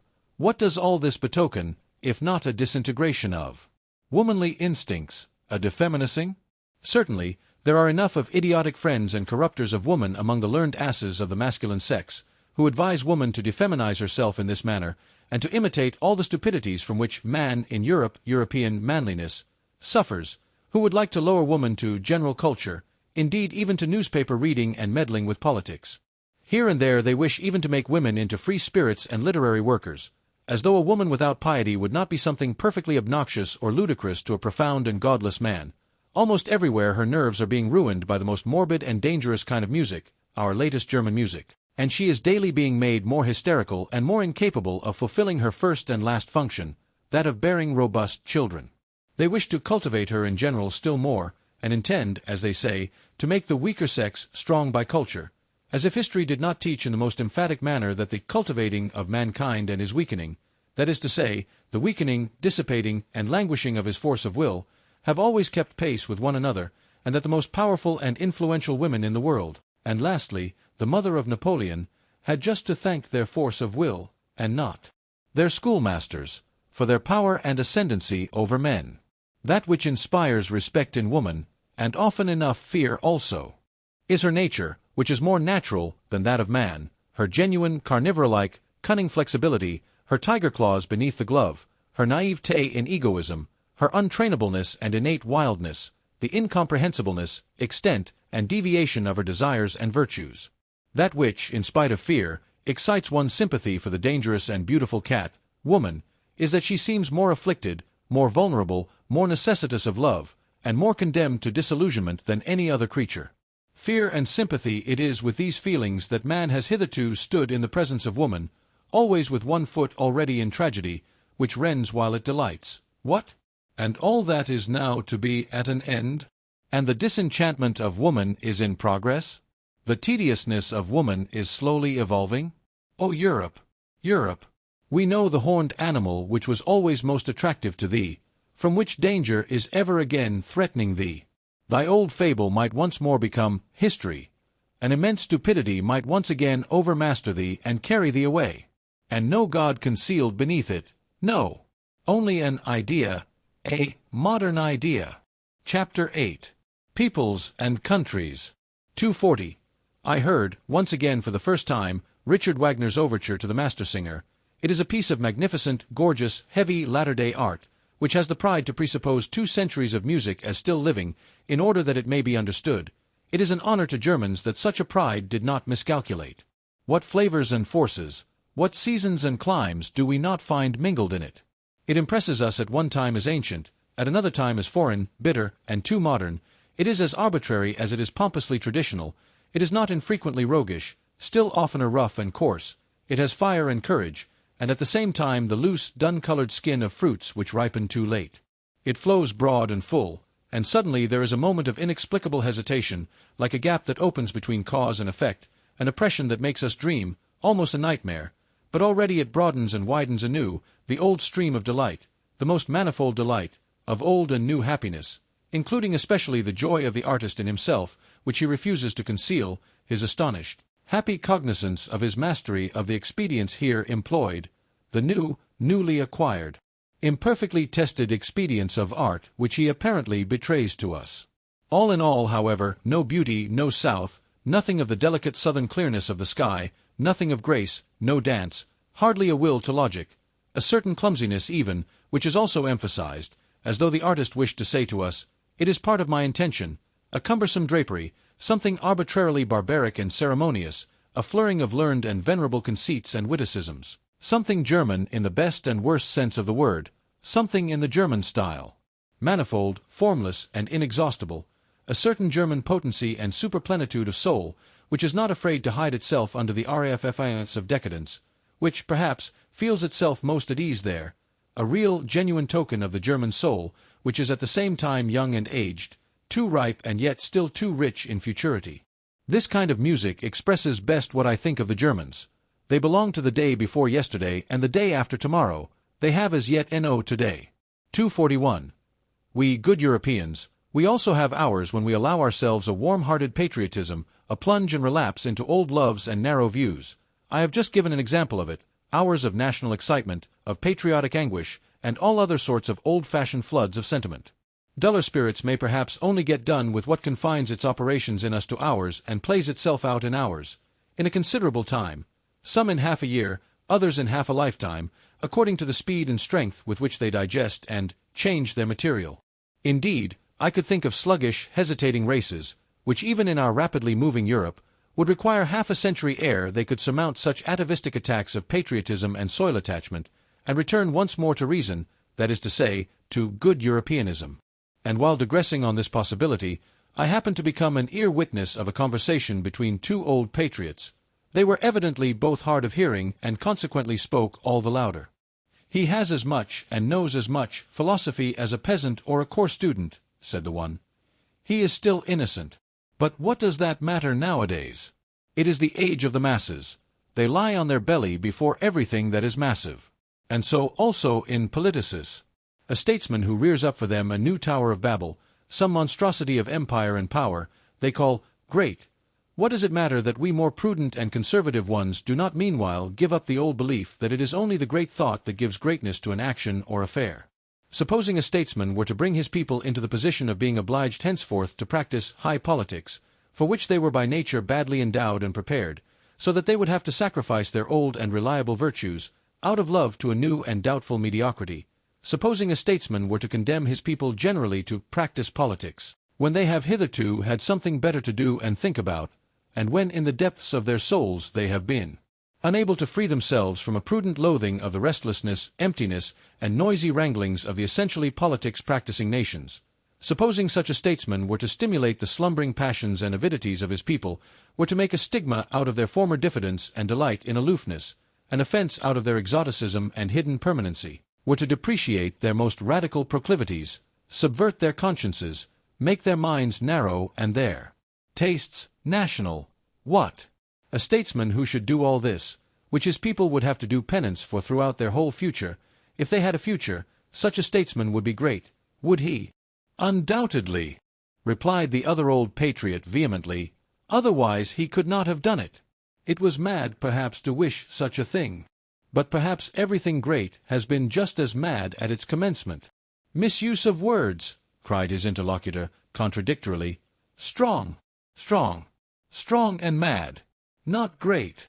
The old men had obviously become heated as they thus shouted their truths in each other's faces, but I, in my happiness and apartness, considered how soon a stronger one may become master of the strong, and also that there is a compensation for the intellectual superficializing of a nation, namely, in the deepening of another. 242. Whether we call it civilization, or humanizing, or progress, which now distinguishes the European, whether we call it simply, without praise or blame, by the political formula the democratic movement in Europe, behind all the moral and political foregrounds pointed to by such formulas, an immense physiological process goes on, which is ever extending the process of the assimilation of Europeans, their increasing detachment from the conditions under which, climatically and hereditarily, united races originate, their increasing independence of every definite milieu, that for centuries would fain inscribe itself with equal demands on soul and body, that is to say, the slow emergence of an essentially supranational and nomadic species of man, who possesses, physiologically speaking, a maximum of the art and power of adaptation as his typical distinction. This process of the evolving European, which can be retarded in its tempo by great relapses, but will perhaps just gain and grow thereby in vehemence and depth, the still raging storm and stress of national sentiment pertains to it, and also the anarchism which is appearing at present. This process will probably arrive at results on which its naive propagators and panegyrists, the apostles of modern ideas, would least care to reckon.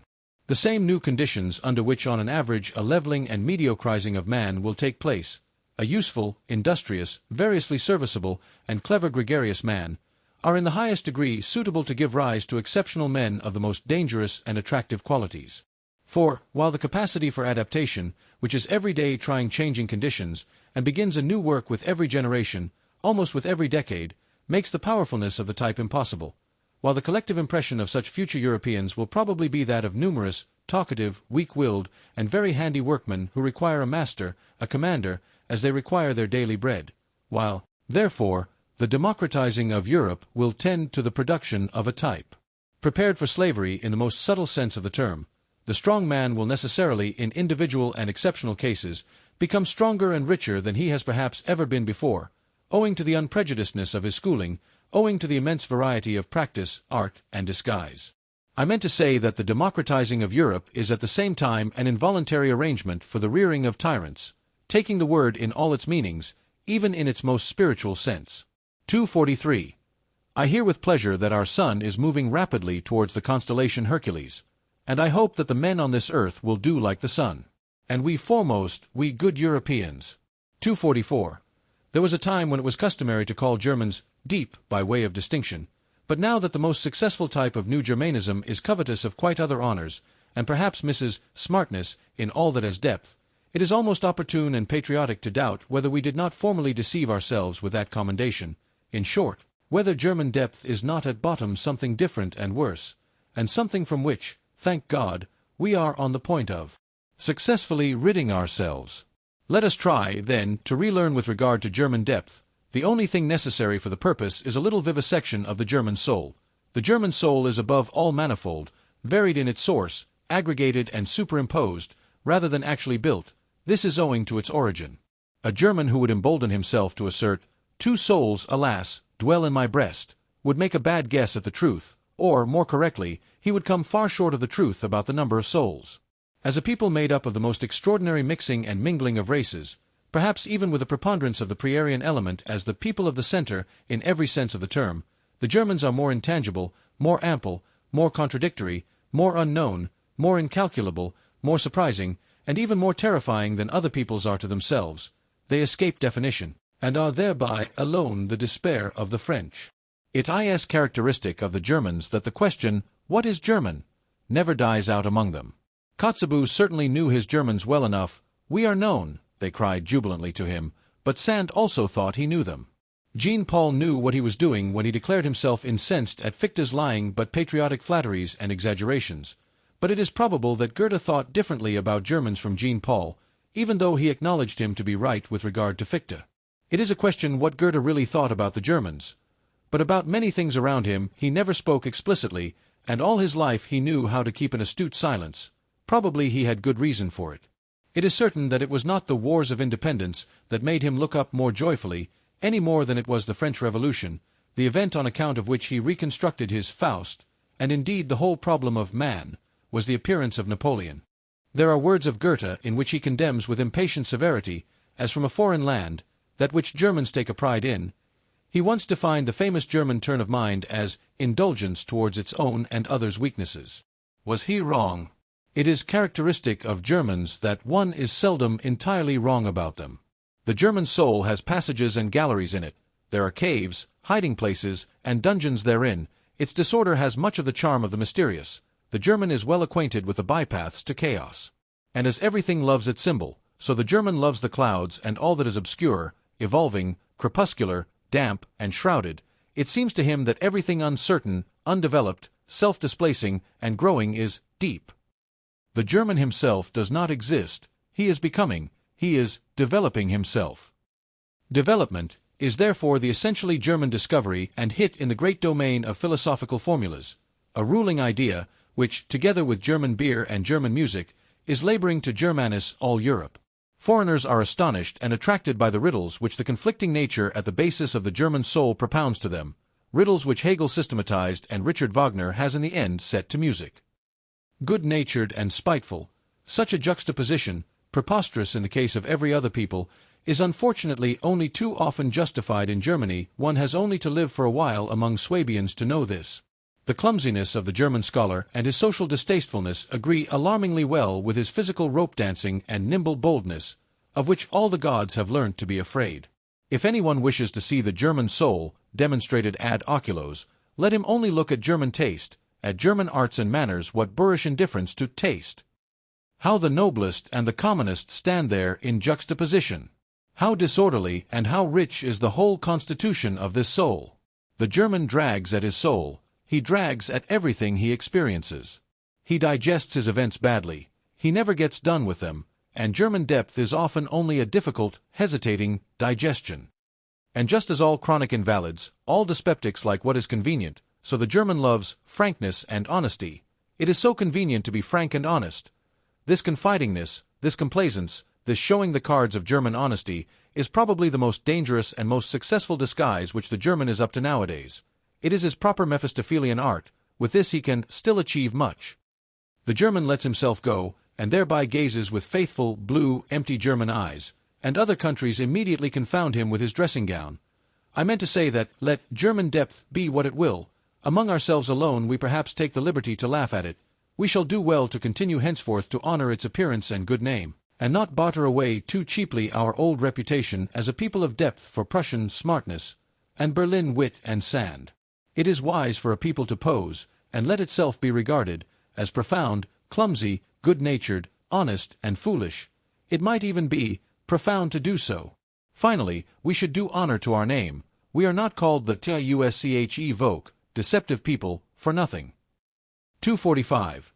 The good old time is past, it sang itself out in Mozart. How happy are we that his Rococo still speaks to us, that his good company, his tender enthusiasm, his childish delight in the Chinese and its flourishes, his courtesy of heart, his longing for the elegant, the amorous, the tripping, the tearful, and his belief in the South, can still appeal to something left in us. Ah, some time or other it will be over with it.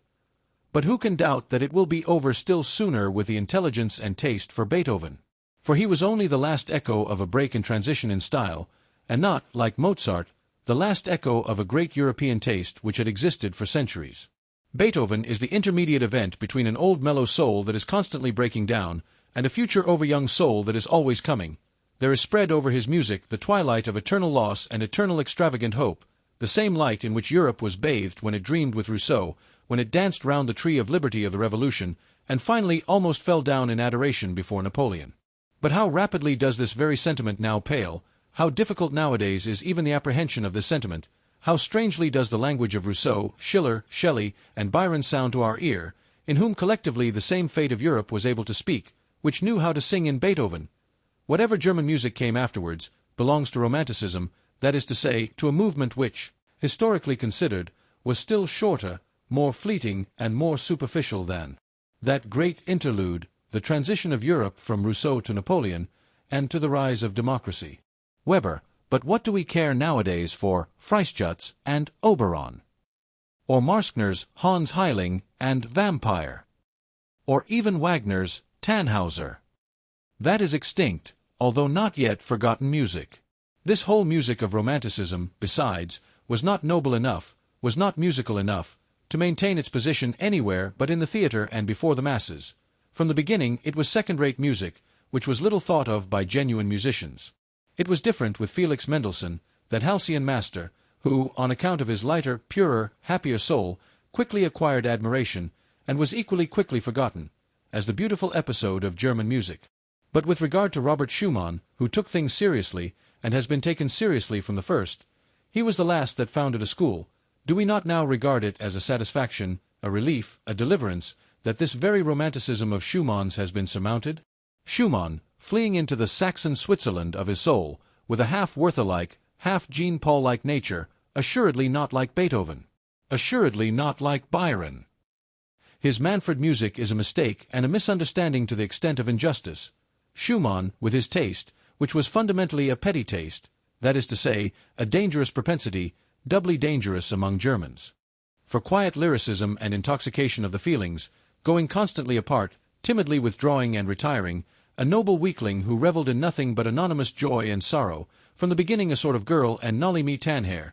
This Schumann was already merely a German event in music, and no longer a European event, as Beethoven had been, as in a still greater degree Mozart had been. With Schumann, German music was threatened with its greatest danger, that of losing the voice for the soul of Europe and sinking into a merely national affair.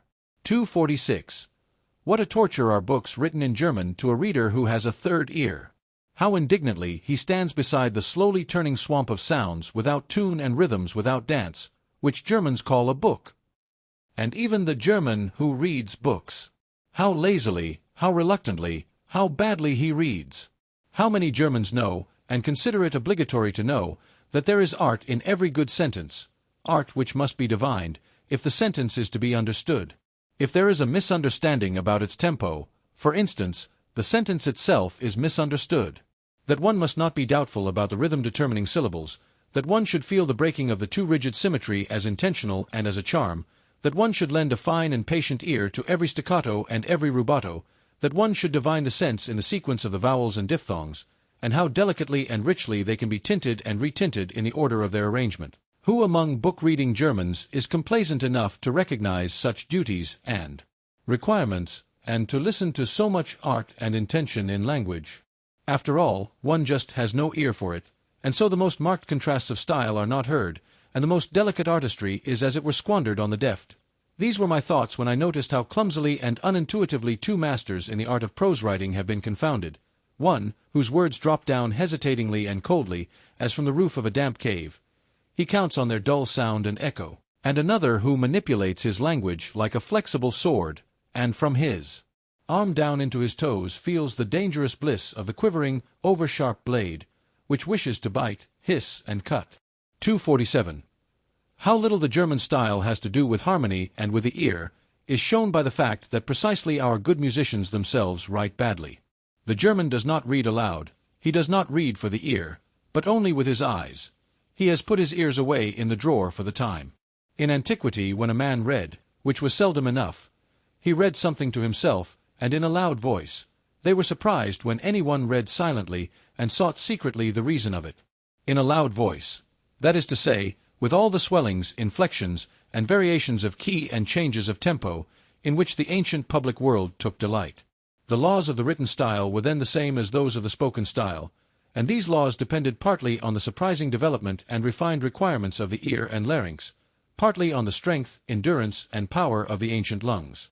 In the ancient sense, a period is above all a physiological whole, inasmuch as it is comprised in one breath. Such periods as occur in Demosthenes and Cicero, swelling twice and sinking twice, and all in one breath, were pleasures to the men of antiquity, who knew by their own schooling how to appreciate the virtue therein, the rareness and the difficulty in the deliverance of such a period. We have really no right to the big period, we modern men, who are short of breath in every sense. Those ancients, indeed, were all of them dilettanti in speaking, consequently connoisseurs, consequently critics. They thus brought their orators to the highest pitch. In the same manner as in the last century, when all Italian ladies and gentlemen knew how to sing, the virtuosoship of song, and with it also the art of melody, reached its elevation. In Germany, however, until quite recently, when a kind of platform eloquence began shyly and awkwardly enough to flutter its young wings, there was properly speaking only one kind of public and approximately artistical discourse, that delivered from the pulpit.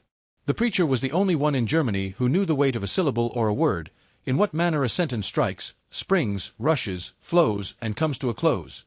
He alone had a conscience in his ears, often enough a bad conscience. For reasons are not lacking why proficiency in oratory should be especially seldom attained by a German, or almost always too late. The masterpiece of German prose is therefore with good reason the masterpiece of its greatest preacher. The Bible has hitherto been the best German book. Compared with Luther's Bible, almost everything else is merely literature, something which has not grown in Germany, and therefore has not taken and does not take root in German hearts, as the Bible has done. 248. There are two kinds of geniuses, one which above all engenders and seeks to engender, and another which willingly lets itself be fructified and brings forth. And similarly, among the gifted nations, there are those on whom the woman's problem of pregnancy has devolved, and the secret task of forming, maturing, and perfecting. The Greeks, for instance, were a nation of this kind, and so are the French, and others which have to fructify and become the cause of new modes of life, like the Jews, the Romans, and, in all modesty be it asked, like the Germans, nations tortured and enraptured by unknown fevers and irresistibly forced out of themselves. Amorous and longing for foreign races, for such as let themselves be fructified, and withal imperious, like everything conscious of being full of generative force, and consequently empowered by the grace of God. These two kinds of geniuses seek each other like man and woman, but they also misunderstand each other, like man and woman.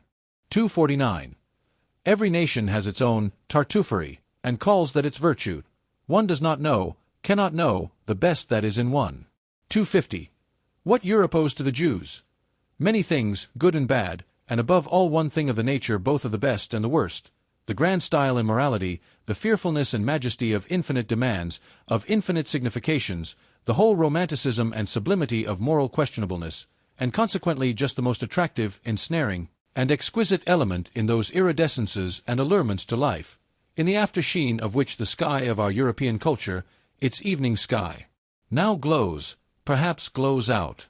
For this, we artists among the spectators and philosophers are grateful to the Jews. 251. It must be taken into the bargain, if various clouds and disturbances, in short, slight attacks of stupidity, pass over the spirit of a people that suffers and wants to suffer from national nervous fever and political ambition. For instance, among present-day Germans there is alternately the anti-French folly, the anti-Semitic folly, the anti-Polish folly, the Christian romantic folly, the Wagnerian folly, the Teutonic folly, the Prussian folly. Just look at those poor historians, the Sibyls, and Treitschkas, and their closely bandaged heads, and whatever else these little obscurations of the German spirit and conscience may be called.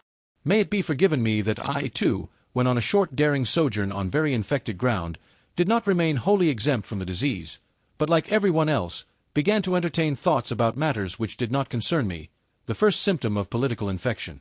About the Jews, for instance, listen to the following. I have never yet met a German who was favorably inclined to the Jews, and however decided the repudiation of actual anti-Semitism may be on the part of all prudent and political men, this prudence and policy is not perhaps directed against the nature of the sentiment itself, but only against its dangerous excess, and especially against the distasteful and infamous expression of this excess of sentiment. On this point we must not deceive ourselves. That Germany has amply sufficient Jews, that the German stomach, the German blood, has difficulty, and will long have difficulty, in disposing only of this quantity of Jew, as the Italian, the Frenchman, and the Englishman have done by means of a stronger digestion. That is the unmistakable declaration and language of a general instinct, to which one must listen and according to which one must act. Let no more Jews come in, and shut the doors, especially towards the east, also towards Austria. Thus commands the instinct of a people whose nature is still feeble and uncertain, so that it could be easily wiped out, easily extinguished, by a stronger race. The Jews, however, are beyond all doubt the strongest, toughest, and purest race at present living in Europe. They know how to succeed even under the worst conditions, in fact better than under favorable ones, by means of virtues of some sort, which one would like nowadays to label as vices, owing above all to a resolute faith which does not need to be ashamed before modern ideas. They alter only when they do alter, in the same way that the Russian Empire makes its conquest, as an empire. That has plenty of time and is not of yesterday, namely, according to the principle, as slowly as possible. A thinker who has the future of Europe at heart will, in all his perspectives concerning the future, calculate upon the Jews, as he will calculate upon the Russians, as above all the surest and likeliest factors in the great play and battle of forces. That which is at present called a nation in Europe, and is really rather a residential facta than nata, indeed, sometimes confusingly similar to a residential ficta et picta, is in every case something evolving, young, easily displaced, and not yet a race, much less such a race air perennis, as the Jews are such nations, should most carefully avoid all hot-headed rivalry and hostility. It is certain that the Jews, if they desired, or if they were driven to it, as the anti-Semites seem to wish, could now have the ascendancy, nay, literally the supremacy, over Europe. That they are not working and planning for that end is equally certain. Meanwhile, they rather wish and desire, even somewhat importunely, to be absorbed and absorbed by Europe. They long to be finally settled, authorized, and respected somewhere, and wish to put an end to the nomadic life, to the wandering Jew, and one should certainly take account of this impulse and tendency, and make advances to it. It possibly betokens a mitigation of the Jewish instincts, for which purpose it would perhaps be useful and fair to banish the anti-Semitic ballers out of the country. One should make advances with all prudence, and with selection, pretty much as the English nobility do. It stands to reason that the more powerful and strongly marked types of New Germanism could enter into relation with the Jews with the least hesitation. For instance, the nobleman officer from the Prussian border. It would be interesting in many ways to see whether the genius for money and patience, and especially some intellect and intellectuality, sadly lacking in the place referred to, could not in addition be annexed and trained to the hereditary art of commanding and obeying, for both of which the country in question has now a classic reputation. But here it is expedient to break off my festal discourse and my sprightly teutonomania, for I have already reached my serious topic, the European problem, as I understand it, the rearing of a new ruling caste for Europe. 252. They are not a philosophical race, the English. Bacon represents an attack on the philosophical spirit generally, Hobbes, Hume, and Locke, an abasement and a depreciation of the idea of a philosopher for more than a century. It was against Hume that Kant uprose and raised himself. It was Locke of whom Schelling rightly said, J.E. Mepris Locke. In the struggle against the English mechanical stultification of the world, Hegel and Schopenhauer, along with Goethe, were of one accord, the two hostile brother geniuses in philosophy, who pushed in different directions towards the opposite poles of German thought, and thereby wronged each other as only brothers will do. What is lacking in England, and has always been lacking, that half-actor and rhetorician knew well enough, the absurd muddlehead, Carlyle, who sought to conceal under passionate grimaces what he knew about himself. Namely, what was lacking in Carlyle? Real power of intellect, real depth of intellectual perception, in short, philosophy. It is characteristic of such an unphilosophical race to hold on firmly to Christianity. They need its discipline for moralizing and humanizing. The Englishman, more gloomy, sensual, headstrong, and brutal than the German, is for that very reason, as the baser of the two, also the most pious. He has all the more need of Christianity. To finer nostrils, this English Christianity itself has still a characteristic English taint of spleen and alcoholic excess, for which, owing to good reasons, it is used as an antidote, the finer poison to neutralize the coarser. A finer form of poisoning is in fact a step in advance with coarse-mannered people, a step towards spiritualization. The English coarseness and rustic demureness is still most satisfactorily disguised by Christian pantomime, and by praying and psalm-singing, or, more correctly, it is thereby explained and differently expressed. And for the herd of drunkards and rakes who formerly learned moral grunting under the influence of Methodism, and more recently as the Salvation Army, a penitential fit may really be the relatively highest manifestation of humanity to which they can be elevated. So much may reasonably be admitted. That, however, which offends even in the humanest Englishman is his lack of music. To speak figuratively, and also literally, he has neither rhythm nor dance in the movements of his soul and body. Indeed, not even the desire for rhythm and dance, for music. Listen to him speaking. Look at the most beautiful Englishwoman walking. In no country on earth are there more beautiful doves and swans. Finally, listen to them singing. But I ask too much. 253. There are truths which are best recognized by mediocre minds, because they are best adapted for them. There are truths which only possess charms and seductive power for mediocre spirits. One is pushed to this probably unpleasant conclusion, now that the influence of respectable but mediocre Englishmen, I may mention Darwin, John Stuart Mill, and Herbert Spencer, begins to gain the ascendancy in the middle-class region of European taste. Indeed, who could doubt that it is a useful thing for such minds to have the ascendancy for a time? It would be an error to consider the highly developed and independently soaring minds as specially qualified for determining and collecting many little common facts and deducing conclusions from them. As exceptions, they are rather from the first in no very favorable position towards those who are the rules. After all, they have more to do than merely to perceive. In effect, they have to be something new, they have to signify something new, they have to represent new values. The gulf between knowledge and capacity is perhaps greater, and also more mysterious, than one thinks. The capable man in the grand style, the creator, will possibly have to be an ignorant person, while on the other hand, for scientific discoveries like those of Darwin, a certain narrowness, aridity, and industrious carefulness, in short, something English, may not be unfavorable for arriving at them. Finally, let it not be forgotten that the English, with their profound mediocrity, brought about once before a general depression of European intelligence. What is called modern ideas, or the ideas of the 18th century, or French ideas, that, consequently, against which the German mind rose up with profound disgust, is of English origin, there is no doubt about it. The French were only the apes and actors of these ideas, their best soldiers, and likewise, alas, their first and profoundest victims, for owing to the diabolical Anglomania of modern ideas, the AME Français has in the end become so thin and emaciated that at present one recalls its 16th and 17th centuries, its profound, passionate strength, its inventive excellency, almost with disbelief. One must, however, maintain this verdict of historical justice in a determined manner and defend it against present prejudices and appearances. The European noblesse, of sentiment, taste, and manners, taking the word in every high sense, is the work and invention of France. The European ignobleness, the plebeianism of modern ideas, is England's work and invention. 254.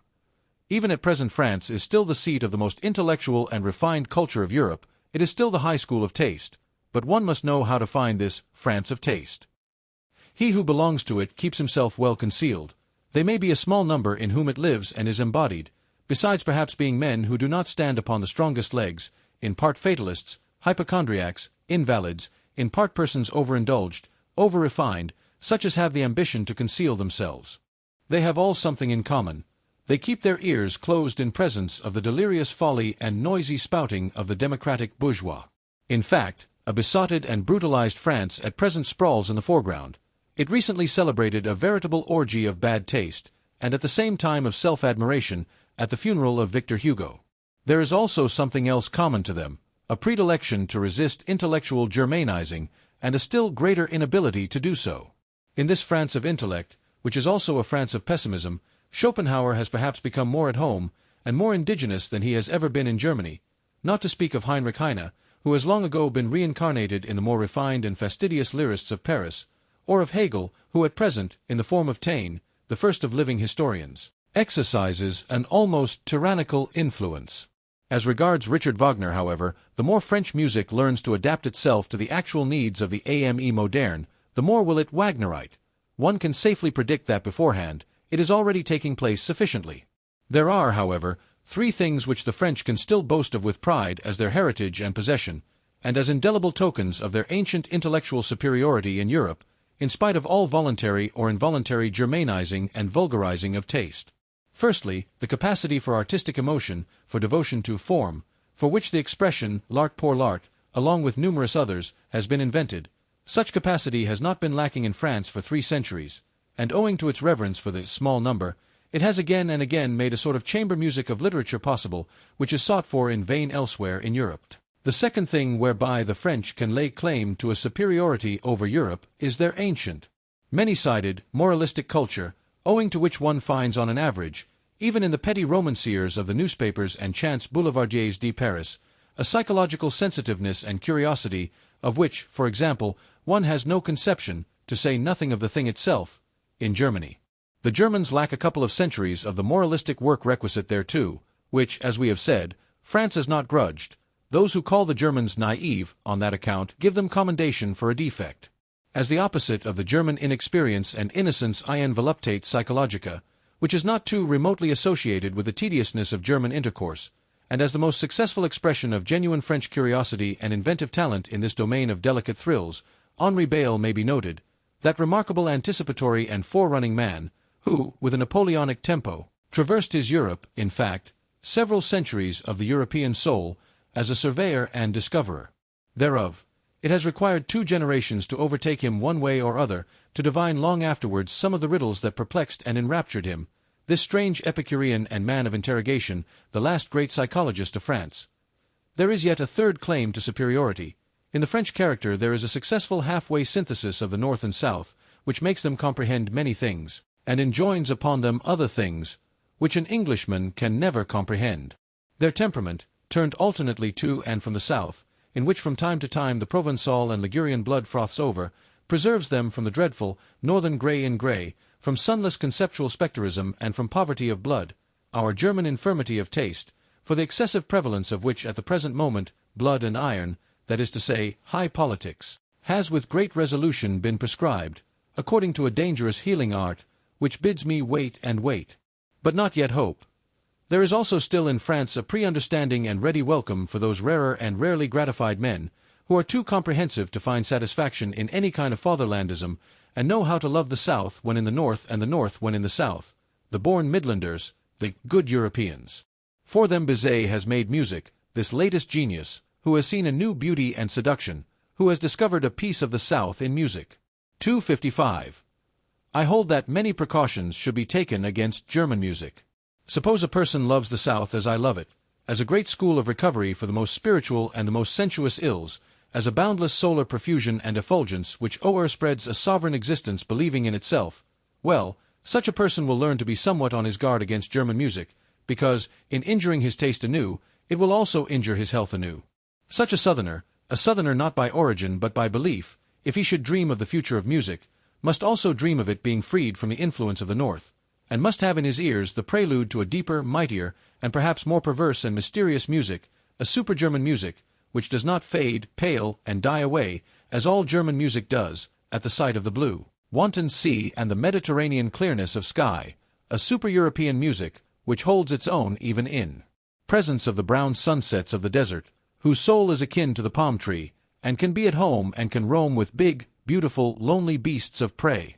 I could imagine a music of which the rarest charm would be that it knew nothing more of good and evil, only that here and there perhaps some sailor's homesickness, some golden shadows and tender weaknesses might sweep lightly over it, an art which, from the far distance, would see the colors of a sinking and almost incomprehensible moral world fleeing towards it, and would be hospitable enough and profound enough to receive such belated fugitives. 256. Owing to the morbid estrangement which the nationality craze has induced and still induces among the nations of Europe, owing also to the short-sighted and hasty-handed politicians, who with the help of this craze, are at present in power, and do not suspect to what extent the disintegrating policy they pursue must necessarily be only an interlude policy. Owing to all this and much else that is altogether unmentionable at present, the most unmistakable signs that Europe wishes to be one are now overlooked, or arbitrarily and falsely misinterpreted. With all the more profound and large-minded men of this century, the real general tendency of the mysterious labor of their souls was to prepare the way for that new synthesis, and tentatively to anticipate the European of the future. Only in their simulations, or in their weaker moments, in old age perhaps, did they belong to the fatherlands. They only rested from themselves when they became patriots. I think of such men as Napoleon, Goethe, Beethoven, Stendhal, Heinrich Heine, Schopenhauer. It must not be taken amiss if I also count Richard Wagner among them, about whom one must not let oneself be deceived by his own misunderstandings. Geniuses like him have seldom the right to understand themselves, still less, of course, by the unseemly noise with which he is now resisted and opposed in France. The fact remains, nevertheless, that Richard Wagner and the later French Romanticism of the 40s are most closely and intimately related to one another. They are akin, fundamentally akin, in all the heights and depths of their requirements. It is Europe, the one Europe, whose soul presses urgently and longingly outwards and upwards in their multifarious and boisterous art. Whither? Into a new light, towards a new sun. But who would attempt to express accurately what all these masters of new modes of speech could not express distinctly? It is certain that the same storm and stress tormented them, that they sought in the same manner, these last great seekers. All of them steeped in literature to their eyes and ears, the first artists of universal literary culture, for the most part even themselves writers, poets, intermediaries and blenders of the arts and the senses. Wagner, as musician is reckoned among painters, as poet among musicians, as artist generally among actors, all of them fanatics for expression at any cost. I specially mention Delacroix, the nearest related to Wagner, all of them great discoverers in the realm of the sublime, also of the loathsome and dreadful, still greater discoverers in effect, in display, in the art of the show-shop, all of them talented far beyond their genius, out-and-out virtuosi, with mysterious accesses to all that seduces, allures, constrains, and upsets, born enemies of logic and of the straight line, hankering after the strange, the exotic, the monstrous, the crooked, and the self-contradictory, as men, Tantaluses of the will, plebeian parvenus, who knew themselves to be incapable of a noble tempo or of a lento in life and action. Think of Balzac, for instance, unrestrained workers, almost destroying themselves by work, antinomians and rebels in manners, ambitious and insatiable, without equilibrium and enjoyment, all of them finally shattering and sinking down at the Christian cross, and with right and reason. For who of them would have been sufficiently profound and sufficiently original for an anti-Christian philosophy? On the whole, a boldly daring, splendidly overbearing high-flying, and aloft-up-dragging class of higher men, who had first to teach their century, and it is the century of the masses, the conception higher man. Let the German friends of Richard Wagner advise together as to whether there is anything purely German in the Wagnerian art, or whether its distinction does not consist precisely in coming from super-German sources and impulses, in which connection it may not be underrated how indispensable Paris was to the development of his type, which the strength of his instincts made him long to visit at the most decisive time, and how the whole style of his proceedings, of his self-apostolate, could only perfect itself in sight of the French socialistic original. On a more subtle comparison it will perhaps be found, to the honor of Richard Wagner's German nature, that he has acted in everything with more strength, daring, severity, and elevation than a 19th-century Frenchman could have done, owing to the circumstance that we Germans are as yet nearer to barbarism than the French. Perhaps even the most remarkable creation of Richard Wagner is not only at present, but forever inaccessible, incomprehensible, and inimitable to the whole latter-day Latin race. The figure of Siegfried, that very free man, who is probably far too free, too hard, too cheerful, too healthy, too anti-Catholic for the taste of old and mellow civilized nations. He may even have been a sin against Romanticism, this anti-Latin Siegfried. Well, Wagner atoned amply for this sin in his old sad days, when, anticipating a taste which has meanwhile passed into politics, he began, with the religious vehemence peculiar to him, to preach, at least, the way to Rome, if not to walk therein. That these last words may not be misunderstood, I will call to my aid a few powerful rhymes, which will even betray to less delicate ears what I mean counter to the last Wagner and his Parsifal music. Is this our mode? From German heart came this vexed ululating? From German body, this self-lacerating? Is ours this priestly hand-dilation, this incense-fuming exaltation? Is ours this faltering, falling, shambling, this quite uncertain ding-dong dangling? This sly nun-ogling, of a hour bell ringing, this holy false enraptured heaven o'erspringing? Is this our mode? Think well. Ye still wait for admission, for what ye hear is Rome, Rome's faith by intuition. Chapter 9. What is noble? 257. Every elevation of the type man has hitherto been the work of an aristocratic society, and so it will always be, a society believing in a long scale of gradations of rank and differences of worth among human beings, and requiring slavery in some form or other. Without the pathos of distance, such as grows out of the incarnated difference of classes, out of the constant outlooking and downlooking of the ruling caste on subordinates and instruments, and out of their equally constant practice of obeying and commanding, of keeping down and keeping at a distance, that other more mysterious pathos could never have arisen, the longing for an ever new widening of distance within the soul itself, the formation of ever higher, rarer, further, more extended, more comprehensive states, in short, just the elevation of the type man, the continued self-surmounting of man, to use a moral formula in a supermoral sense. To be sure, one must not resign oneself to any humanitarian illusions about the history of the origin of an aristocratic society, that is to say, of the preliminary condition for the elevation of the type man. The truth is hard. Let us acknowledge unprejudicedly how every higher civilization hitherto has originated.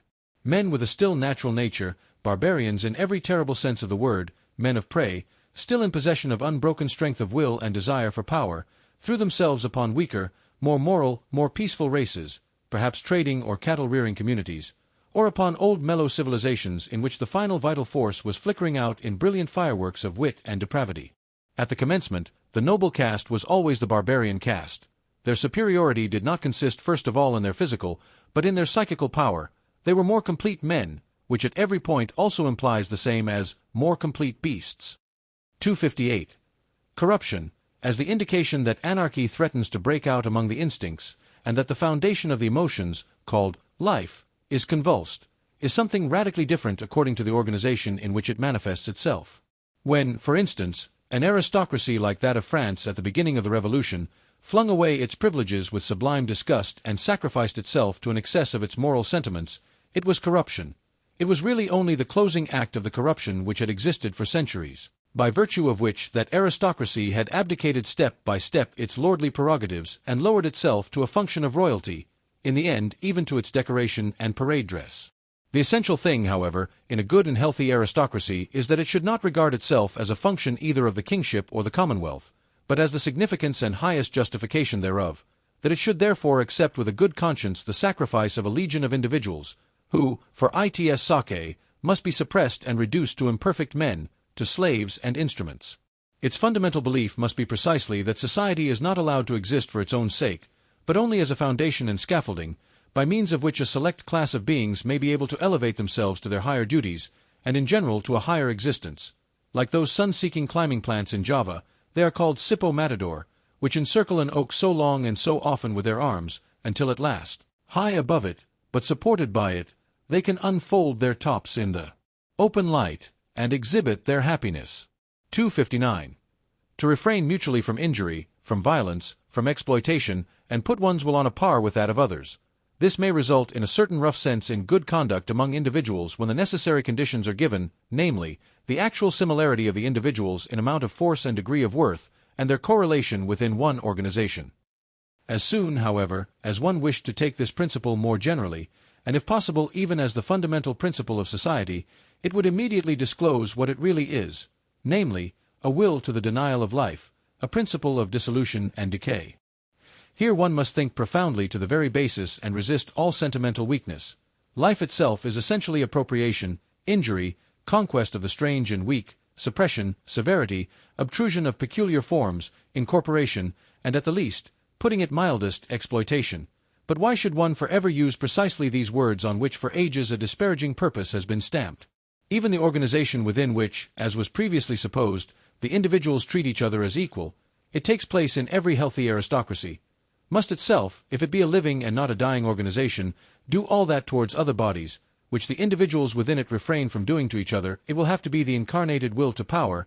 It will endeavor to grow, to gain ground, attract to itself and acquire ascendancy, not owing to any morality or immorality, but because it lives, and because life is precisely will to power. On no point, however, is the ordinary consciousness of Europeans more unwilling to be corrected than on this matter. People now rave everywhere, even under the guise of science, about coming conditions of society in which the exploiting character is to be absent. That sounds to my ears as if they promised to invent a mode of life which should refrain from all organic functions. Exploitation does not belong to a depraved or imperfect and primitive society. It belongs to the nature of the living being as a primary organic function. It is a consequence of the intrinsic will to power, which is precisely the will to life. Granting that as a theory this is a novelty, as a reality it is the fundamental fact of all history. Let us be so far honest towards ourselves. 260. In a tour through the many finer and coarser moralities which have hitherto prevailed or still prevail on the earth, I found certain traits recurring regularly together and connected with one another, until finally two primary types revealed themselves to me, and a radical distinction was brought to light. There is master morality and slave morality. I would at once add, however, that in all higher and mixed civilizations there are also attempts at the reconciliation of the two moralities, but one finds still oftener the confusion and mutual misunderstanding of them, indeed sometimes their close juxtaposition, even in the same man, within one soul. The distinctions of moral values have either originated in a ruling caste, pleasantly conscious of being different from the ruled, or among the ruled class, the slaves and dependents of all sorts. In the first case, when it is the rulers who determine the conception good, it is the exalted, proud disposition which is regarded as the distinguishing feature, and that which determines the order of rank. The noble type of man separates from himself the beings in whom the opposite of this exalted, proud disposition displays itself. He despises them. Let it at once be noted that in this first kind of morality the antithesis, good and bad, means practically the same as noble and despicable. The antithesis, good and evil, is of a different origin. The cowardly, the timid, the insignificant, and those thinking merely of narrow utility are despised. Moreover, also, the distrustful, with their constrained glances, the self-abasing, the dog-like kind of men who let themselves be abused, the mendicant flatterers, and above all the liars. It is a fundamental belief of all aristocrats that the common people are untruthful. We truthful ones, the nobility in ancient Greece called themselves. It is obvious that everywhere the designations of moral value were at first applied to men, and were only derivatively and at a later period applied to actions. It is a gross mistake, therefore, when historians of morals start with questions like, why have sympathetic actions been praised? The noble type of man regards himself as a determiner of values. He does not require to be approved of. He passes the judgment. What is injurious to me is injurious in itself. He knows that it is he himself only who confers honor on things. He is a creator of values. He honors whatever he recognizes in himself. Such morality equals self-glorification. In the foreground there is the feeling of plenitude, of power, which seeks to overflow, the happiness of high tension, the consciousness of a wealth which would fain give and bestow. The noble man also helps the unfortunate, but not, or scarcely, out of pity, but rather from an impulse generated by the superabundance of power. The noble man honors in himself the powerful one, him also who has power over himself, who knows how to speak and how to keep silence, who takes pleasure in subjecting himself to severity and hardness, and has reverence for all that is severe and hard. Wotan placed a hard heart in my breast, says an old Scandinavian saga. It is thus rightly expressed from the soul of a proud Viking. Such a type of man is even proud of not being made for sympathy. The hero of the saga therefore adds warningly, "He who has not a hard heart when young will never have one." The noble and brave who think thus are the furthest removed from the morality which sees precisely in sympathy, or in acting for the good of others, or in disinterestment, the characteristic of the moral, faith in oneself, pride in oneself, a radical enmity and irony towards selflessness, belong as definitely to noble morality as do a careless scorn and precaution in presence of sympathy and the warm heart. It is the powerful who know how to honor, it is their art, their domain for invention. The profound reverence for age and for tradition. All law rests on this double reverence.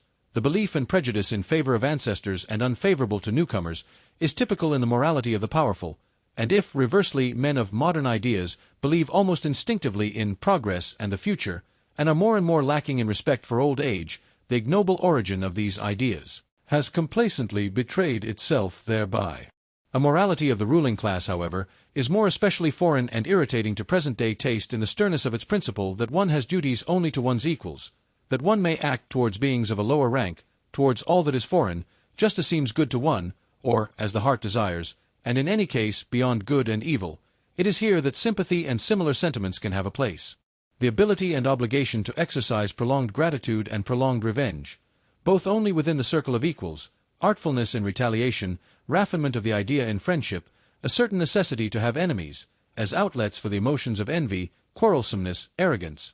In fact, in order to be a good friend, all these are typical characteristics of the noble morality, which, as has been pointed out, is not the morality of modern ideas, and is therefore at present difficult to realize and also to unearth and disclose.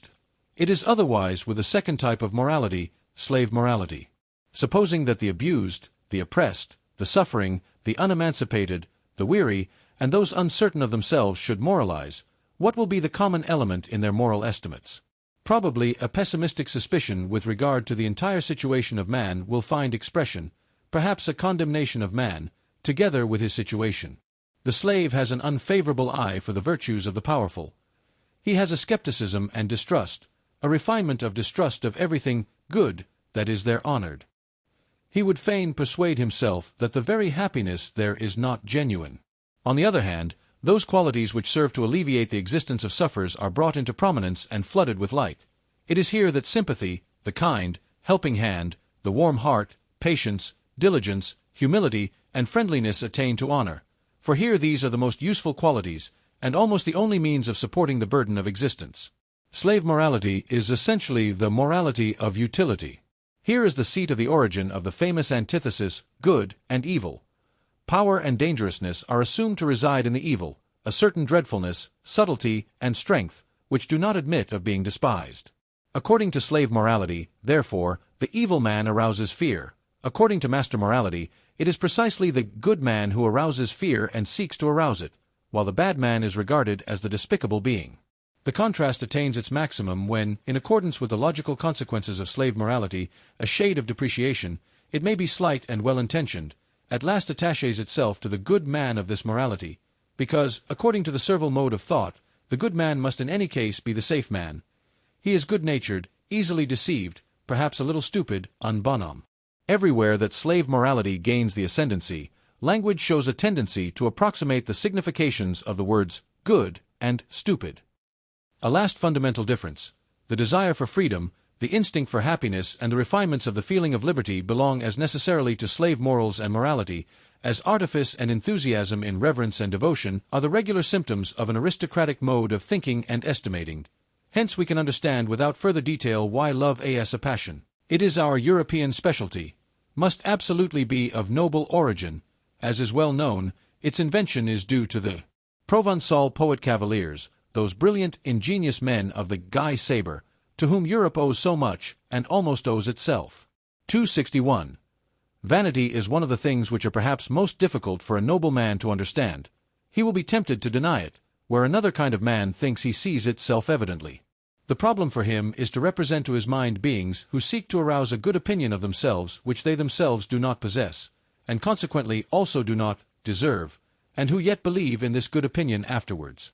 This seems to him on the one hand such bad taste and so self-disrespectful, and on the other hand so grotesquely unreasonable, that he would like to consider vanity an exception, and is doubtful about it in most cases when it is spoken of.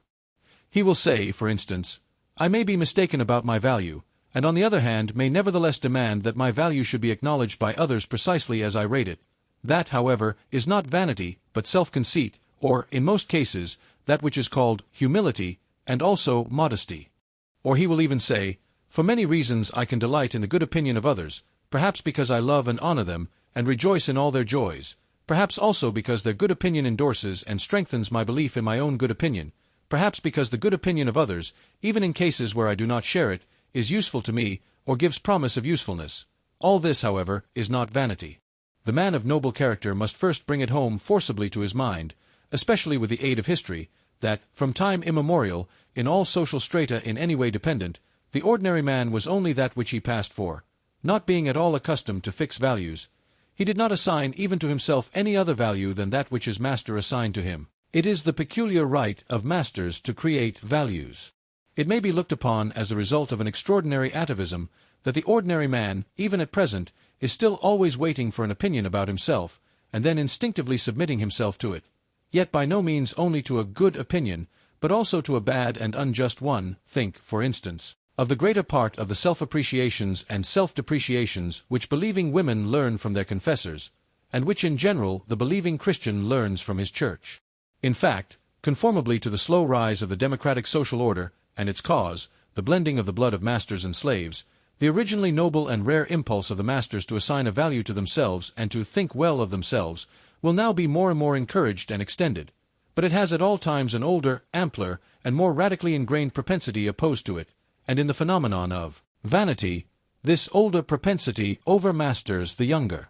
The vain person rejoices over every good opinion which he hears about himself, quite apart from the point of view of its usefulness, and equally regardless of its truth or falsehood, just as he suffers from every bad opinion, for he subjects himself to both, he feels himself subjected to both, by that oldest instinct of subjection which breaks forth in him.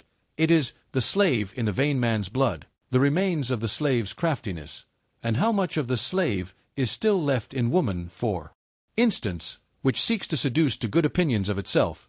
It is the slave, too, who immediately afterwards falls prostrate himself before these opinions, as though he had not called them forth. And to repeat it again, vanity is an atavism. 262. A species originates, and a type becomes established and strong in the long struggle with essentially constant unfavorable conditions.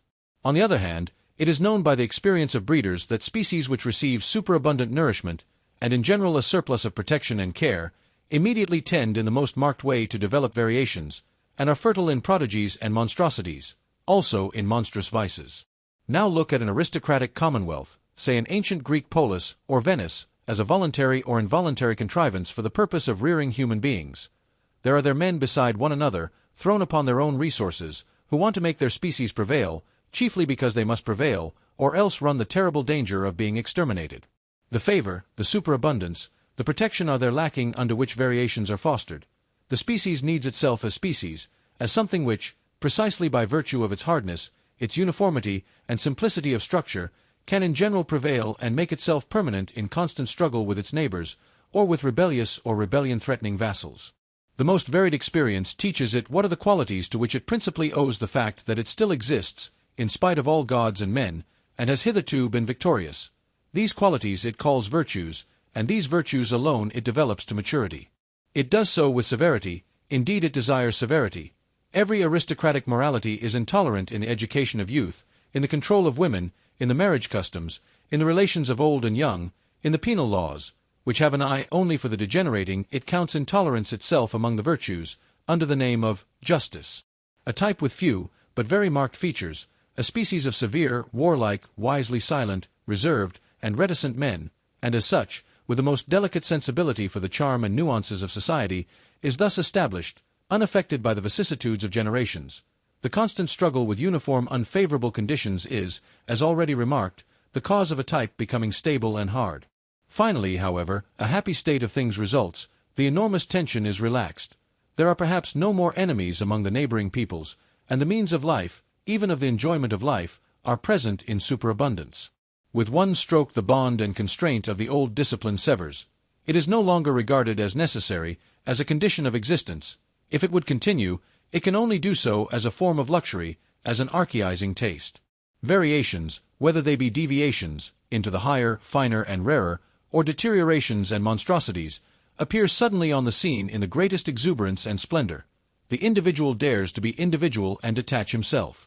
At this turning point of history there manifest themselves, side by side, and often mixed and entangled together, a magnificent, manifold, virgin forest-like upgrowth and upstriving, a kind of tropical tempo in the rivalry of growth, and an extraordinary decay and self-destruction, owing to the savagely opposing and seemingly exploding egoisms, which strive with one another for sun and light, and can no longer assign any limit, restraint, or forbearance for themselves by means of the hitherto existing morality.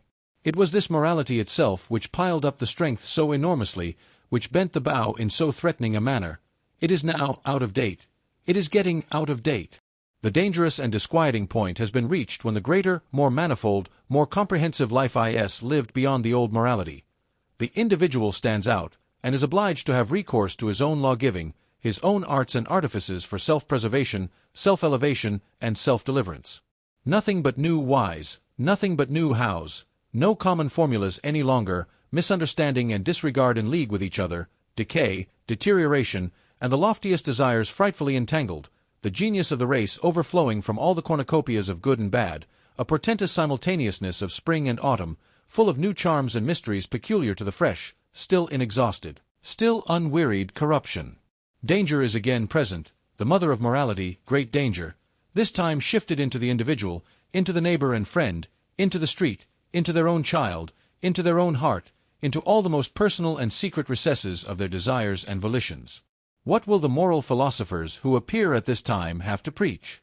They discover, these sharp onlookers and loafers, that the end is quickly approaching, that everything around them decays and produces decay, that nothing will endure until the day after tomorrow, except one species of man, the incurably mediocre. The mediocre alone have a prospect of continuing and propagating themselves. They will be the men of the future, the sole survivors. Be like them. Become mediocre is now the only morality which has still a significance, which still obtains a hearing, but it is difficult to preach this morality of mediocrity. It can never avow what it is and what it desires. It has to talk of moderation and dignity and duty and brotherly love. It will have difficulty in concealing its irony. 263. There is an instinct for rank, which more than anything else is already the sign of a high rank. There is a delight in the nuances of reverence which leads one to infer noble origin and habits. The refinement, goodness, and loftiness of a soul are put to a perilous test when something passes by that is of the highest rank, but is not yet protected by the awe of authority from obtrusive touches and incivilities. Something that goes its way like a living touchstone, undistinguished, undiscovered, and tentative, perhaps voluntarily veiled and disguised. He whose task and practice it is to investigate souls, will avail himself of many varieties of this very art to determine the ultimate value of a soul, the unalterable, innate order of rank to which it belongs. He will test it by its instinct for reverence. Difference on Gendre Hain. The vulgarity of many a nature spurts up suddenly like dirty water, when any holy vessel, any jewel from closed shrines, any book bearing the marks of great destiny, is brought before it, while on the other hand, there is an involuntary silence, a hesitation of the eye, a cessation of all gestures, by which it is indicated that a soul feels the nearness of what is worthiest of respect. The way in which, on the whole, the reverence for the Bible has hitherto been maintained in Europe, is perhaps the best example of discipline and refinement of manners which Europe owes to Christianity. Books of such profoundness and supreme significance require for their protection an external tyranny of authority, in order to acquire the period of thousands of years which is necessary to exhaust and unriddle them.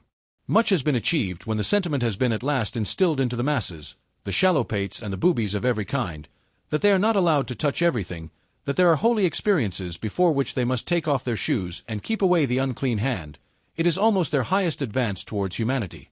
On the contrary, in the so-called cultured classes, the believers in modern ideas, nothing is perhaps so repulsive as their lack of shame, the easy insolence of eye and hand with which they touch, taste, and finger everything, and it is possible that even yet there is more relative nobility of taste, and more tact for reverence among the people, among the lower classes of the people, especially among peasants, than among the newspaper-reading demi-monde of intellect, the cultured class. 264. It cannot be effaced from a man's soul what his ancestors have preferably and most constantly done, whether they were perhaps diligent economizers attached to a desk and a cash-box, modest and citizen-like in their desires, modest also in their virtues, or whether they were accustomed to commanding from morning till night, fond of rude pleasures and probably of still ruder duties and responsibilities, or whether, finally, at one time or another, they have sacrificed old privileges of birth and possession in order to live wholly for their faith, for their God, as men of an inexorable and sensitive conscience, which blushes at every compromise. It is quite impossible for a man not to have the qualities and predilections of his parents and ancestors in his constitution, whatever appearances may suggest to the contrary. This is the problem of race. Granted that one knows something of the parents, it is admissible to draw a conclusion about the child. Any kind of offensive incontinence, any kind of sordid envy, or of clumsy self-vaunting, the three things which together have constituted the genuine plebeian type in all times, such must pass over to the child, as surely as bad blood, and with the help of the best education and culture one will only succeed in deceiving with regard to such heredity. And what else does education and culture try to do nowadays? In our very democratic, or rather very plebeian age, education and culture must be essentially the art of deceiving with regard to origin, with regard to the inherited plebeianism in body and soul. An educator who nowadays preached truthfulness above everything else, and called out constantly to his pupils, "Be true, be natural, show yourselves as you are." Even such a virtuous and sincere ass would learn in a short time to have recourse to the Furca of Horace, naturam expellere, with what results? Plebeianism usque recurrit. Footnote: Horace's Epistles, I. X. 24. 265. At the risk of displeasing innocent ears, I submit that egoism belongs to the essence of a noble soul. I mean the unalterable belief that to a being such as we, other beings must naturally be in subjection, and have to sacrifice themselves. The noble soul accepts the fact of his egoism without question, and also without consciousness of harshness, constraint, or arbitrariness therein, but rather as something that may have its basis in the primary law of things.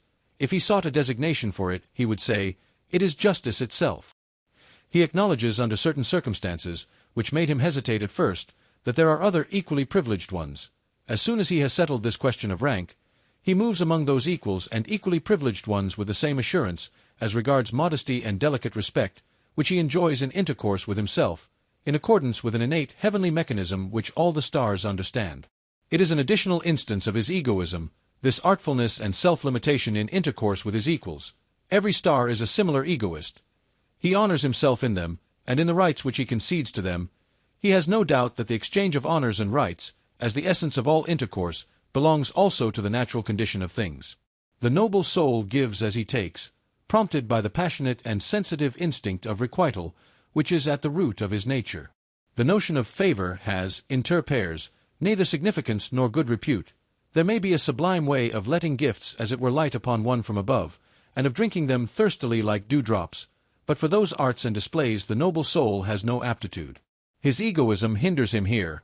In general, he looks aloft unwillingly. He looks either forward, horizontally and deliberately, or downwards. He knows that he is on a height. 266. One can only truly esteem him who does not look out for himself. Goethe to Rathschlosser. 267. The Chinese have a proverb which mothers even teach their children, Saeo sin, make thy heart small. This is the essentially fundamental tendency in latter-day civilizations. I have no doubt that an ancient Greek, also, would first of all remark the self-dwarfing in us Europeans of today. In this respect alone we should immediately be distasteful to him. 268. What, after all, is ignobleness? Words are vocal symbols for ideas. Ideas, however, are more or less definite mental symbols for frequently returning and concurring sensations, for groups of sensations. It is not sufficient to use the same words in order to understand one another. We must also employ the same words for the same kind of internal experiences. we must in the end have experiences in common. On this account, the people of one nation understand one another better than those belonging to different nations, even when they use the same language. Or rather, when people have lived long together under similar conditions, of climate, soil, danger, requirement, toil. There originates there from an entity that understands itself, namely, a nation. In all souls a like number of frequently recurring experiences have gained the upper hand over those occurring more rarely. About these matters people understand one another rapidly and always more rapidly. The history of language is the history of a process of abbreviation. On the basis of this quick comprehension people always unite closer and closer. The greater the danger, the greater is the need of agreeing quickly and readily about what is necessary. Not to misunderstand one another in danger, that is what cannot at all be dispensed with in intercourse. Also in all loves and friendships one has the experience that nothing of the kind continues when the discovery has been made that in using the same words, one of the two parties has feelings, thoughts, intuitions, wishes, or fears different from those of the other. The fear of the eternal misunderstanding, that is the good genius which so often keeps persons of different sexes from too hasty attachments, to which sense and heart prompt them, and not some Schopenhauerian genius of the species. Whichever groups of sensations within a soul awaken most readily, begin to speak, and give the word of command. These decide as to the general order of rank of its values, and determine ultimately its list of desirable things. A man's estimates of value betray something of the structure of his soul, and wherein it sees its conditions of life, its intrinsic needs. Supposing now that necessity has from all time drawn together only such men as could express similar requirements and similar experiences by similar symbols, it results on the whole that the easy communicability of need, which implies ultimately the undergoing only of average and common experiences, must have been the most potent of all the forces which have hitherto operated upon mankind.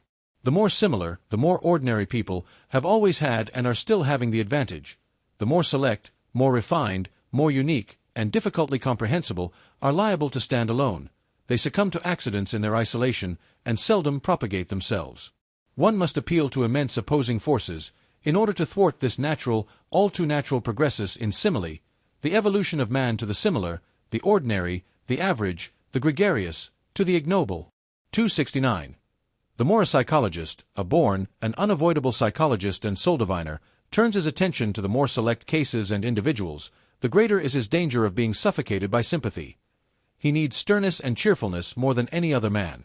For the corruption, the ruination of higher men, of the more unusually constituted souls, is in fact the rule. It is dreadful to have such a rule always before one's eyes. The manifold torment of the psychologist who has discovered this ruination, who discovers once, and then discovers almost repeatedly throughout all history, this universal inner desperateness of higher men, this eternal too late, in every sense, may perhaps one day be the cause of his turning with bitterness against his own lot, and of his making an attempt at self-destruction, of his going to ruin himself. One may perceive in almost every psychologist a telltale inclination for delightful intercourse with commonplace and well-ordered men. The fact is thereby disclosed that he always requires healing, that he needs a sort of flight and forgetfulness, away from what his insight and incisiveness, from what his business, has laid upon his conscience. The fear of his memory is peculiar to him. He is easily silenced by the judgment of others. He hears with unmoved countenance how people honor, admire, love, and glorify, where he has perceived, or he even conceals his silence by expressly assenting to some plausible opinion. Perhaps the paradox of his situation becomes so dreadful that, precisely where he has learnt great sympathy, together with great contempt, the multitude, the educated, and the visionaries, have on their part learnt great reverence for great men and marvelous animals, for the sake of whom one blesses and honors the fatherland, the earth, the dignity of mankind, and one's own self, to whom one points the young, and in view of whom one educates them.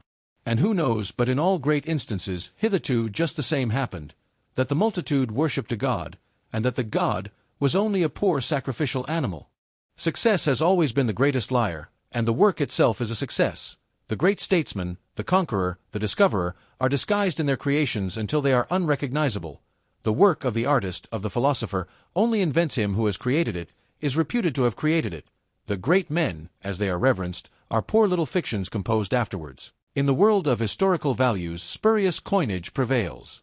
Those great poets, for example, such as Byron, Musset, Poe, Leopardi, Kleist, Gogol, I do not venture to mention much greater names, but I have them in my mind, as they now appear, and were perhaps obliged to be, Men of the moment, enthusiastic, sensuous and childish, light-minded and impulsive in their trust and distrust, with souls in which usually some flaw has to be concealed, often taking revenge with their works for an internal defilement, often seeking forgetfulness in their soaring from a too true memory, often lost in the mud and almost in love with it, until they become like the willow, the wisps around the swamps, and pretend to be stars.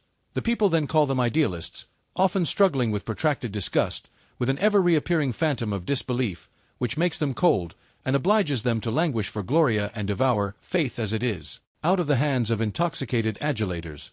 What a torment these great artists are, and the so-called higher men in general, to him who has once found them out.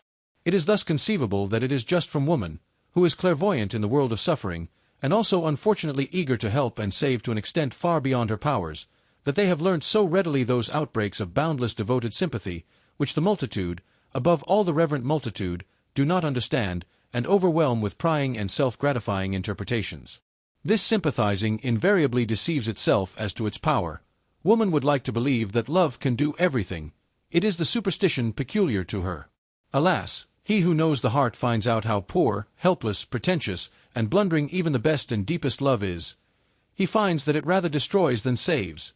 It is possible that under the holy fable and travesty of the life of Jesus there is hidden one of the most painful cases of the martyrdom of knowledge about love, the martyrdom of the most innocent and most craving heart that never had enough of any human love, that demanded inexorably and frantically to be loved and nothing else, with terrible outbursts against those who refused him their love, the story of a poor soul insatiate and insatiable in love, that had to invent hell to send thither those who would not love him, and that at last, enlightened about human love, had to invent a God who is entire love, entire capacity for love, who takes pity on human love, because it is so paltry, so ignorant. He who has such sentiments, he who has such knowledge about love, seeks for death. But why should one deal with such painful matters? Provided, of course, that one is not obliged to do so. 270. The intellectual haughtiness and loathing of every man who has suffered deeply. It almost determines the order of rank how deeply men can suffer, the chilling certainty, with which he is thoroughly imbued and colored, that by virtue of his suffering he knows more than the shrewdest and wisest can ever know, that he has been familiar with, and at home, in many distant dreadful worlds of which you know nothing. This silent intellectual haughtiness of the sufferer, this pride of the elect, of knowledge, of the initiated, of the almost sacrificed, finds all forms of disguise necessary to protect itself from contact with officious and sympathizing hands, and in general from all that is not its equal in suffering. Profound suffering makes noble, it separates. One of the most refined forms of disguise is epicurism, along with a certain ostentatious boldness of taste, which takes suffering lightly, and puts itself on the defensive against all that is sorrowful and profound. They are gay men who make use of gaiety, because they are misunderstood on account of it. They wish to be misunderstood. There are scientific minds who make use of science, because it gives a gay appearance, and because scientificness leads to the conclusion that a person is superficial, they wish to mislead to a false conclusion. There are free, insolent minds which would fain conceal and deny that they are broken, proud, incurable hearts, the cynicism of Hamlet, the case of Galliani, and occasionally folly itself is the mask of an unfortunate overassured knowledge, from which it follows that it is the part of a more refined humanity to have reverence for the mask, and not to make use of psychology and curiosity in the wrong place. 271. That which separates two men most profoundly is a different sense and grade of purity. What does it matter about all their honesty and reciprocal usefulness? What does it matter about all their mutual goodwill? The fact still remains, they cannot smell each other. The highest instinct for purity places him who is affected with it in the most extraordinary and dangerous isolation, as a saint, for it is just holiness, the highest spiritualization of the instinct in question. Any kind of cognizance of an indescribable excess in the joy of the bath, any kind of ardor or thirst which perpetually impels the soul out of night into the morning, and out of gloom, out of affliction, into clearness, brightness, depth, and refinement, just as much as such a tendency distinguishes, it is a noble tendency, it also separates. The pity of the saint is pity for the filth of the human, all too human. And there are grades and heights where pity itself is regarded by him as impurity, as filth. 272. Signs of nobility. Never to think of lowering our duties to the rank of duties for everybody, to be unwilling to renounce or to share our responsibilities, to count our prerogatives, and the exercise of them, among our duties. 273. A man who strives after great things looks upon everyone whom he encounters on his way either as a means of advance, or a delay and hindrance, or as a temporary resting place. His peculiar lofty bounty to his fellow men is only possible when he attains his elevation and dominates. Impatience, and the consciousness of being always condemned to comedy up to that time, for even strife is a comedy, and conceals the end, as every means does, spoil all intercourse for him. This kind of man is acquainted with solitude, and what is most poisonous in it. 274. The problem of those who wait. Happy chances are necessary, and many incalculable elements, in order that a higher man in whom the solution of a problem is dormant may yet take action, or break forth, as one might say, at the right moment. On an average, it does not happen, and in all corners of the earth there are waiting ones sitting who hardly know to what extent they are waiting, and still less that they wait in vain. Occasionally, too, the waking call comes too late, the chance which gives permission to take action, when their best youth and strength for action have been used up in sitting still, and how many a one, just as he sprang up, has found with horror that his limbs are benumbed and his spirits are now too heavy. It is too late, he has said to himself, and has become self-distrustful and henceforth forever useless. In the domain of genius, may not the Raphael without hands, taking the expression in its widest sense, perhaps not be the exception, but the rule? Perhaps genius is by no means so rare, but rather the 500 hands which it requires in order to tyrannize over the Greek inserted here, the right time, in order to take chance by the forelock. 275. He who does not wish to see the height of a man looks all the more sharply at what is low in him and in the foreground, and thereby betrays himself. 276. In all kinds of injury and loss the lower and coarser soul is better off than the nobler soul. The dangers of the latter must be greater. The probability that it will come to grief and perish is in fact immense, considering the multiplicity of the conditions of its existence. In a lizard a finger grows again which has been lost, not so in man. 277. It is too bad.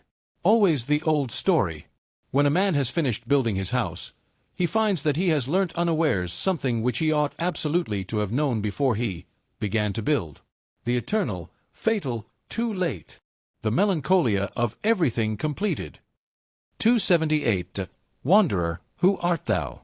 I see thee follow thy path without scorn, without love, with unfathomable eyes, wet and sad as a plummet which has returned to the light insatiate out of every depth. What did it seek down there? With a bosom that never sighs, with lips that conceal their loathing, with a hand which only slowly grasps. Who art thou? What hast thou done? Rest thee here, this place has hospitality for every one, refresh thyself. And whoever thou art, what is it that now pleases thee? What will serve to refresh thee? Only name it, whatever I have I offer thee. To refresh me? To refresh me? O, thou prying one, what sayest thou? But give me, I pray thee, what? What? Speak out. Another mask. A second mask. 279. Men of profound sadness betray themselves when they are happy. They have a mode of seizing upon happiness as though they would choke and strangle it, out of jealousy. Ah, they know only too well that it will flee from them. 280. Bad. Bad. What? Does he not? Go back. Yes. But you misunderstand him when you complain about it. He goes back like every one who is about to make a great spring. 281. Will people believe it of me? But I insist that they believe it of me. I have always thought very unsatisfactorily of myself and about myself, only in very rare cases, only compulsorily, always without delight in the subject, ready to digress from myself, and always without faith in the result, owing to an unconquerable distrust of the possibility of self-knowledge, which has led me so far as to feel a contradictio in ejecto even in the idea of direct knowledge which theorists allow themselves. This matter of fact is almost the most certain thing I know about myself. There must be a sort of repugnance in me to believe anything definite about myself. Is there perhaps some enigma therein? Probably, but fortunately nothing for my own teeth. Perhaps it betrays the species to which I belong, but not to myself, as is sufficiently agreeable to me. 282. But what has happened to you? I do not know, he said, hesitatingly. Perhaps the harpies have flown over my table. It sometimes happens nowadays that a gentle, sober, retiring man becomes suddenly mad, breaks the plates, upsets the table, shrieks, raves, and shocks everybody, and finally withdraws, ashamed, and raging at himself. Whither? For what purpose? To famish apart? To suffocate with his memories? To him who has the desires of a lofty and dainty soul, and only seldom finds his table laid and his food prepared, the danger will always be great. Nowadays, however, it is extraordinarily so.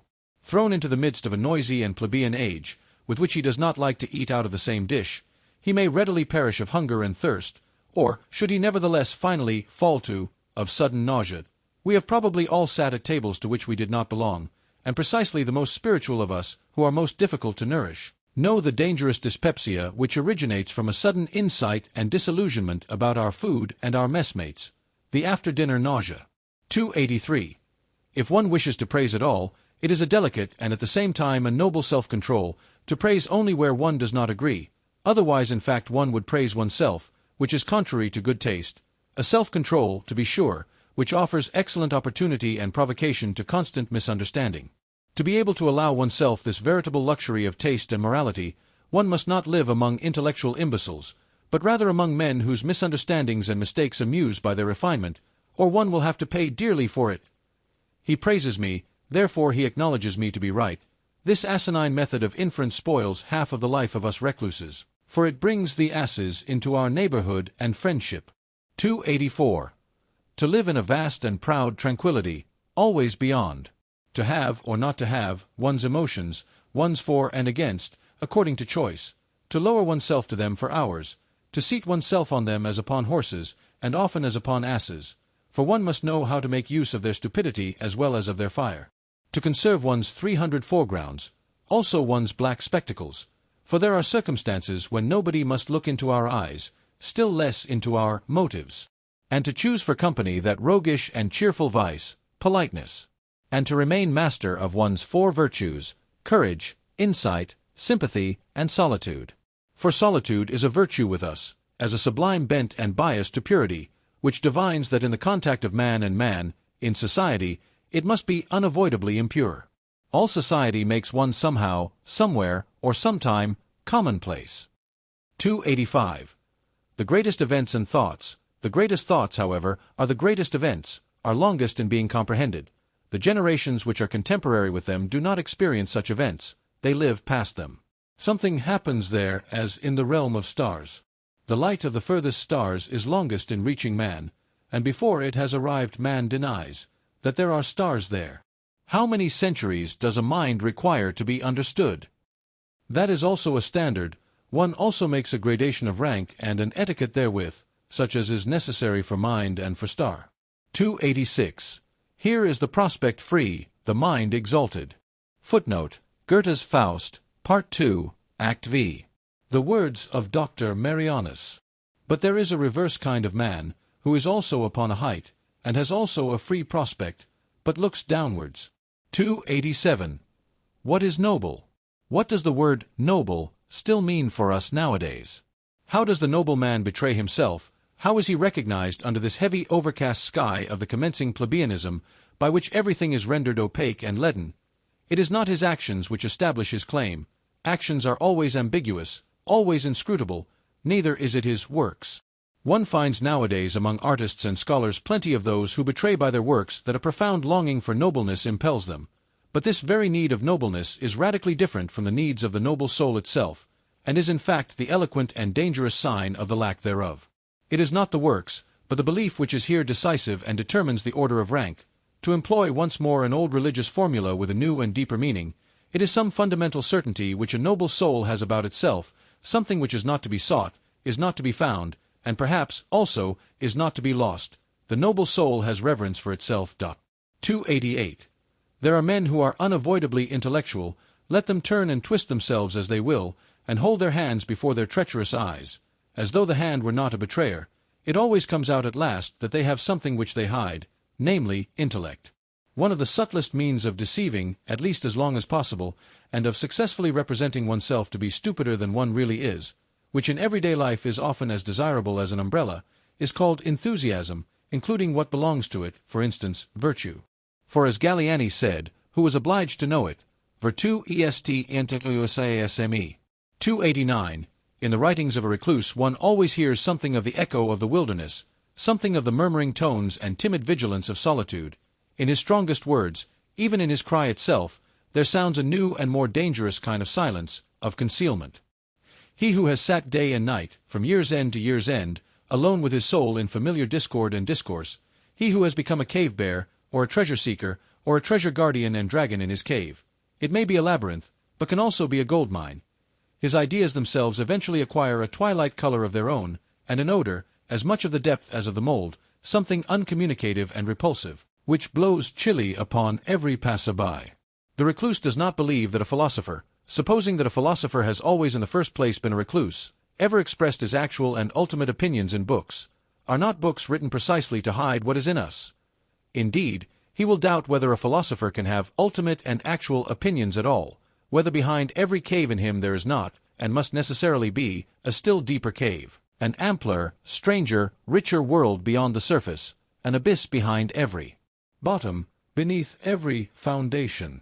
Every philosophy is a foreground philosophy. This is a recluse's verdict. There is something arbitrary in the fact that the philosopher came to a stand here, took a retrospect, and looked around, that he here laid his spade aside and did not dig any deeper. There is also something suspicious in it. Every philosophy also conceals a philosophy.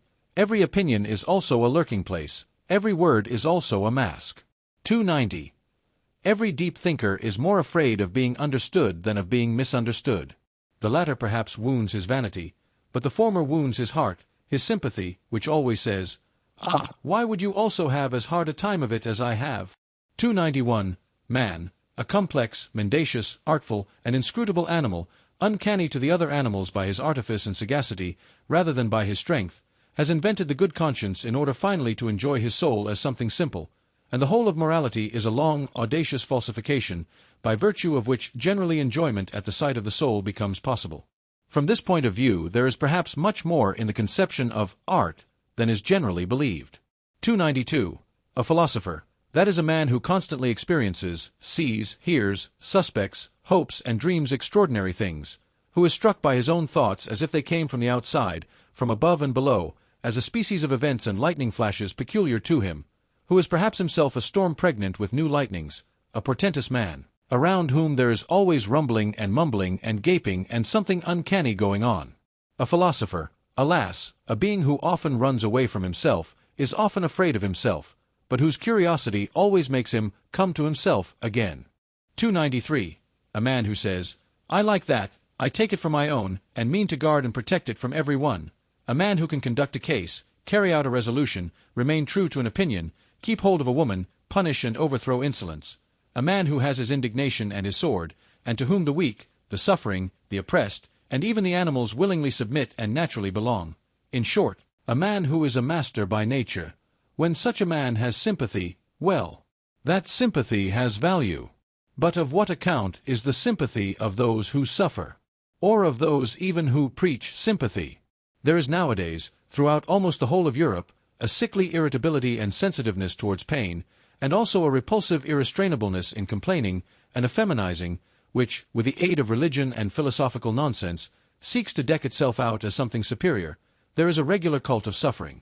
The unmanliness of that which is called sympathy by such groups of visionaries is always, I believe, the first thing that strikes the eye. One must resolutely and radically taboo this latest form of bad taste. And finally I wish people to put the good amulet, gai saber, gay science, in ordinary language, on heart and neck, as a protection against it. 294. The Olympian vice. Despite the philosopher who, as a genuine Englishman, tried to bring laughter into bad repute in all thinking minds, laughing is a bad infirmity of human nature, which every thinking mind will strive to overcome. Hobbes. I would even allow myself to rank philosophers according to the quality of their laughing, up to those who are capable of golden laughter. And supposing that gods also philosophize, which I am strongly inclined to believe, owing to many reasons, I have no doubt that they also know how to laugh thereby in an overman-like and new fashion, and at the expense of all serious things. Gods are fond of ridicule.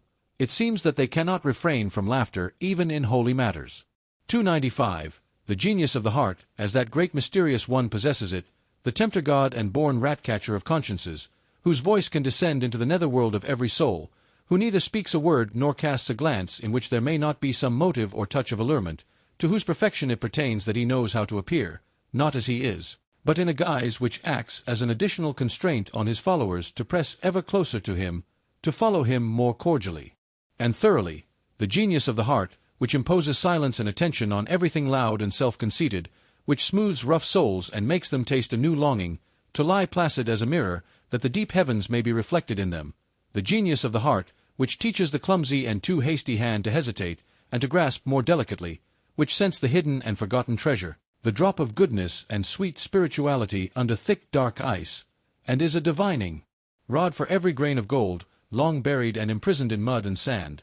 The genius of the heart, from contact with which everyone goes away richer, not favored or surprised, not as though gratified and oppressed by the good things of others, but richer in himself, newer than before, broken up, blown upon, and sounded by a thawing wind, more uncertain, perhaps, more delicate, more fragile, more bruised, but full of hopes which as yet lack names, full of a new will and current, full of a new ill will and counter-current. But what am I doing, my friends? Of whom am I talking to you? Have I forgotten myself so far that I have not even told you his name? Unless it be that you have already divined of your own accord who this questionable God and Spirit is, that wishes to be praised in such a manner? For, as it happens to every one who from childhood onward has always been on his legs, and in foreign lands, I have also encountered on my path many strange and dangerous spirits.